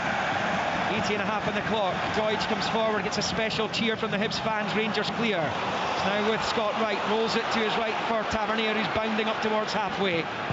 Tavernier goes long, looking for Hadji, an ambitious ball, but he's found him. Hadji, Hibs claiming control with the arm there. Paul McGinn puts it behind for a Rangers corner. Final 10 of 90. What Doidge might just give you as well going forward, or maybe a bit more a target to hit as a platform to get forward and relieve pressure. It will also give you a little bit more height in the set plays when crosses come in. We imagine there'll be a lot of pressure in this last 10 minutes. Out-swinging corner from Borna Barisic coming up. Rangers' need is an urgent one. In it comes, there's a header down from Goldson. It's going to go wide though, down into the ground it goes. Goal kick Hibs, 3-1 Hibs. And with every second that passes away, the edge ever closer to the League Cup final. After a torrid run which began at Ibrox, a game in which they led. Porteous was sent off, Rangers turned it round to win 2-1. They were then hammered at home by Dundee United, lost it out of sorts and out of form Aberdeen, before being taken apart by Celtic. They haven't played since that game, which was on the 27th of October, but they look as though they are eager to make up for lost time. This has been a wonderful performance, two very different performances. They were an exploiting, counter-attacking performance in the first half, scored 3 goals. This has been a resolute defensive performance in the second half, and Rangers simply haven't had an answer to Hibs today. No, they've been dogged, absolutely dogged, Liam, and they've defended everything that's came out of their box, apart from a couple of little clearances that could have been better for them. But you're right, Rangers have not had the answers to come up to create any chance of any substance in the second half. Oh, a little bit of afters there. Barisic has left one on Campbell down on this near side, I think it is. And yellow card comes out for the Croatian. And that could be a record, Liam, and how we go to the corner flag at this stage of the game. 82 minutes and 22 seconds, I think it was. Yeah, Hibs trying to see it out already. And the long ball towards Sakala. It's Morelos back to Sakala, takes a heavy touch. McGinn, well, the Rangers fans think he obstructed Sakala. I think Sakala just ran into Paul McGinn as Macy clears it, leathers it forward into the Rangers half. Connor Goldson's little touch finds Jake Doyle-Hayes though, and now it's with Cadden driving down the right hand side. Hibs see more of the ball in the Rangers half just when Rangers want to be up the other end of the pitch. In comes the cross, headed away by Goldson. Barisic prevents the corner.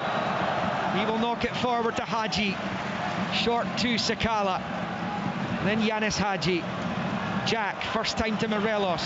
Morelos then looking for Tavernier. It's another loose ball. He finds Stevenson only, who finds Boyle, who's rampaging into the Rangers box. Runs into Goldson, and Ryan Jack's there to mop up, finding Tavernier to the right. His clearance is cut out by Lewis Stevenson, and it's going to go out for a throw-in. I'll tell you, Hibs have set a standard today. They have set the bar pretty high for the rest of their season. Started the campaign brilliantly well, then went completely off the boil and out of sorts. But today, as you hear the Hibs fans in the background, what a performance this has been. They have been everything Rangers haven't been today. 3-1 they lead, 84 played. Yeah, we were asked the question at the start of the programme about they're going to turn up to a semi-final. Well, they certainly have. Every department, goal scoring, work ethic, like time scale of the game as well, just getting through certain stages, performance levels, just been incredible. They have been right at it, Hibs. And effectively the same questions were asked the Rangers, Billy.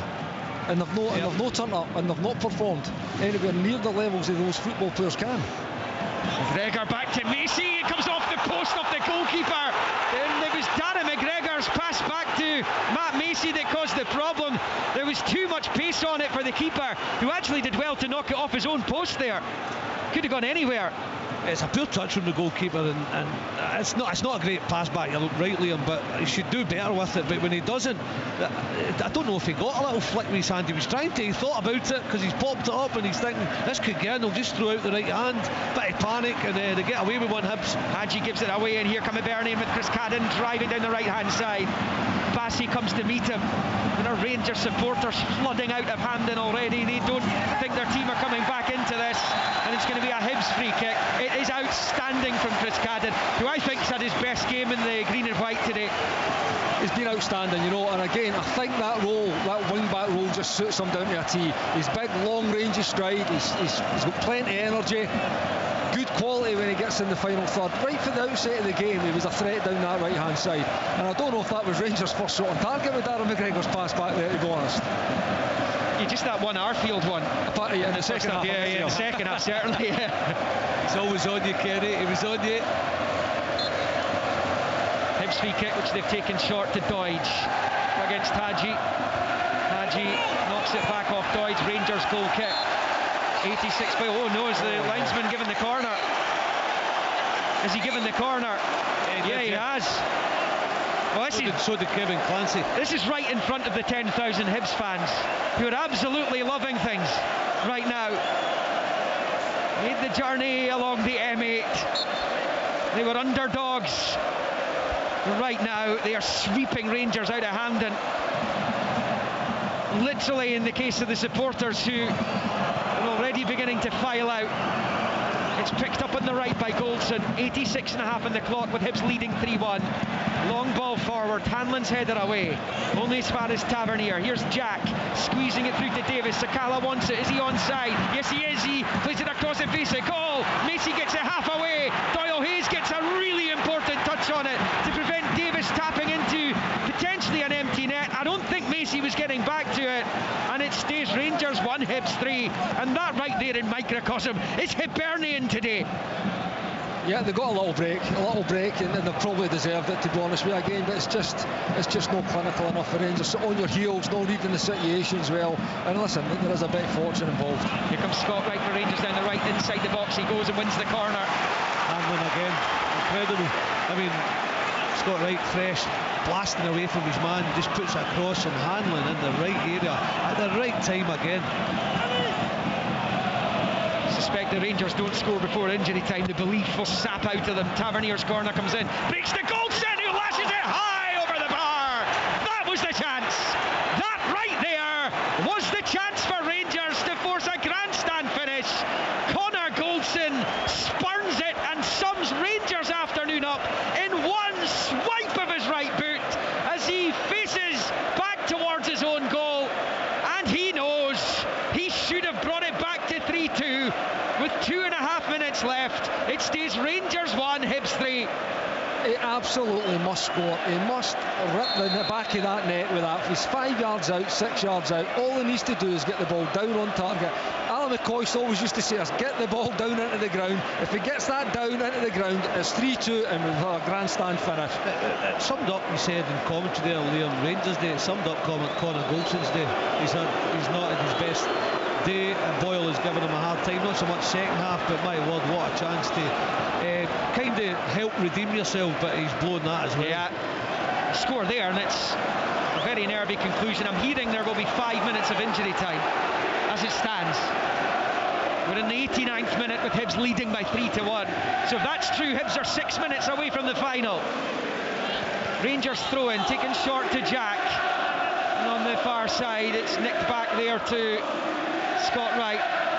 Wright moving down towards the corner flag, blocked by Stevenson, and it's gone out of play for a Rangers throw in. I looked from here as though it was still in play, and Hibs are protesting about that. Anyway, Rangers have a throw, and it's the 90th minute of the League Cup semi-final, which Hibs lead 3-1 against Rangers. Into that wonderful first half from Martin Boyle. Throw in Rangers, level with 18. Tavernier to take. Long into the box. Goldson wins the header, heads it out for a goal kick for Hibs. And Rangers just haven't been at it at all today. We said at the half-time, they are playing like a team without a manager. Looks like it at stages, doesn't it? And then you think, oh, they're having a spell. They took off players that I thought we were surprised about. I thought it's the only way that it could maybe unlock this Hibs defence. But listen, here, let's talk about Hibs. They have been brilliant from start to finish. 5 minutes confirmed, Dodgy. They've been right at it. They've been asked so many questions. They got it bang on first half, got themselves 3 goals. They lost the goal just before half-time. That can affect you mentally, and it hasn't. They've come out this second half and they have been stubborn. Boy, they have been stubborn, and they look like seeing this out now. Yeah, no, absolutely. And we're into the first of those 5 minutes. As soon as the board went up there, and it's Stephen Davis for Rangers. Long ball looking for Morelos. Hooks it out to that far side, but only to Lewis Stevenson.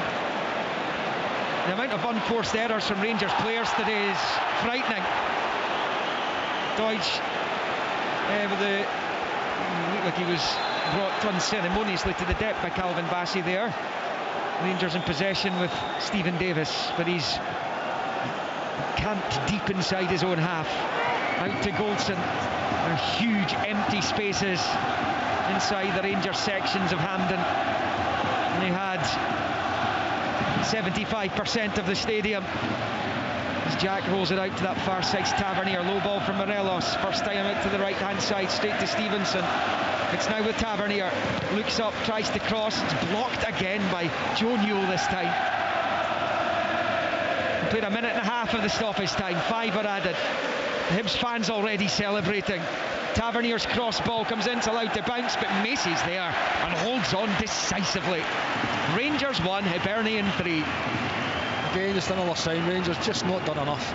Not creating anywhere near a good enough chance to get themselves back in the game. But like Billy says, let's have a look at Hibs.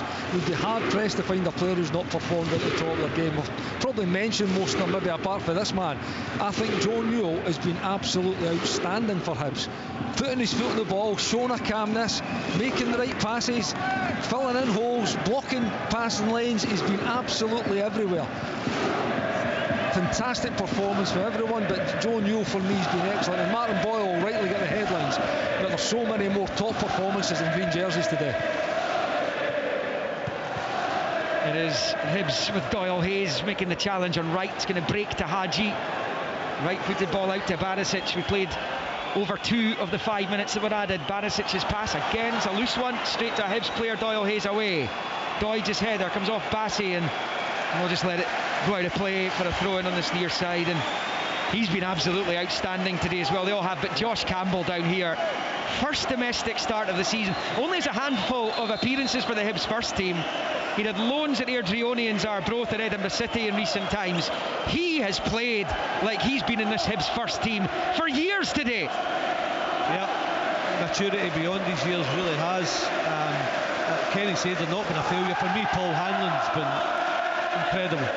We could go right through the team, really, let's be honest. There's some big ones. Hanlon, yeah, you're right. Massive, you're right to mention Newell and Boyle, and everybody has been brilliant, but those 3 for me, and for me, Hanlon's been the outstanding one. I know Boyle's got the hat-trick, but my word, this guy has put himself in positions where Rangers have looked dangerous and just put his body in the line everywhere. As you say, Kenny, especially after getting booked after 10 seconds. He's just showed his experience, isn't he? He's at the right place at the right time. If there's a block or a header needed to be made, he's been there today.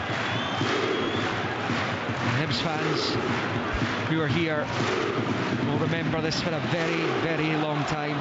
It's not quite the historic victory it was in 2016, obviously, but this has been right up there as far as Hibs' recent memory is concerned. It goes out for another throw to Hibs deep inside the Rangers half, level with the 18-yard line, as we head towards the final minute of 5 that have been added on at the end. The Hibs fans waiting for the full-time whistle. Ryan Porteous down below us in the technical area, broad smile. His mistake doesn't matter. He gave Rangers hope, but Hibs have extinguished that hope with an outstanding defensive display as Rangers eventually get up the park. But there's barely time to score 1, let alone 2. There's a free kick which will result in a foul on Ryan Jack at level with the edge of the centre circle. But it's all about Kevin Clancy's full-time whistle now. The camera's already beginning to train on Jack Ross. Borna Barisic will take this free kick. And then you're 3-1 up in a cup semi-final against one of the old firm. This is something to relish. Barisic takes the free kick, punched away by Macy. Of course it was. And out for a throw-in over on that far side. It's the final 10 seconds. And then the 10,000 Hibernian supporters will make some noise. Because Hibs are coming back to Hampden. They're into the League Cup final with one of their best performances, if not their best performance, under Jack Ross. It has been outstanding from the men in green and white, who've been forced to watch on for the last month without any action whatsoever. But like a coiled spring, they have come to Glasgow and they have ejected Rangers from the League Cup. 22 successive cup competitions without success for Rangers Football Club. As they troop off the pitch, heads bowed, in front of their incoming manager Giovanni van Bronckhorst, who knows he has work to do if he's to win any of the 2 trophies left. And ahead of Sparta Prague in the Europa League on Thursday. But this is Hibernian's day. The Hibs fans go wild in front of their supporters. As well they might. Martin Boyle's first half hat-trick. The first was from about 1 or 2 yards out as he sent it into the roof of the net to give them a priceless lead. It's always priceless in a semi-final. This one came on 9 minutes. It was 2:21. Nisbet slipped it into him, and Boyle, an outstanding shot across the bows of Alan McGregor into the bottom left corner to make it 2-0. He made it 3 from the penalty spot on 38 after he'd been upended by Davis. Before Arfield gave Rangers hope 5 minutes from half-time. A mistake by Porteous. But that won't even appear in the annals because Hibs saw it through with a dogged second half performance. They just did not give Rangers an inch. Rangers were not allowed to breathe in this semi-final. And that is all credit to Jack Ross's Hibs, who are now into their 11th League Cup final. They're into their 26th major final as they look to win the League Cup for a 5th time and for the first time since 2007. They're an outstanding cup club. They've got an excellent record in both. In the League Cup, 16 quarter-finals in the last 20 seasons, which have led to 8 semis. And they've come through this one. And that came after that awful run that they'd been on. They'd only scored 3 in the last 6 games. They scored 3 in the first half against Rangers in a cup semi-final. And that means that the League Cup final, the 76th League Cup final, on the 19th of December, will be between Celtic and Hibernian. Because a classy Hibs have beaten Rangers here. It finished in Hampden Park. Rangers 1, Martin Boyle's hat-trick, and Hibernian 3. The Scottish League Cup, live on Sportsound. From BBC Radio Scotland, there's no substitute.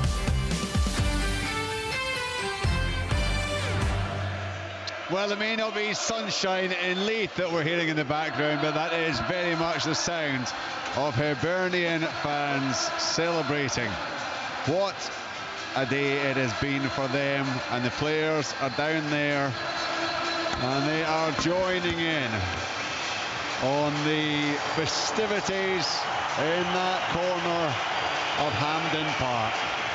It has been the most incredible of afternoons for the team from the capital, and they will be back here, as Liam said, in a month's time, 4 weeks' time, to take on Celtic in the League Cup final for season 2021-22.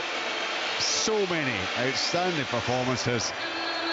Doughty was regularly pointing to the contribution of Paul Hanlon throughout the course of the game, and he was just absolutely immense. The amount of times He was the one on the end of a cross. He was the one cutting it out. He was the one who was thwarting Rangers.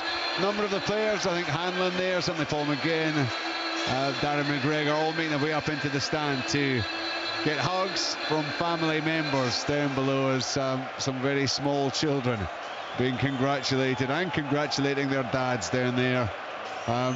It means an awful lot to those players. There's young Josh Doig, of course it'll mean a lot to him. Incredible, absolutely incredible. Martin Boyle, we assume, has been named man of the match, surely. Although Ryan Porteous is down there alongside him holding a man of the match award, although I assume he is going to be presenting it to Martin Boyle. You can hear one or two other of the very familiar Hibernian songs being sung in the background there. Very few Hibs fans have left this stadium. By the time the final whistle went, very few Rangers fans were left inside. You can understand it, but I mean, it was incredible how big, how wide the gaps became around 3/4 of this stadium.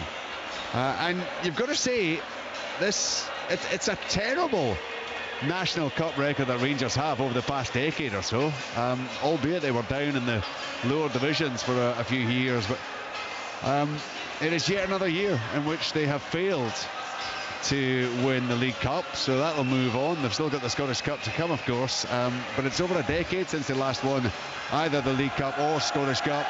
I mean, even when they were down the divisions, they only won the Challenge Cup once out of 4, so there is something about Rangers and national knockout competitions. And it is, as you can hear the Hibs fans celebrating in the background there. Magnificent for them. They had so many disappointments at Hampden over the past year or so. Of course, had the delayed conclusion to the Scottish Cup from the previous season, and then the 2 cup competitions last year. They have come here. They have absolutely they have shown up on the night, and they have beaten Rangers by 3-1. We can get some reaction, I think. It looks like the 2 heroes, Martin Boyle and Ryan Porteous, down there. And Kenny is in danger of being swamped by the Hibs fans. Yes, we've been surrounded by these happy Hibs fans, and the boys are giving them a big wave here. Congratulations, lads. What a fantastic performance. Yeah, it was unbelievable. What a day. You know, moments like these don't come around long enough. We're in another cup final, and it's fantastic. You know, we let ourselves down the last month, and you know, another cup final, but you know, we're a strong unit. We've kept the core together, and, you know, we can bounce back again. Ryan, I spoke to the manager before the game. I just had the feeling he was very confident today. He had great belief in you boys to do the business. Yeah, I've just said it there, but you know, I feel like we let him down at times. He puts a lot of faith in myself and the rest of the boys, and getting to the cup final last year, not winning it, and the other semi-final and not winning it, we feel like we're due a big result here, and due a big result against Rangers especially. And you know, the boys were superb to a man today. You know, disappointed with the goal we conceded. Other than that, the performance was flawless. How much did you guys learn from the experiences at Hampden last season, the disappointments? I think we learned a lot. You know, they weren't good enough. That's at the end of the day, they weren't good enough. You know, we had the whole summer to, you know, think about that. And like you say, we got to the cup final, and that's where the places you want to be. And thankfully, we're in another one, and hopefully we can win this one. What did you feel? I mean, could you believe in the first half, looking up these scoreboards and saying 3-0 against Rangers? This very, very strong Rangers side. I do. We started the same way as we started against Dundee United, and you know, with the threats like Nisbet and Boyle up front, and it wasn't clicking in the last month. These boys can play at a lot higher level than this, and they've just shown it there against let's not get it wrong, that Rangers team is brilliant. They've shown it at a European stage, they've shown it last year by not getting beat, and on the big occasion with 40,000 Rangers fans, 10,000 Hibs fans, you know, it's just excellent. And you know, it's what stuff our dreams are made of, really. Just talk to us about these Hibs fans who are just a few yards away, guys. What incredible support, the noise they made today. It's unbelievable. They've came out in their numbers again, and it's fantastic. We could hear them the whole game, even if there was more Rangers fans, and we know that we'll have that back in the final. And just finally, you'll give Celtic plenty to think about, won't you? 100%. Yes, We always normally do. Fantastic. Good stuff. Well done, guys. Martin Boyle, hat-trick hero. Ryan Porteous eventually had to go off injured, but he played his part as well. He's Martin Boyle is not. He's got the man of the match award. He's not letting the match ball out of his hands either. Ryan Porteous just went across and kind of heaved into the Hibs fans there to join in some celebrations with them. It is a magnificent occasion for the men in green. Porteous making his way along. Martin Boyle just getting a few more photographs taken there. And big celebration, big hug from Craig Sampson, the goalie coach, of course, who, well, you can see what it means to all those Hibernian, the players, the coaching staff, the management. You can tell from up here, and you can just about see the looks on their faces from 100 yards away. Big, beaming smiles.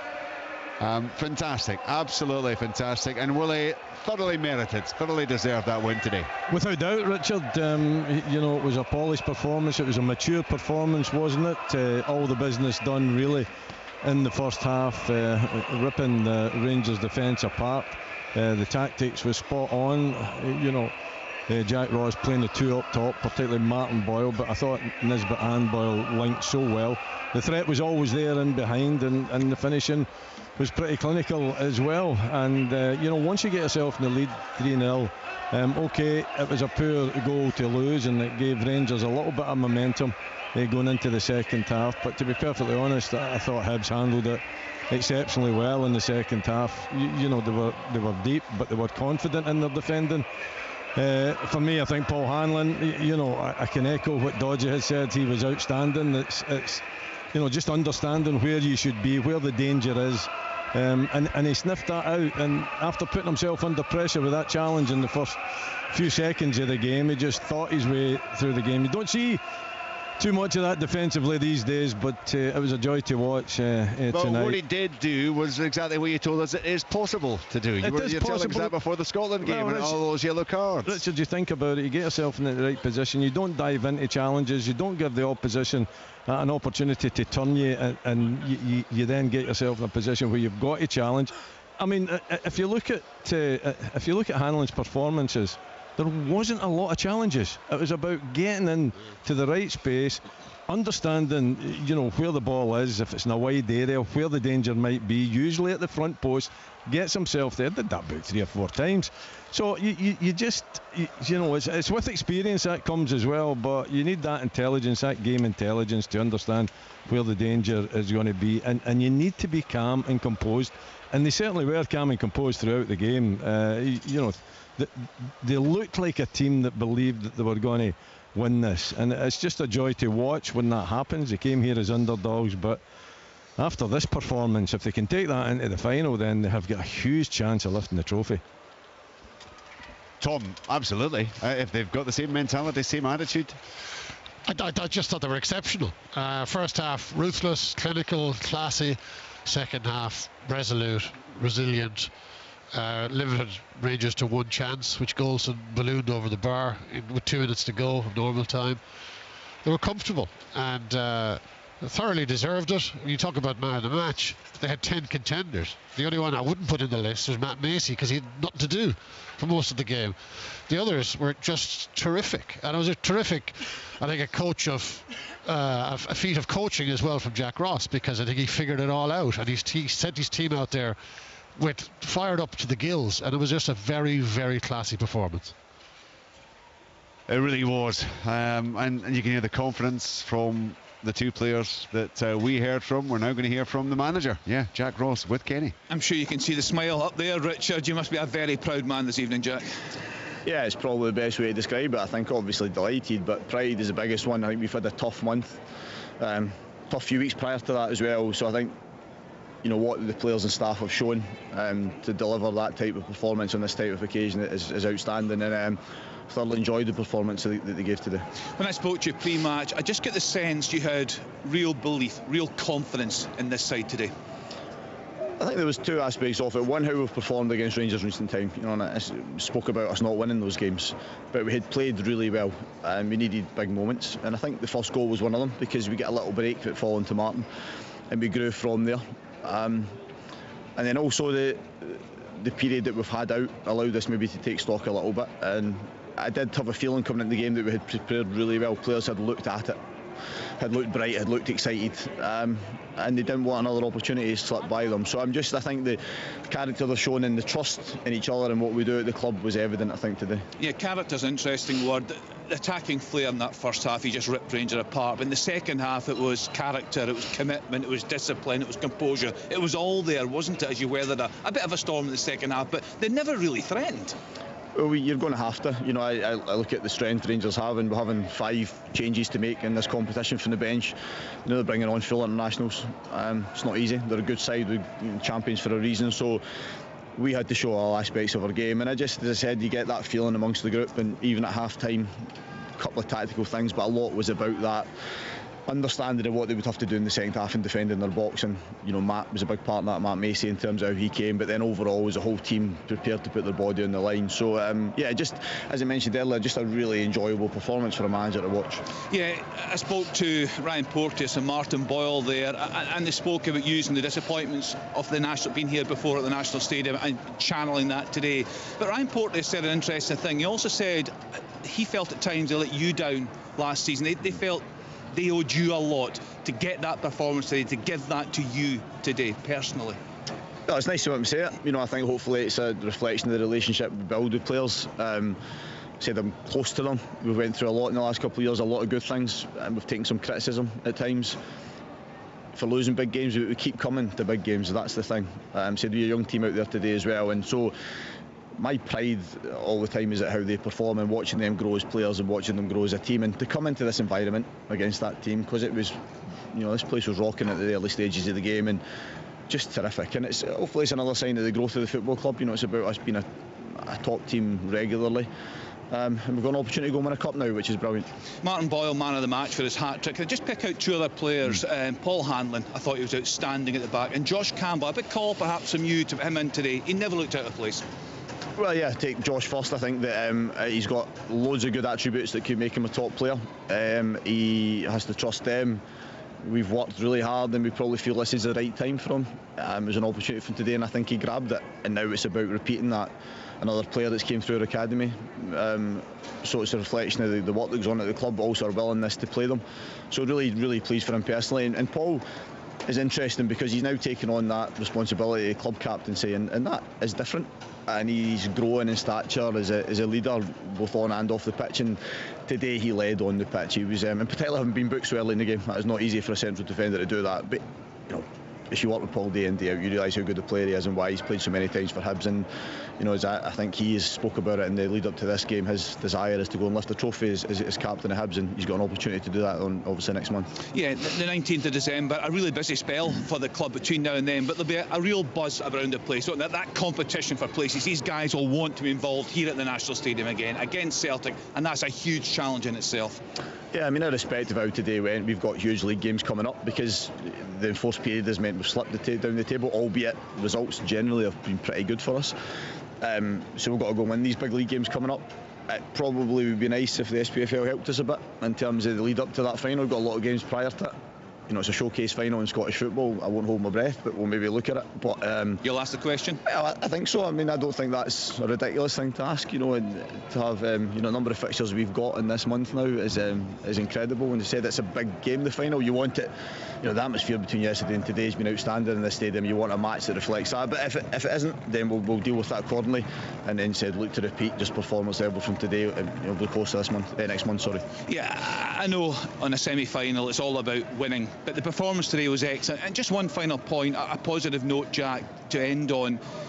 The football in Scotland this season has been fantastic. Go back to your opening game the weekend away at Motherwell. That was a fantastic game. I've seen so many this season. Another one here today. It's in a good place, Scottish football right now, isn't it? Yeah, and I think the national team reflect that, and even how the national team play. I think there's an honesty, an energy and a quality about them. And I think that's what you get within Scottish football, that honesty.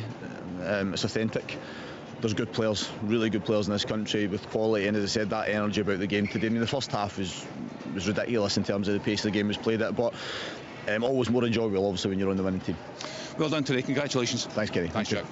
Cheers, Kenny. Thank you very much. Cheers. There you go. Just delighted. And I'm interested in talking about the relationship, the bond there is, I guess, between the players and between the management, and how they feel. It's a case of working for each other, I suppose. We'll try to get you some more reaction from downstairs from a very happy Hibernian camp. Be interesting to see if he does get any response from the SPFL. They've got a hell of a lot of games to. I think they've already got 10 games in December. I'm not sure where the slack is, to be honest, for them. But they can only ask the question. Bottom line is, it's about today, isn't it? It's about that performance, and it's about the pride, Tom, that he feels in his players. Yeah, rightly so. I mean, I just thought they were tremendous. They were really on it. Right from the first whistle, they were on it. And you could see it was fantastic scenes at the end here. It was a really the bond between the players and the Hibs fans was terrific. And I have to laugh because I've just seen Ryan Porteous's interview with Premier Sports. I don't know if you've seen that, have you? I got a text suggesting that he may have had a little humorous remark. He said, "Do I look happy?" He was asking you happy, presumably. He said, "Do I look happy? Don't ask silly questions then." Which is obviously what Stephen Gerrard said some weeks ago. And Stephen Gerrard and Ryan Porteous would not be kindred spirits. So I think a little gentle pop at Gerrard, even though he's gone, and Rangers just there from Porteous. Yes, and Ryan Porteous can do what he likes in a day like this. I think he was brilliant. He was excellent second half. Himself and Hanlon. I thought they were all brilliant. I thought the discipline levels were outstanding. The concentration levels were outstanding. Rangers were all huff and puff. No creativity, no ideas, little movement. Too many of them, Norellis in particular, just strolling about there. No intensity about his game at all, no urgency. And just not good enough. Not good enough. Huff and puff was not going to beat Hibs today. Huff and puff didn't even trouble Hibs unduly today. Rangers had loads of possession in the second half, were not good enough to do anything with it. And that is going to worry these Rangers fans here, who are absolutely apoplectic behind us. Yeah, and I can understand it because totally. Yeah. They were totally outplayed today. First half, Hibs dynamic and really cutting edge stuff, 3 goals. And second half, they defended it very comfortably. You got to ask a question: what's happened to that defence? I mean, seriously, I'm watching replays of the 3 goals, Richard, and all 3 goals are just poor defending. And there's 2 culprits in all 3 goals, and that's the 2 centre backs. The penalty.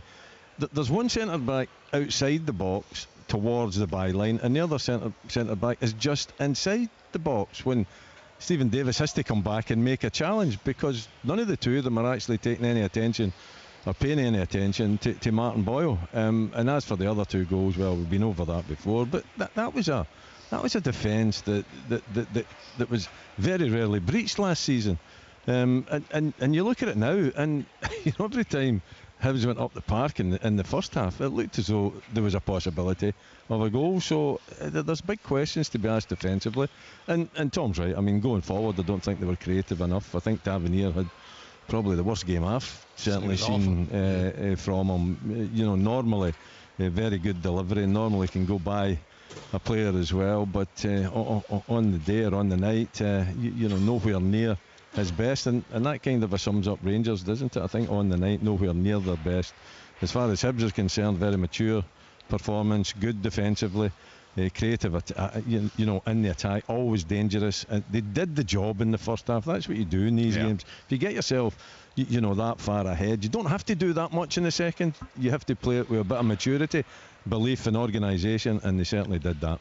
Matt Macy barely had a save to make. I don't know if he had a save to make in the second half. The biggest issue he had was trying to deal with a Darren McGregor pass back, which he managed to divert onto his own post with his foot. He didn't touch with his hand, despite, I think it was Scott Wright who was claiming for it there. There was no touch by his hand. That was really the only moment that he had any concern in that second half. Yeah, and there was, apart from Golson, that was a concern, but he didn't even, from point blank range, he didn't even make Macy make a save. No, he's just fired it over the top, and that kind of moment encapsulated Rangers' performance. When you can't score point blank range from a few yards out, you can't even hit the target. That shows you the kind of level of incompetence that they almost had today. They were awful at the back. They threw on all the attacking players in the club, and none of them came up with anything. I mean, the Rangers are going to be fans are going to be worried. And we heard from them beforehand, and we heard from some of them outside the stadium, and they were concerned, and they have a right to be concerned because they're conceding too many goals. 3 in 37 minutes. Yeah. I mean, they would have gone vast chunks of the season last season. Well, they were 3 months without conceding that much last season. I know they've got conceded 3 in 37 minutes. And it's the manner of the concession as well. They were just torn apart. So they have issues. On the face of it, if you looked at it, if you looked at the league table and you looked at their European table, you go, they're in good shape. There's more to it than that. The Rangers have issues that they need to resolve, even though the bottom line looks good. Well, the bottom line looks terrible today, but in the league and in Europe, the bottom line looks good. This team is not performing, and eventually, if they keep playing like that, Celtic will overtake them, and they will not win this title. And they're already out of one competition now, and dismally. I mean, it was a dismal exit. Hibs outplayed them. Totally. And the cup record is remarkable. Look, I know, as I mentioned in the kind of roundup at full time there, they were down the divisions for a spell there, but they still had some very strong players in the squad. It's now, well, that's going to be 11 years at least since they last won the League Cup. They've got the Scottish Cup to come, and I mentioned even when they were playing in it was Petrofac at one stage. It may have been Petrofac throughout, but 4 attempts to win that, and they won it once. I think I'm correct in saying. I'll be honest, I haven't kept a close tally of that, but it certainly they certainly lost at least 2 of the seasons. I mean, it's remarkable that they have this thing with knockout football right now. Well, it's gone back a long time. They haven't been in that many finals either. No. You know, I can't put my finger on it. I mean, today I'm surprised, but when Hibs, we said it beforehand, when Hibs are good, and when they're flying, they're a threat to anybody. And they put it all together today, and they were brilliant. But Rangers are last season they were beating teams comprehensively and then lost to them in cup competitions. It's, I don't know what it is. I said it earlier in the season, and it's a question really, and I said it beforehand as well. This today, are these players satisfied, even subconsciously, with one league title? Do they think their job is done now? Do they want to go? Some of them want to go elsewhere. They think they've outgrown the club, outgrown the league. They want to move away. Is that part of the problem? I don't know. I'm just asking it as a question. Well, if it is, they've got a new manager that's got to sort it out. I mean, he's sitting up there watching that performance, and he can't be impressed with the attitude and how they came out in the first half. How they handled the first half, how the intensity really was with Hibs rather than Rangers. And when you get yourself into semi-final and finals, you've got to understand that you can't give teams 3 of a start and then expect to win the game 4-3. It can be done, obviously it can be done, but the likelihood is, and with a shrewd manager like Jack Ross as well, that you're not going to manage to achieve that, because once they get their nose in front, once you get the 3 goals, even the goal for Rangers, the mature performance in the second half from a manager that knows how to shape his team properly. I thought at the beginning, before the game, that he put in an extra defender. He did that. That then really nullified any threat that Rangers had. They didn't have a threat tonight, did they? I mean, going forward, it was just all snuffed out. So, there's a lot of work to be done there. The new manager, Van Bronckhorst, I'm sure he'll go away and he'll be thinking that he's got a lot of work to do after watching that performance. He's still got quality players out there, but they're just not performing at the level they should be. Yeah, I'm just thinking, because I know, Kenny and Billy, you expressed some surprise at some of the substitutions that were being made. I've got to say, I wasn't surprised Kent was taken off. I thought that, as usual, he was flattering to deceive. But, I mean, virtually all the club's attacking players were on there at various points. Aribo was the one that kind of still looked like he might cause problems, and yet he got hooked. Yeah, I get you, Kent, but I kind of, you get to a situation in a game where Hibs were, Kamara, as you saw when he got the chance, he's not going to score a goal for you or cut the defence open. That's the only reason why I said that. But can you rely this season on Ryan Kent to do that? At times, and I think with this type of game where you're out the cup anyway, I would have been keeping him on, because he's somebody that can unlock the defence when they're stubborn, and that's where Rangers were in the game. And then, I mean, Scott Wright comes on late. It's just because they had the 3 sitting midfield players on when they needed goals.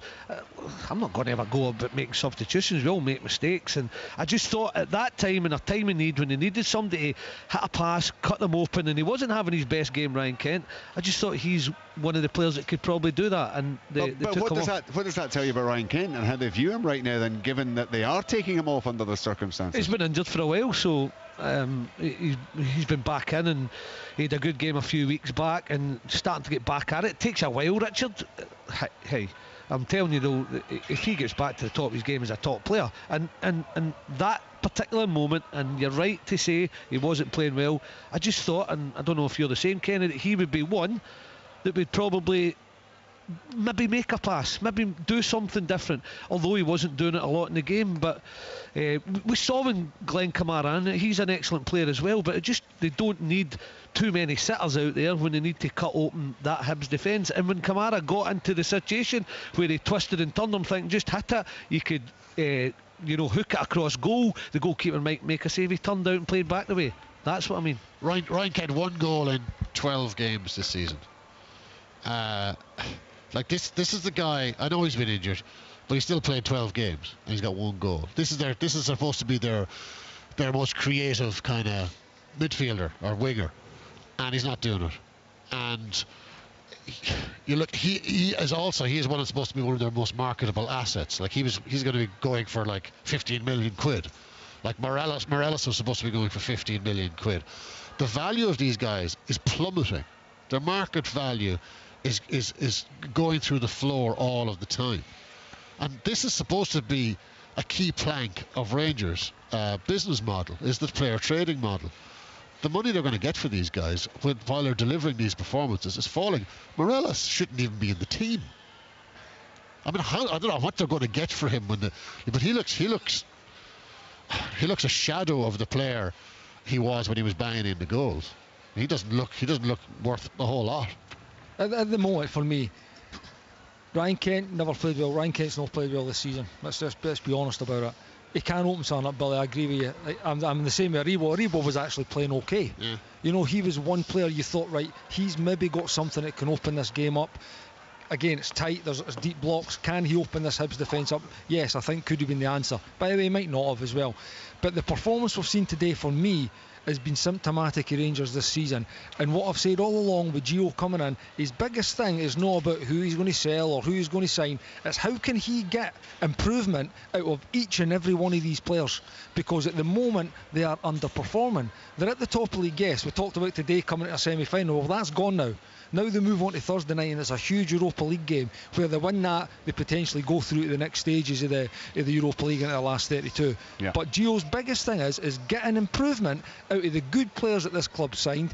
To get that player trading model moving and get top dollar for them, the players need to perform when they cross the white line. It's as simple as that. And that's, Willie, we talked about the fact that everything in the face of it looks good. Kenny's just run through it there, top of the table, Europe. There was this to come as well. And that he didn't really need to think about ripping up and starting again. But when he sees this kind of thing this afternoon, and the inability of his key players, and like we talked about this beforehand, didn't we? And thought doubts were raised or points were raised about the Hibs players. Did they have the big game mentality? Could they do it? Big occasion at Hampden Park, and I asked you guys, what about these Rangers players, because they've not been doing it, and again they've failed to deliver for their club, haven't they?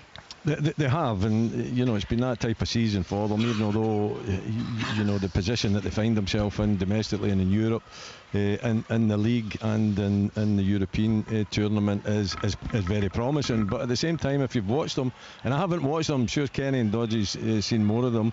I haven't watched that much of them, but when I have seen them, then I haven't been impressed with them. I just think, I go back to the United game, Dundee United game that I covered for BBC, and the body language was just awful, and even in the first half tonight, you can see if there's an intensity about players out there, and I didn't see that intensity.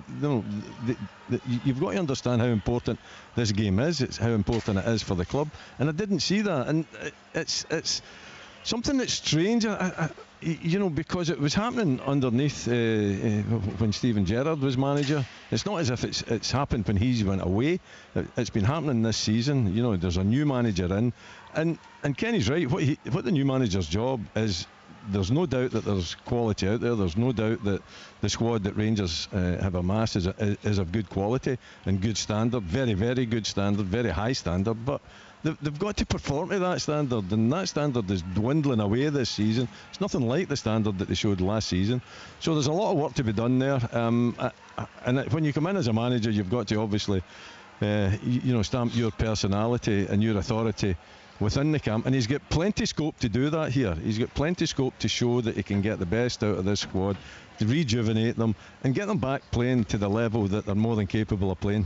Apparently, Connor Goldson has said, I don't want to say this, but I think we've lost a bit of hunger. Wow. That's some admission, isn't it? That talks to the point I'm making. Were they all happy? They win one title. Is that it? That's it. Job done, lads. We've done all we can do here. One trophy.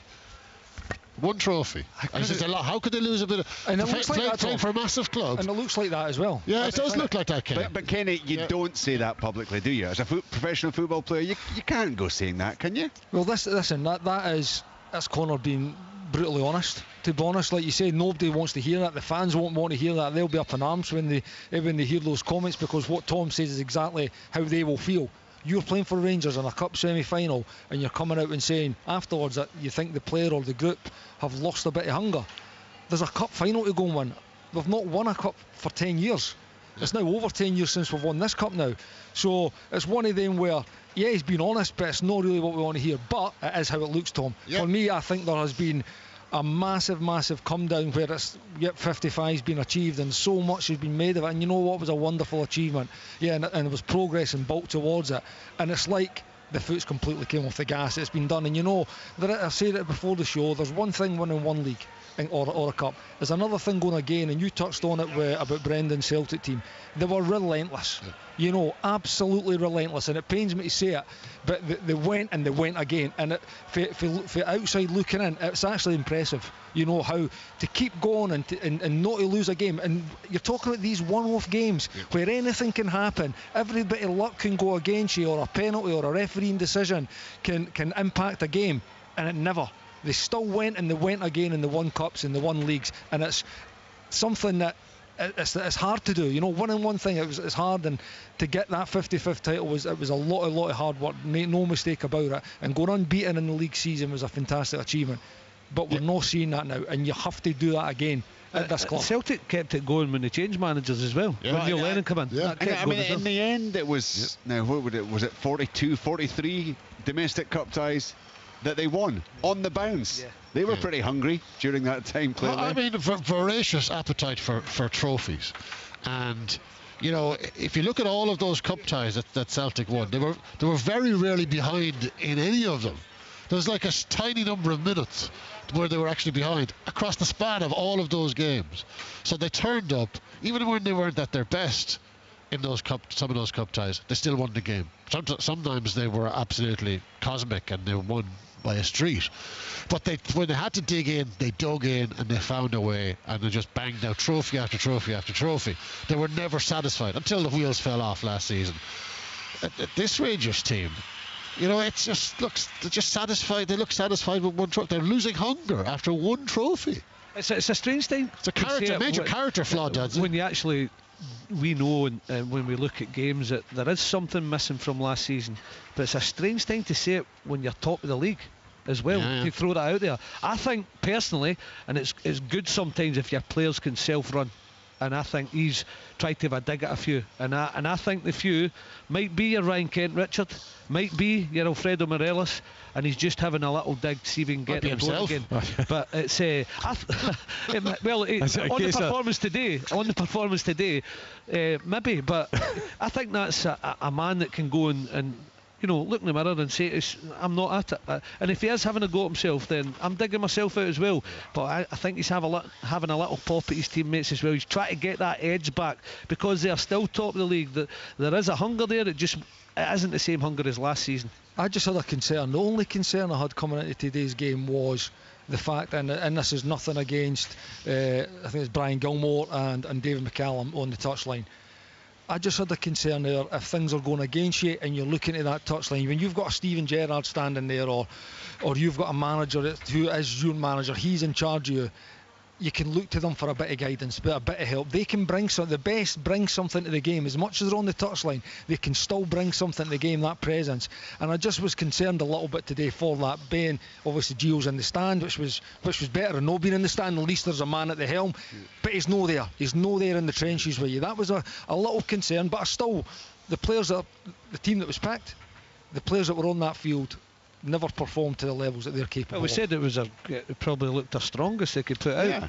It was last season's team, the team that was so dominant. Absolutely. But the same team that couldn't do it in the cup competitions either. Yeah, absolutely. And we could see, we talk about hunger, you could see it in the Hibs players right from the first minute. The hunger. They were electric, They were just aggressive. They were on it. Fighting for everything, and when it came to the key moments, the quality was required. That was there in spades as well. We said night and day. We said it could go two ways with Hibs. We were worried about a lack of game time. I wonder if they had a bounce game. I was asking Kenny They were due to play Dundee at one stage. Certainly that was talked about. So yeah. So, but we said it can go two ways, where they could tire and it could get to them later on in the game. It certainly didn't. Or the freshen up was going to help them after their what went on with their COVID issues, and then losing the last four in the bounce. But it's actually worked for them because they were, to a man, fantastic. Actually, it was interesting, Kenny, because you said 10-15 minutes into the second half, you just wondered that you were beginning to feel that perhaps the Hibs players were starting to look a bit leggy. It was almost as if they took a little breather and then suddenly they were back on it again, because from that point onwards, they found the energy, didn't they? Absolutely did. They did. I thought they did look a little bit leggy. You could just see after a few of their players, they just weren't getting back. They weren't getting back with the same kind of urgency as what they had been for the first 50-55 minutes of the game. But what they had, Richard, was they had something to hang on to.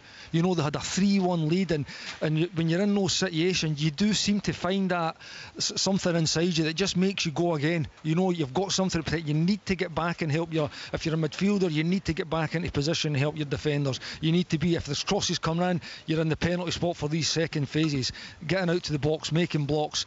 It's just, you find that in you. Had Rangers got a second goal, it would have been interesting. It would have been interesting had Rangers got a second goal and they would have been pressing, because they would have been, again, there's not that 2-goal cushion there. But no, they were excellent. To a man, again, we went right through their team, and it was probably, again, McGinn, probably maybe one of the only we've not mentioned. He was absolutely excellent as well. The centre-backs defended their goals really, really well today. Headed, blocked, tackled. The midfielders ran, again, they've covered every blade of grass on that Hampden field. And then you look at the forwards, they absolutely tormented the Rangers backline, particularly in that first half. And like Tom says, it was more dogged and a lot of resilience and character shown in the second half to keep Rangers at bay. But on the flip side of it, we've said Rangers never done enough. They never showed that creative edge. The quick combination play that we've seen in the last couple of weeks come back to their play wasn't quite there today. So yeah, disappointing for Rangers, but Hibs were absolutely phenomenal. They were. They left absolutely nothing out there, and you saw the celebrations at the end. I've got to say that the kind of psychology, the mental aspect, the mental side of the game, I just find it so fascinating, Willie. If Hibs had been 1-0 up, and 3 or 4 minutes before half-time they'd got a second, and they were 2-0 up at half-time, they'd have gone in there, they would have just felt so comfortable, wouldn't they? They just felt so happy within themselves, in a strong position. They're actually 3-0 up, and then they concede a goal, and you could sense the nervousness spreading over from the Hibs fans over at the side. They did really well, actually, from that point onwards to ensure the Rangers weren't able to get that second goal that Kenny said might have changed things so quickly. Yeah, goals can change your outlook, Richard. It's how you deal with adversity, though. And when you get yourself 3 up, and then you kind of a gift. It really was a gifted goal, wasn't it? It wasn't as if it was any great play from Rangers. Porty should have done better. He kind of panicked a little bit.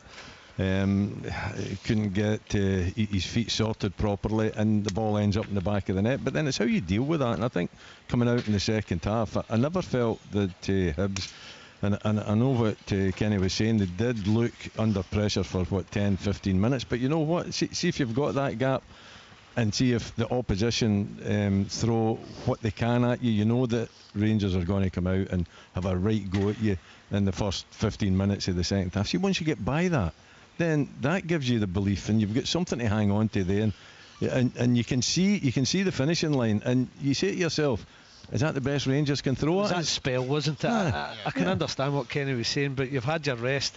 It was more what Rangers were doing, what you're going through mentally, as you've touched on, Richard. But the defensive masterclass, wasn't it? And Porteous reacted to his mistakes, so Porteous was brilliant.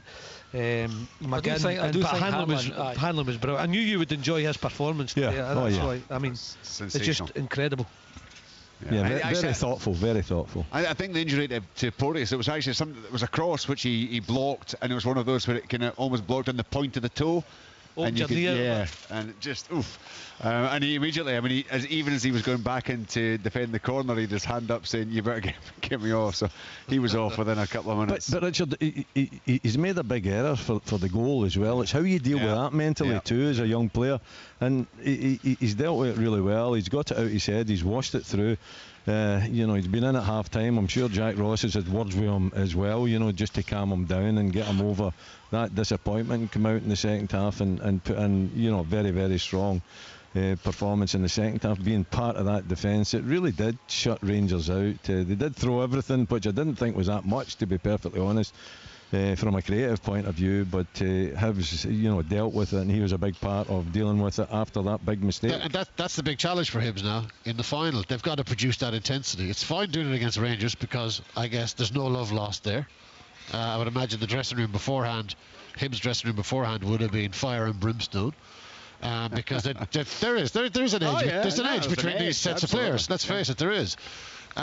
That edge mightn't exist between Hibs and Celtic, but they have to produce that kind of ferocity and class in the final. There's no point in doing this on the semi-final and turning up in a passive state of mind for the final. They have to produce this. Whether it's good enough or not, we'll see, but they have to produce that type of performance and hope that it's good enough. Well, they certainly, the Hibernian players, they answered questions this afternoon, didn't they? Yeah, they did. Absolutely, they did. Yeah. Well, I think the front two, if they play like that in the first half against Celtic, they'll certainly cause the Celtic defence problems as well. So, does Jack Ross change the formation in any way? I wouldn't think so.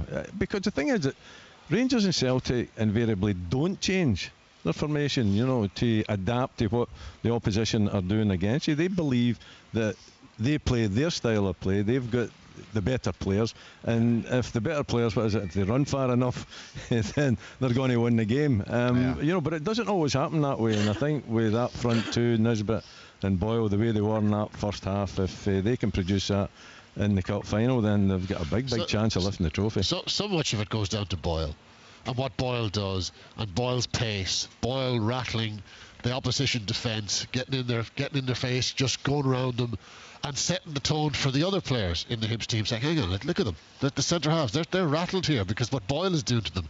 And that confidence and that kind of chutzpah spreads through the team, because Boyle is tormenting Balogun and Goldson. God, I mean, the effect that it had on the rest of the team was huge.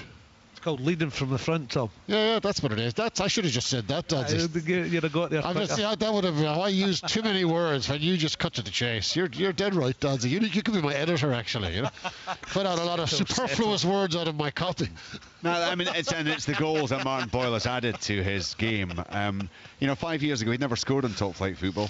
He's certainly done that plenty of times in the last few seasons. Right, back down to Kenny, just joined by Amanda. They've been delighted to be back out there. It's Christian Deutsch. Yeah, just chatting to Christian, Richard. August since you've been out. Fantastic to return on this wonderful occasion here today. Yeah, it was amazing. I was delighted to get on the bench today. It's been a long couple of months, but they told me when I got injured this was a realistic game that I could get back for. So it was just down to me to work hard and try and get myself back in the squad. Could you believe the position your side found themselves in? 3-0 up against Rangers and cruising at that point, albeit a bit of a setback just before the break, with Rangers getting back into it with that goal. Yeah, I thought we started really well. We have started well against Rangers in a few league campaigns. So to get those few goals, and we haven't done that in the past, so it was nice to get them. Boyley today was unstoppable, especially in that first half. When he plays like that, must be a dream to play alongside, is he not? Yeah, he is, to be honest. And the only problem with Boyley, he's so quick, sometimes I can't get in the box. Got on the end of his crosses, but fair play to him today. Hat-trick at Hampden, that's amazing. Yeah, just right throughout the team, there was great character, great commitment, and the boys at the back. I mean, Paul Hanlon I thought was absolutely outstanding as well today. Yeah, he's a rock, him and Porto. You know what you're going to get from them too. Porto's not as experienced as Paul Hanlon, but he shows that out there. And it's really good to see them two boys getting a bit of praise because they deserve it. Yeah, speaking of Ryan Porteous, I'm told in his television interview today that we did get the former Rangers manager saying, "Do I look happy? Don't ask silly questions." How much did this game mean to him today? Every time Ryan plays for Hibs, it means the world to him. He's a lifelong Hibs fan. If he wasn't playing for Hibs, he'd be in the stand watching it with his mates. So I'm delighted for him because he's had a hard time over the last few weeks, months, with everything which has gone on. You've got a new contract just signed. You must be loving life at this club and so much now to look forward to here. Yeah, the reason I signed it is because I absolutely love it here. I love living in the city. It's a great football club, and I believe it's only going one way, and that's forward. So another cup final to look forward to. It's going to be a hard game, but I know everyone's really looking forward to it. A really tough run of games coming up, so many games in such a short period of time. The manager was saying he's hoping the authorities may look upon this and give you a bit of a break to build up to that final. It seems a fair suggestion, doesn't it? Yeah, it does. It's going to be a tough run now with the amount of games that we're playing. It's going to be a lot of recovery sessions, and we're probably not going to get too much chance on the training pitch to work on things because obviously recovering the lads is probably one of the most important things with the amount of games coming up. But it'll be good to get another game now Wednesday. All the lads are looking forward to it, and got to try and get our league campaign back and running. And just finally, the Hibs fans will be in the cars and the buses and the way back home. A message for them. They gave you great support, didn't they, today? Oh, it was amazing. Last year was extremely frustrating with not getting them inside. To hear them loud today, I could hear them when I was calling my name and stuff when I was warming up, and that's something I really appreciate. So it was amazing. I hope they have a good night tonight I'm sure they'll have a few drinks. I'm in training tomorrow, so I won't be able to, but you know what, fair play to them. Thanks for coming, and that was a really enjoyable day for the fans and the players out there today. Yeah, fantastic. Well done. Thank you. Cheers. Chance.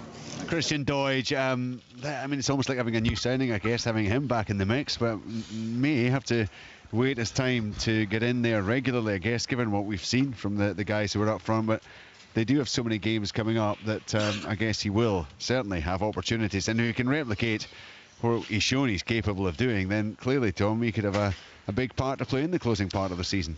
Oh, definitely. He'll play plenty of games. Because I remember speaking to Jack Ross before World Cup games last season, and he was just singing the praises of what Doidge does around the club, not just as a player, but as a personality, as a leader, as a hard worker, as a kind of standard setter. So he thinks the world of him, and I think it's great for Hibs to have him back in the dressing room. Must have been a fairly kind of, guys coming back from injury must feel kind of a bit lonely at times when you're doing all your rehab, but now he's back in the mix, and Hibs will be better for it.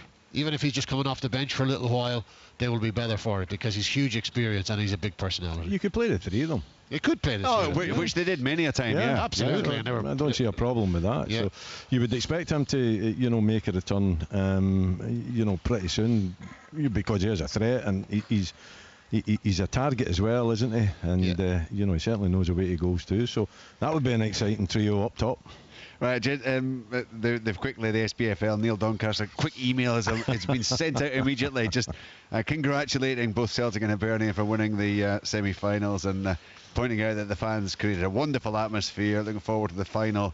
Wish them all the very best of luck. There's no PS saying, yes, Jack Ross, you can have a couple of games grace before the final to give you an opportunity. Yeah, well, I wonder if anything will happen in that respect. Just we've got some reaction from Rangers here. David McCallum, of course, one of the coaching staff there. He said, we let ourselves down today. I thought we started quite well. We were on the front foot. We've lost a poor goal. Then the second goal is from a throw-in. Second half, much as we had lots of possession, we didn't do enough. Lot to play for this season, and a massive game on Thursday. That, of course, against Sparta Prague. And Connor Goldson was talking to Premier Sports. He said, I think this might be slightly wrong. I think it says I'm not going to give them credit, but I think it probably means I'm going to give them credit. Hibs.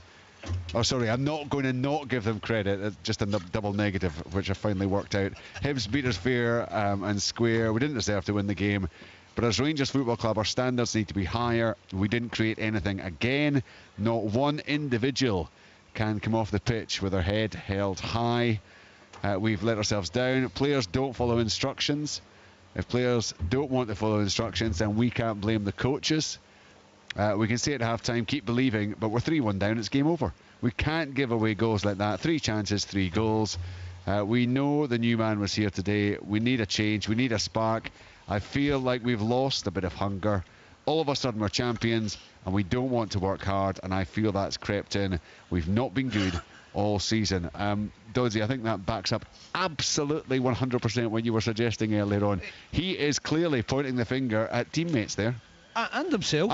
Sorry, I didn't mean just that, but yeah, he is identifying individuals, and absolutely. He's clearly in his own mind. He's identified players who he knows are not giving Rangers what they need this season. It's a smart way of doing it, and it's good when you get, especially players that have a bit of authority and leadership skills behind them, that he can, and he can still have a go at himself as well, but while getting the message out there that there's a couple of players, and I'm sure it is Morelos, and I'm sure it is a wee bit of Ryan Kent and some others as well, but that those words self-run are so important when things are not going right. And if you want to get that edge back, you've got your new manager, you've got one of your own voices having a go at you, pulling no punches, making sure that players know their jobs, making sure that players take responsibility that they're not at it just now, because if you're going to go in and turn it and make sure you win the league, and do you do well in the Scottish Cup and do well in Europe, they're going to have to up their performances, and he's doing that from within, which can be a good thing as well. But I think the manager getting on the training ground will give him that edge as well. Richard, can I just check that quote there? Did he say at 3-1 the game is over? Yes. Well, as the quote has been sent to me, this is what he said to Premier Sports. He said, we can say at half-time, keep believing, but we're 3-1 down, it's game over. We can't give away goals like that. 3 chances, 3 goals. So there's half of the game to go. They're 2-0 down, and he says the game is over. As a psychological kind of insight in the team, that is pretty damning. He thinks he's one of the leaders in the team. I'm reading into that, Tom. The game's over if we keep that mentality. I think that's the only thing I can take out of that. I know what you're saying. I get that's that. Right out there. He's saying, like, if we keep this up and these players that keep on think they can do what they want, and we've lost that hunger, when we're 3-1 down or 2-0 down, as you put it, at half time, the game's done, because we've not got that mentality now to turn it around. That's what I'm taking out of that. I mean, the whole thing is remarkable, isn't it? I mean, Kenny, he's talked about his teammates, players who don't follow instructions. If they don't want to follow instructions, we can't blame the coaches. It is all down to him and his teammates. Well, you know what, like Tom says, that's gave us a little insight to actually where they're at the moment, because they would have carried out instructions for Steven Gerrard, or were they carrying out instructions? Because for me, there's maybe even 4 or 5 players now who I think they maybe fancied maybe a move in the summer. It was achieved. The title was won. The Holy Grail was being achieved, and now they're thinking, right, now it's my time, the job's done here, my time's to move on, and that's the way it looks in performance, and we can only call it how we see it.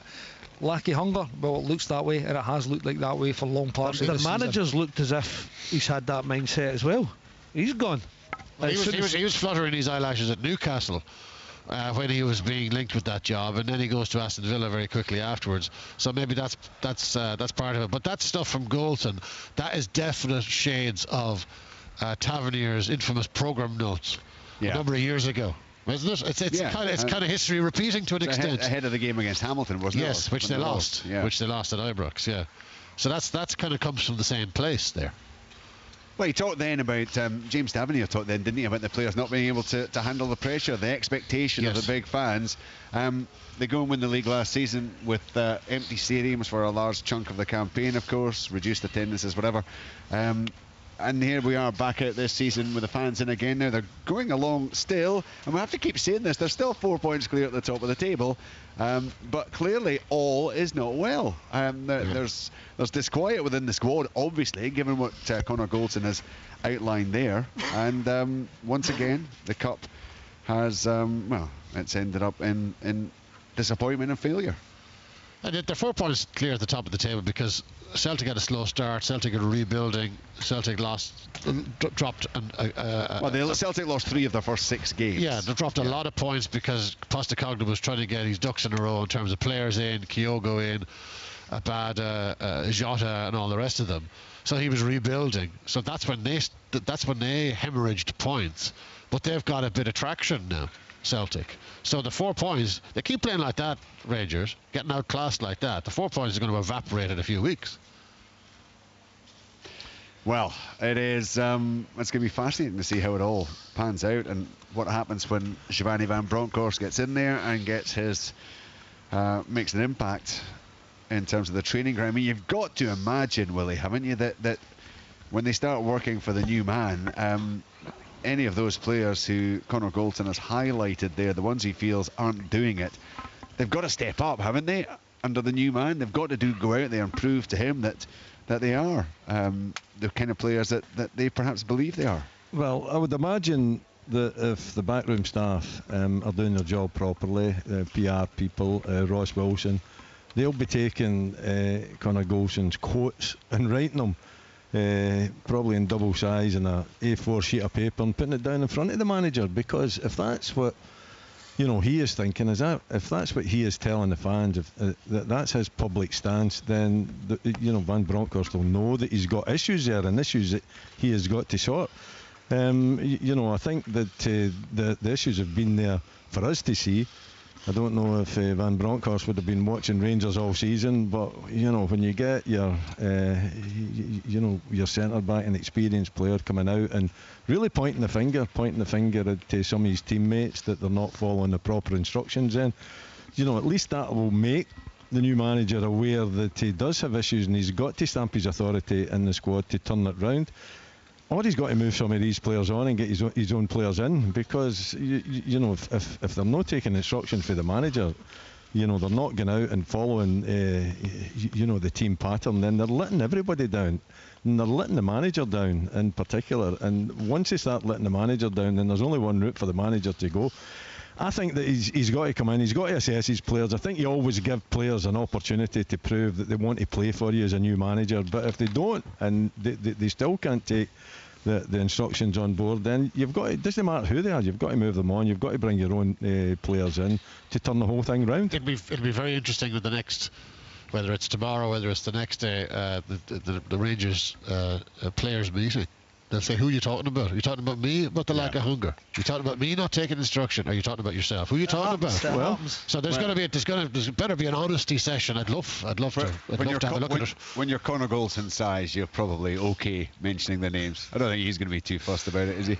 But maybe I think he's got the respect, Richard. I was going to say, that's maybe just exactly what they need. That kind of straight talking. Like we've bounced back and forth between talking about Hibs and Rangers. Let's just finish the programme off by talking about Hibs, because it was all about their attitude, their mentality. You certainly couldn't question the what we saw from any of those Hibs players in comparison to the Rangers players. That was a 100% performance from Hibs today, wasn't it? It was a big performance on a big stage, big pressure, and wow, they delivered a big performance.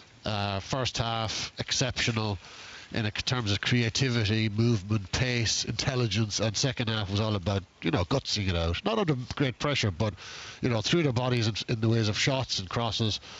Excellent. Just a really, really stellar performance from him. And they looked as though they were following the manager's instructions as well. I think so. Which is always a good thing. And I wonder, if Paul Hanlon was following the manager's instruction with that tackle in the first 30 seconds. That would have been interesting to ask. I mean, it was a remarkable start. So you'd him booked in 10 seconds, or the challenge was 10 seconds.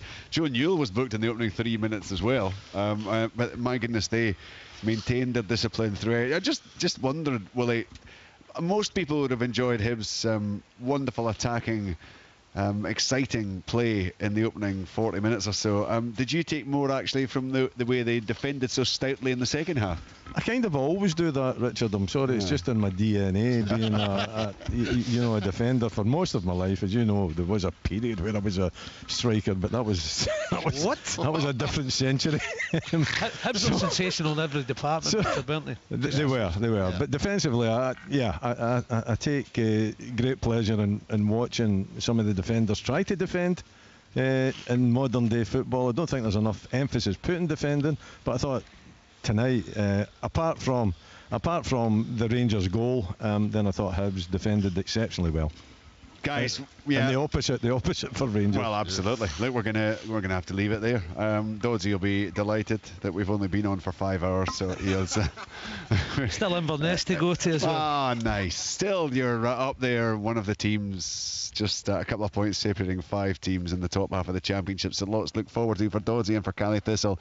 Thanks to Kenny and to Willie, to Tom, and for everybody who's been involved in the programme. What a weekend it's been. 3 games in the Premiership, plenty controversy, some real drama, big wins for Dundee United and from Motherwell, some quality goals, and of course the 2 semi-finals. We now know that the Premier Sports Cup final for this season will be between Celtic and Hibernian. It will be back here at Hampden Park on Sunday the 19th of December, and of course it will be live with us here on Sports Sound. From me, Richard Gordon, and the rest of the team, enjoy your Sunday evening. On digital radio, FM, your smart speaker, and BBC Sounds. BBC Radio Scotland. With the news at 7 o'clock, I'm Amanda Mazzullo. Scottish Labour plans to bring forward legislation to ban MSPs from having second jobs. The party acknowledges there should be some exemptions, but says legislation would ensure politicians at Holyrood are working full-time for the people of Scotland. The Scottish Conservative leader, Douglas Ross, says paid consultancy should be banned, but roles like his job as a football linesman should be allowed. The Standards Committee at Westminster is currently reviewing the system there and will issue guidance next year. Here's SNP MP Stuart Hosey. Douglas Ross has 2 full-time jobs and he's a football referee or linesman or whatever it is he does. I don't think it's credible to have 2 full-time jobs. I think when this is looked at, a small amount of hours, a reasonable amount of time, whatever formulation is alighted on, I don't think that would cover 2 full-time jobs. A public health expert says further measures are necessary to drive up coronavirus vaccination levels as we approach the coldest months. His comments come as the Scottish Government considers whether or not to extend the COVID passport scheme. A decision will be announced on Tuesday, and ministers say they're open to all options that might protect the public. Human rights campaigners argue the move is unnecessary, but Andrew Watterson from the University of Stirling says extending the scheme is better than the alternative. Not doing anything will be very negative. So we've got public health evidence about some benefits and probably as time goes on, greater benefits. But we also have a lot of evidence about not doing anything at the current time because of the high figures will be damaging. So I think one way of looking at it is that these steps will be the least unpleasant steps. Scotland has recorded 2,677 new cases of coronavirus in the past 24 hours. 777 people are in hospital with recently confirmed COVID-19. 58 are in intensive care. No new deaths have been reported, although register offices are generally closed at the weekend. A teenager's died in hospital after a 2-car crash in Ayrshire earlier this week. 19-year-old Cameron Leith's Vauxhall Vectra was involved in a collision with a Ford Kuga at around 7:30 on Wednesday morning near Minishant. Police are appealing for witnesses and any dashcam footage. 5 people were taken to hospital after a bus full of St Johnstone football supporters caught fire. The fans were returning to Perth after yesterday's League Cup semi-final against Celtic when the blaze broke out. Lee Roberts Robertson was one of around 70 passengers on board. He told the BBC the bus was engulfed in flames and people were lucky to get off on time. In a statement, the football club said its thoughts were with everyone involved. No one was seriously injured. Police are appealing for witnesses following a brawl in Glasgow city centre yesterday afternoon. No one was seriously injured, but officers say there was damage to the outside of the bar where the trouble had flared. Linda Sinclair has more. Officers received reports of a group of around 20 people causing a disturbance on Oswald Street just before 3 o'clock yesterday afternoon. Videos on social media showed men throwing chairs at each other, while one person caught up in the crossfire takes cover in a phone box. Detectives say they're continuing to review CCTV footage and are appealing for mobile phone videos and dashcam footage as part of their investigation. Spotify has stopped automatically shuffling albums at the request of Adele. The singer says artists create albums with care and thought into the track listing for a reason. The streaming service announced its approval by tweeting "Anything for you." In sport now, and Martin Boyle's incredible first half hat-trick stunned Rangers and booked Hibernian's place in the League Cup final against Celtic in front of new Ibrox manager Giovanni van Bronckhorst. Boyle's 3 goals came in 29 manic minutes, and although Scott Arfield gave Rangers a lifeline at the end of an extraordinary half, the Scottish champions could not get back into the tie. A Dundee United fan has been charged with assault after a clash with Aberdeen player Fonzo Ojo during the meeting of the sides yesterday. Ojo became involved in an altercation with a 35-year-old fan after his momentum took him off the pitch during the Scottish Premiership game and was sent off. The man's expected to appear at Dundee Sheriff Court at a later date, according to police. And Scottish golfer Robert McIntyre has finished 4th at the season-ending DP World Tour Championship in Dubai. The weather, a dry, clear and cold night ahead across much of Scotland away from the northwest. There will be a widespread frost with temperatures falling sub-zero even in some towns and cities, with some mist and fog forming across the Highlands, Islands and Northern Isles. A little more cloud and further showers and not so cold. And that's BBC Radio Scotland News. Your requests with Gary Innes on BBC Radio Scotland. Hello, how are you all doing? Yes, I'm back and boy does it feel good. I hope you all had a great weekend so far and are all set for the next 2 hours of your dedications and requests. And well, as some of you are aware, I was over in Europe on tour with Manrun for the past 3 weeks, and the wonderful Anna Massey jumped into the hot seat to keep you all company. And a huge thank you to Anna for doing such a great job of doing just that. And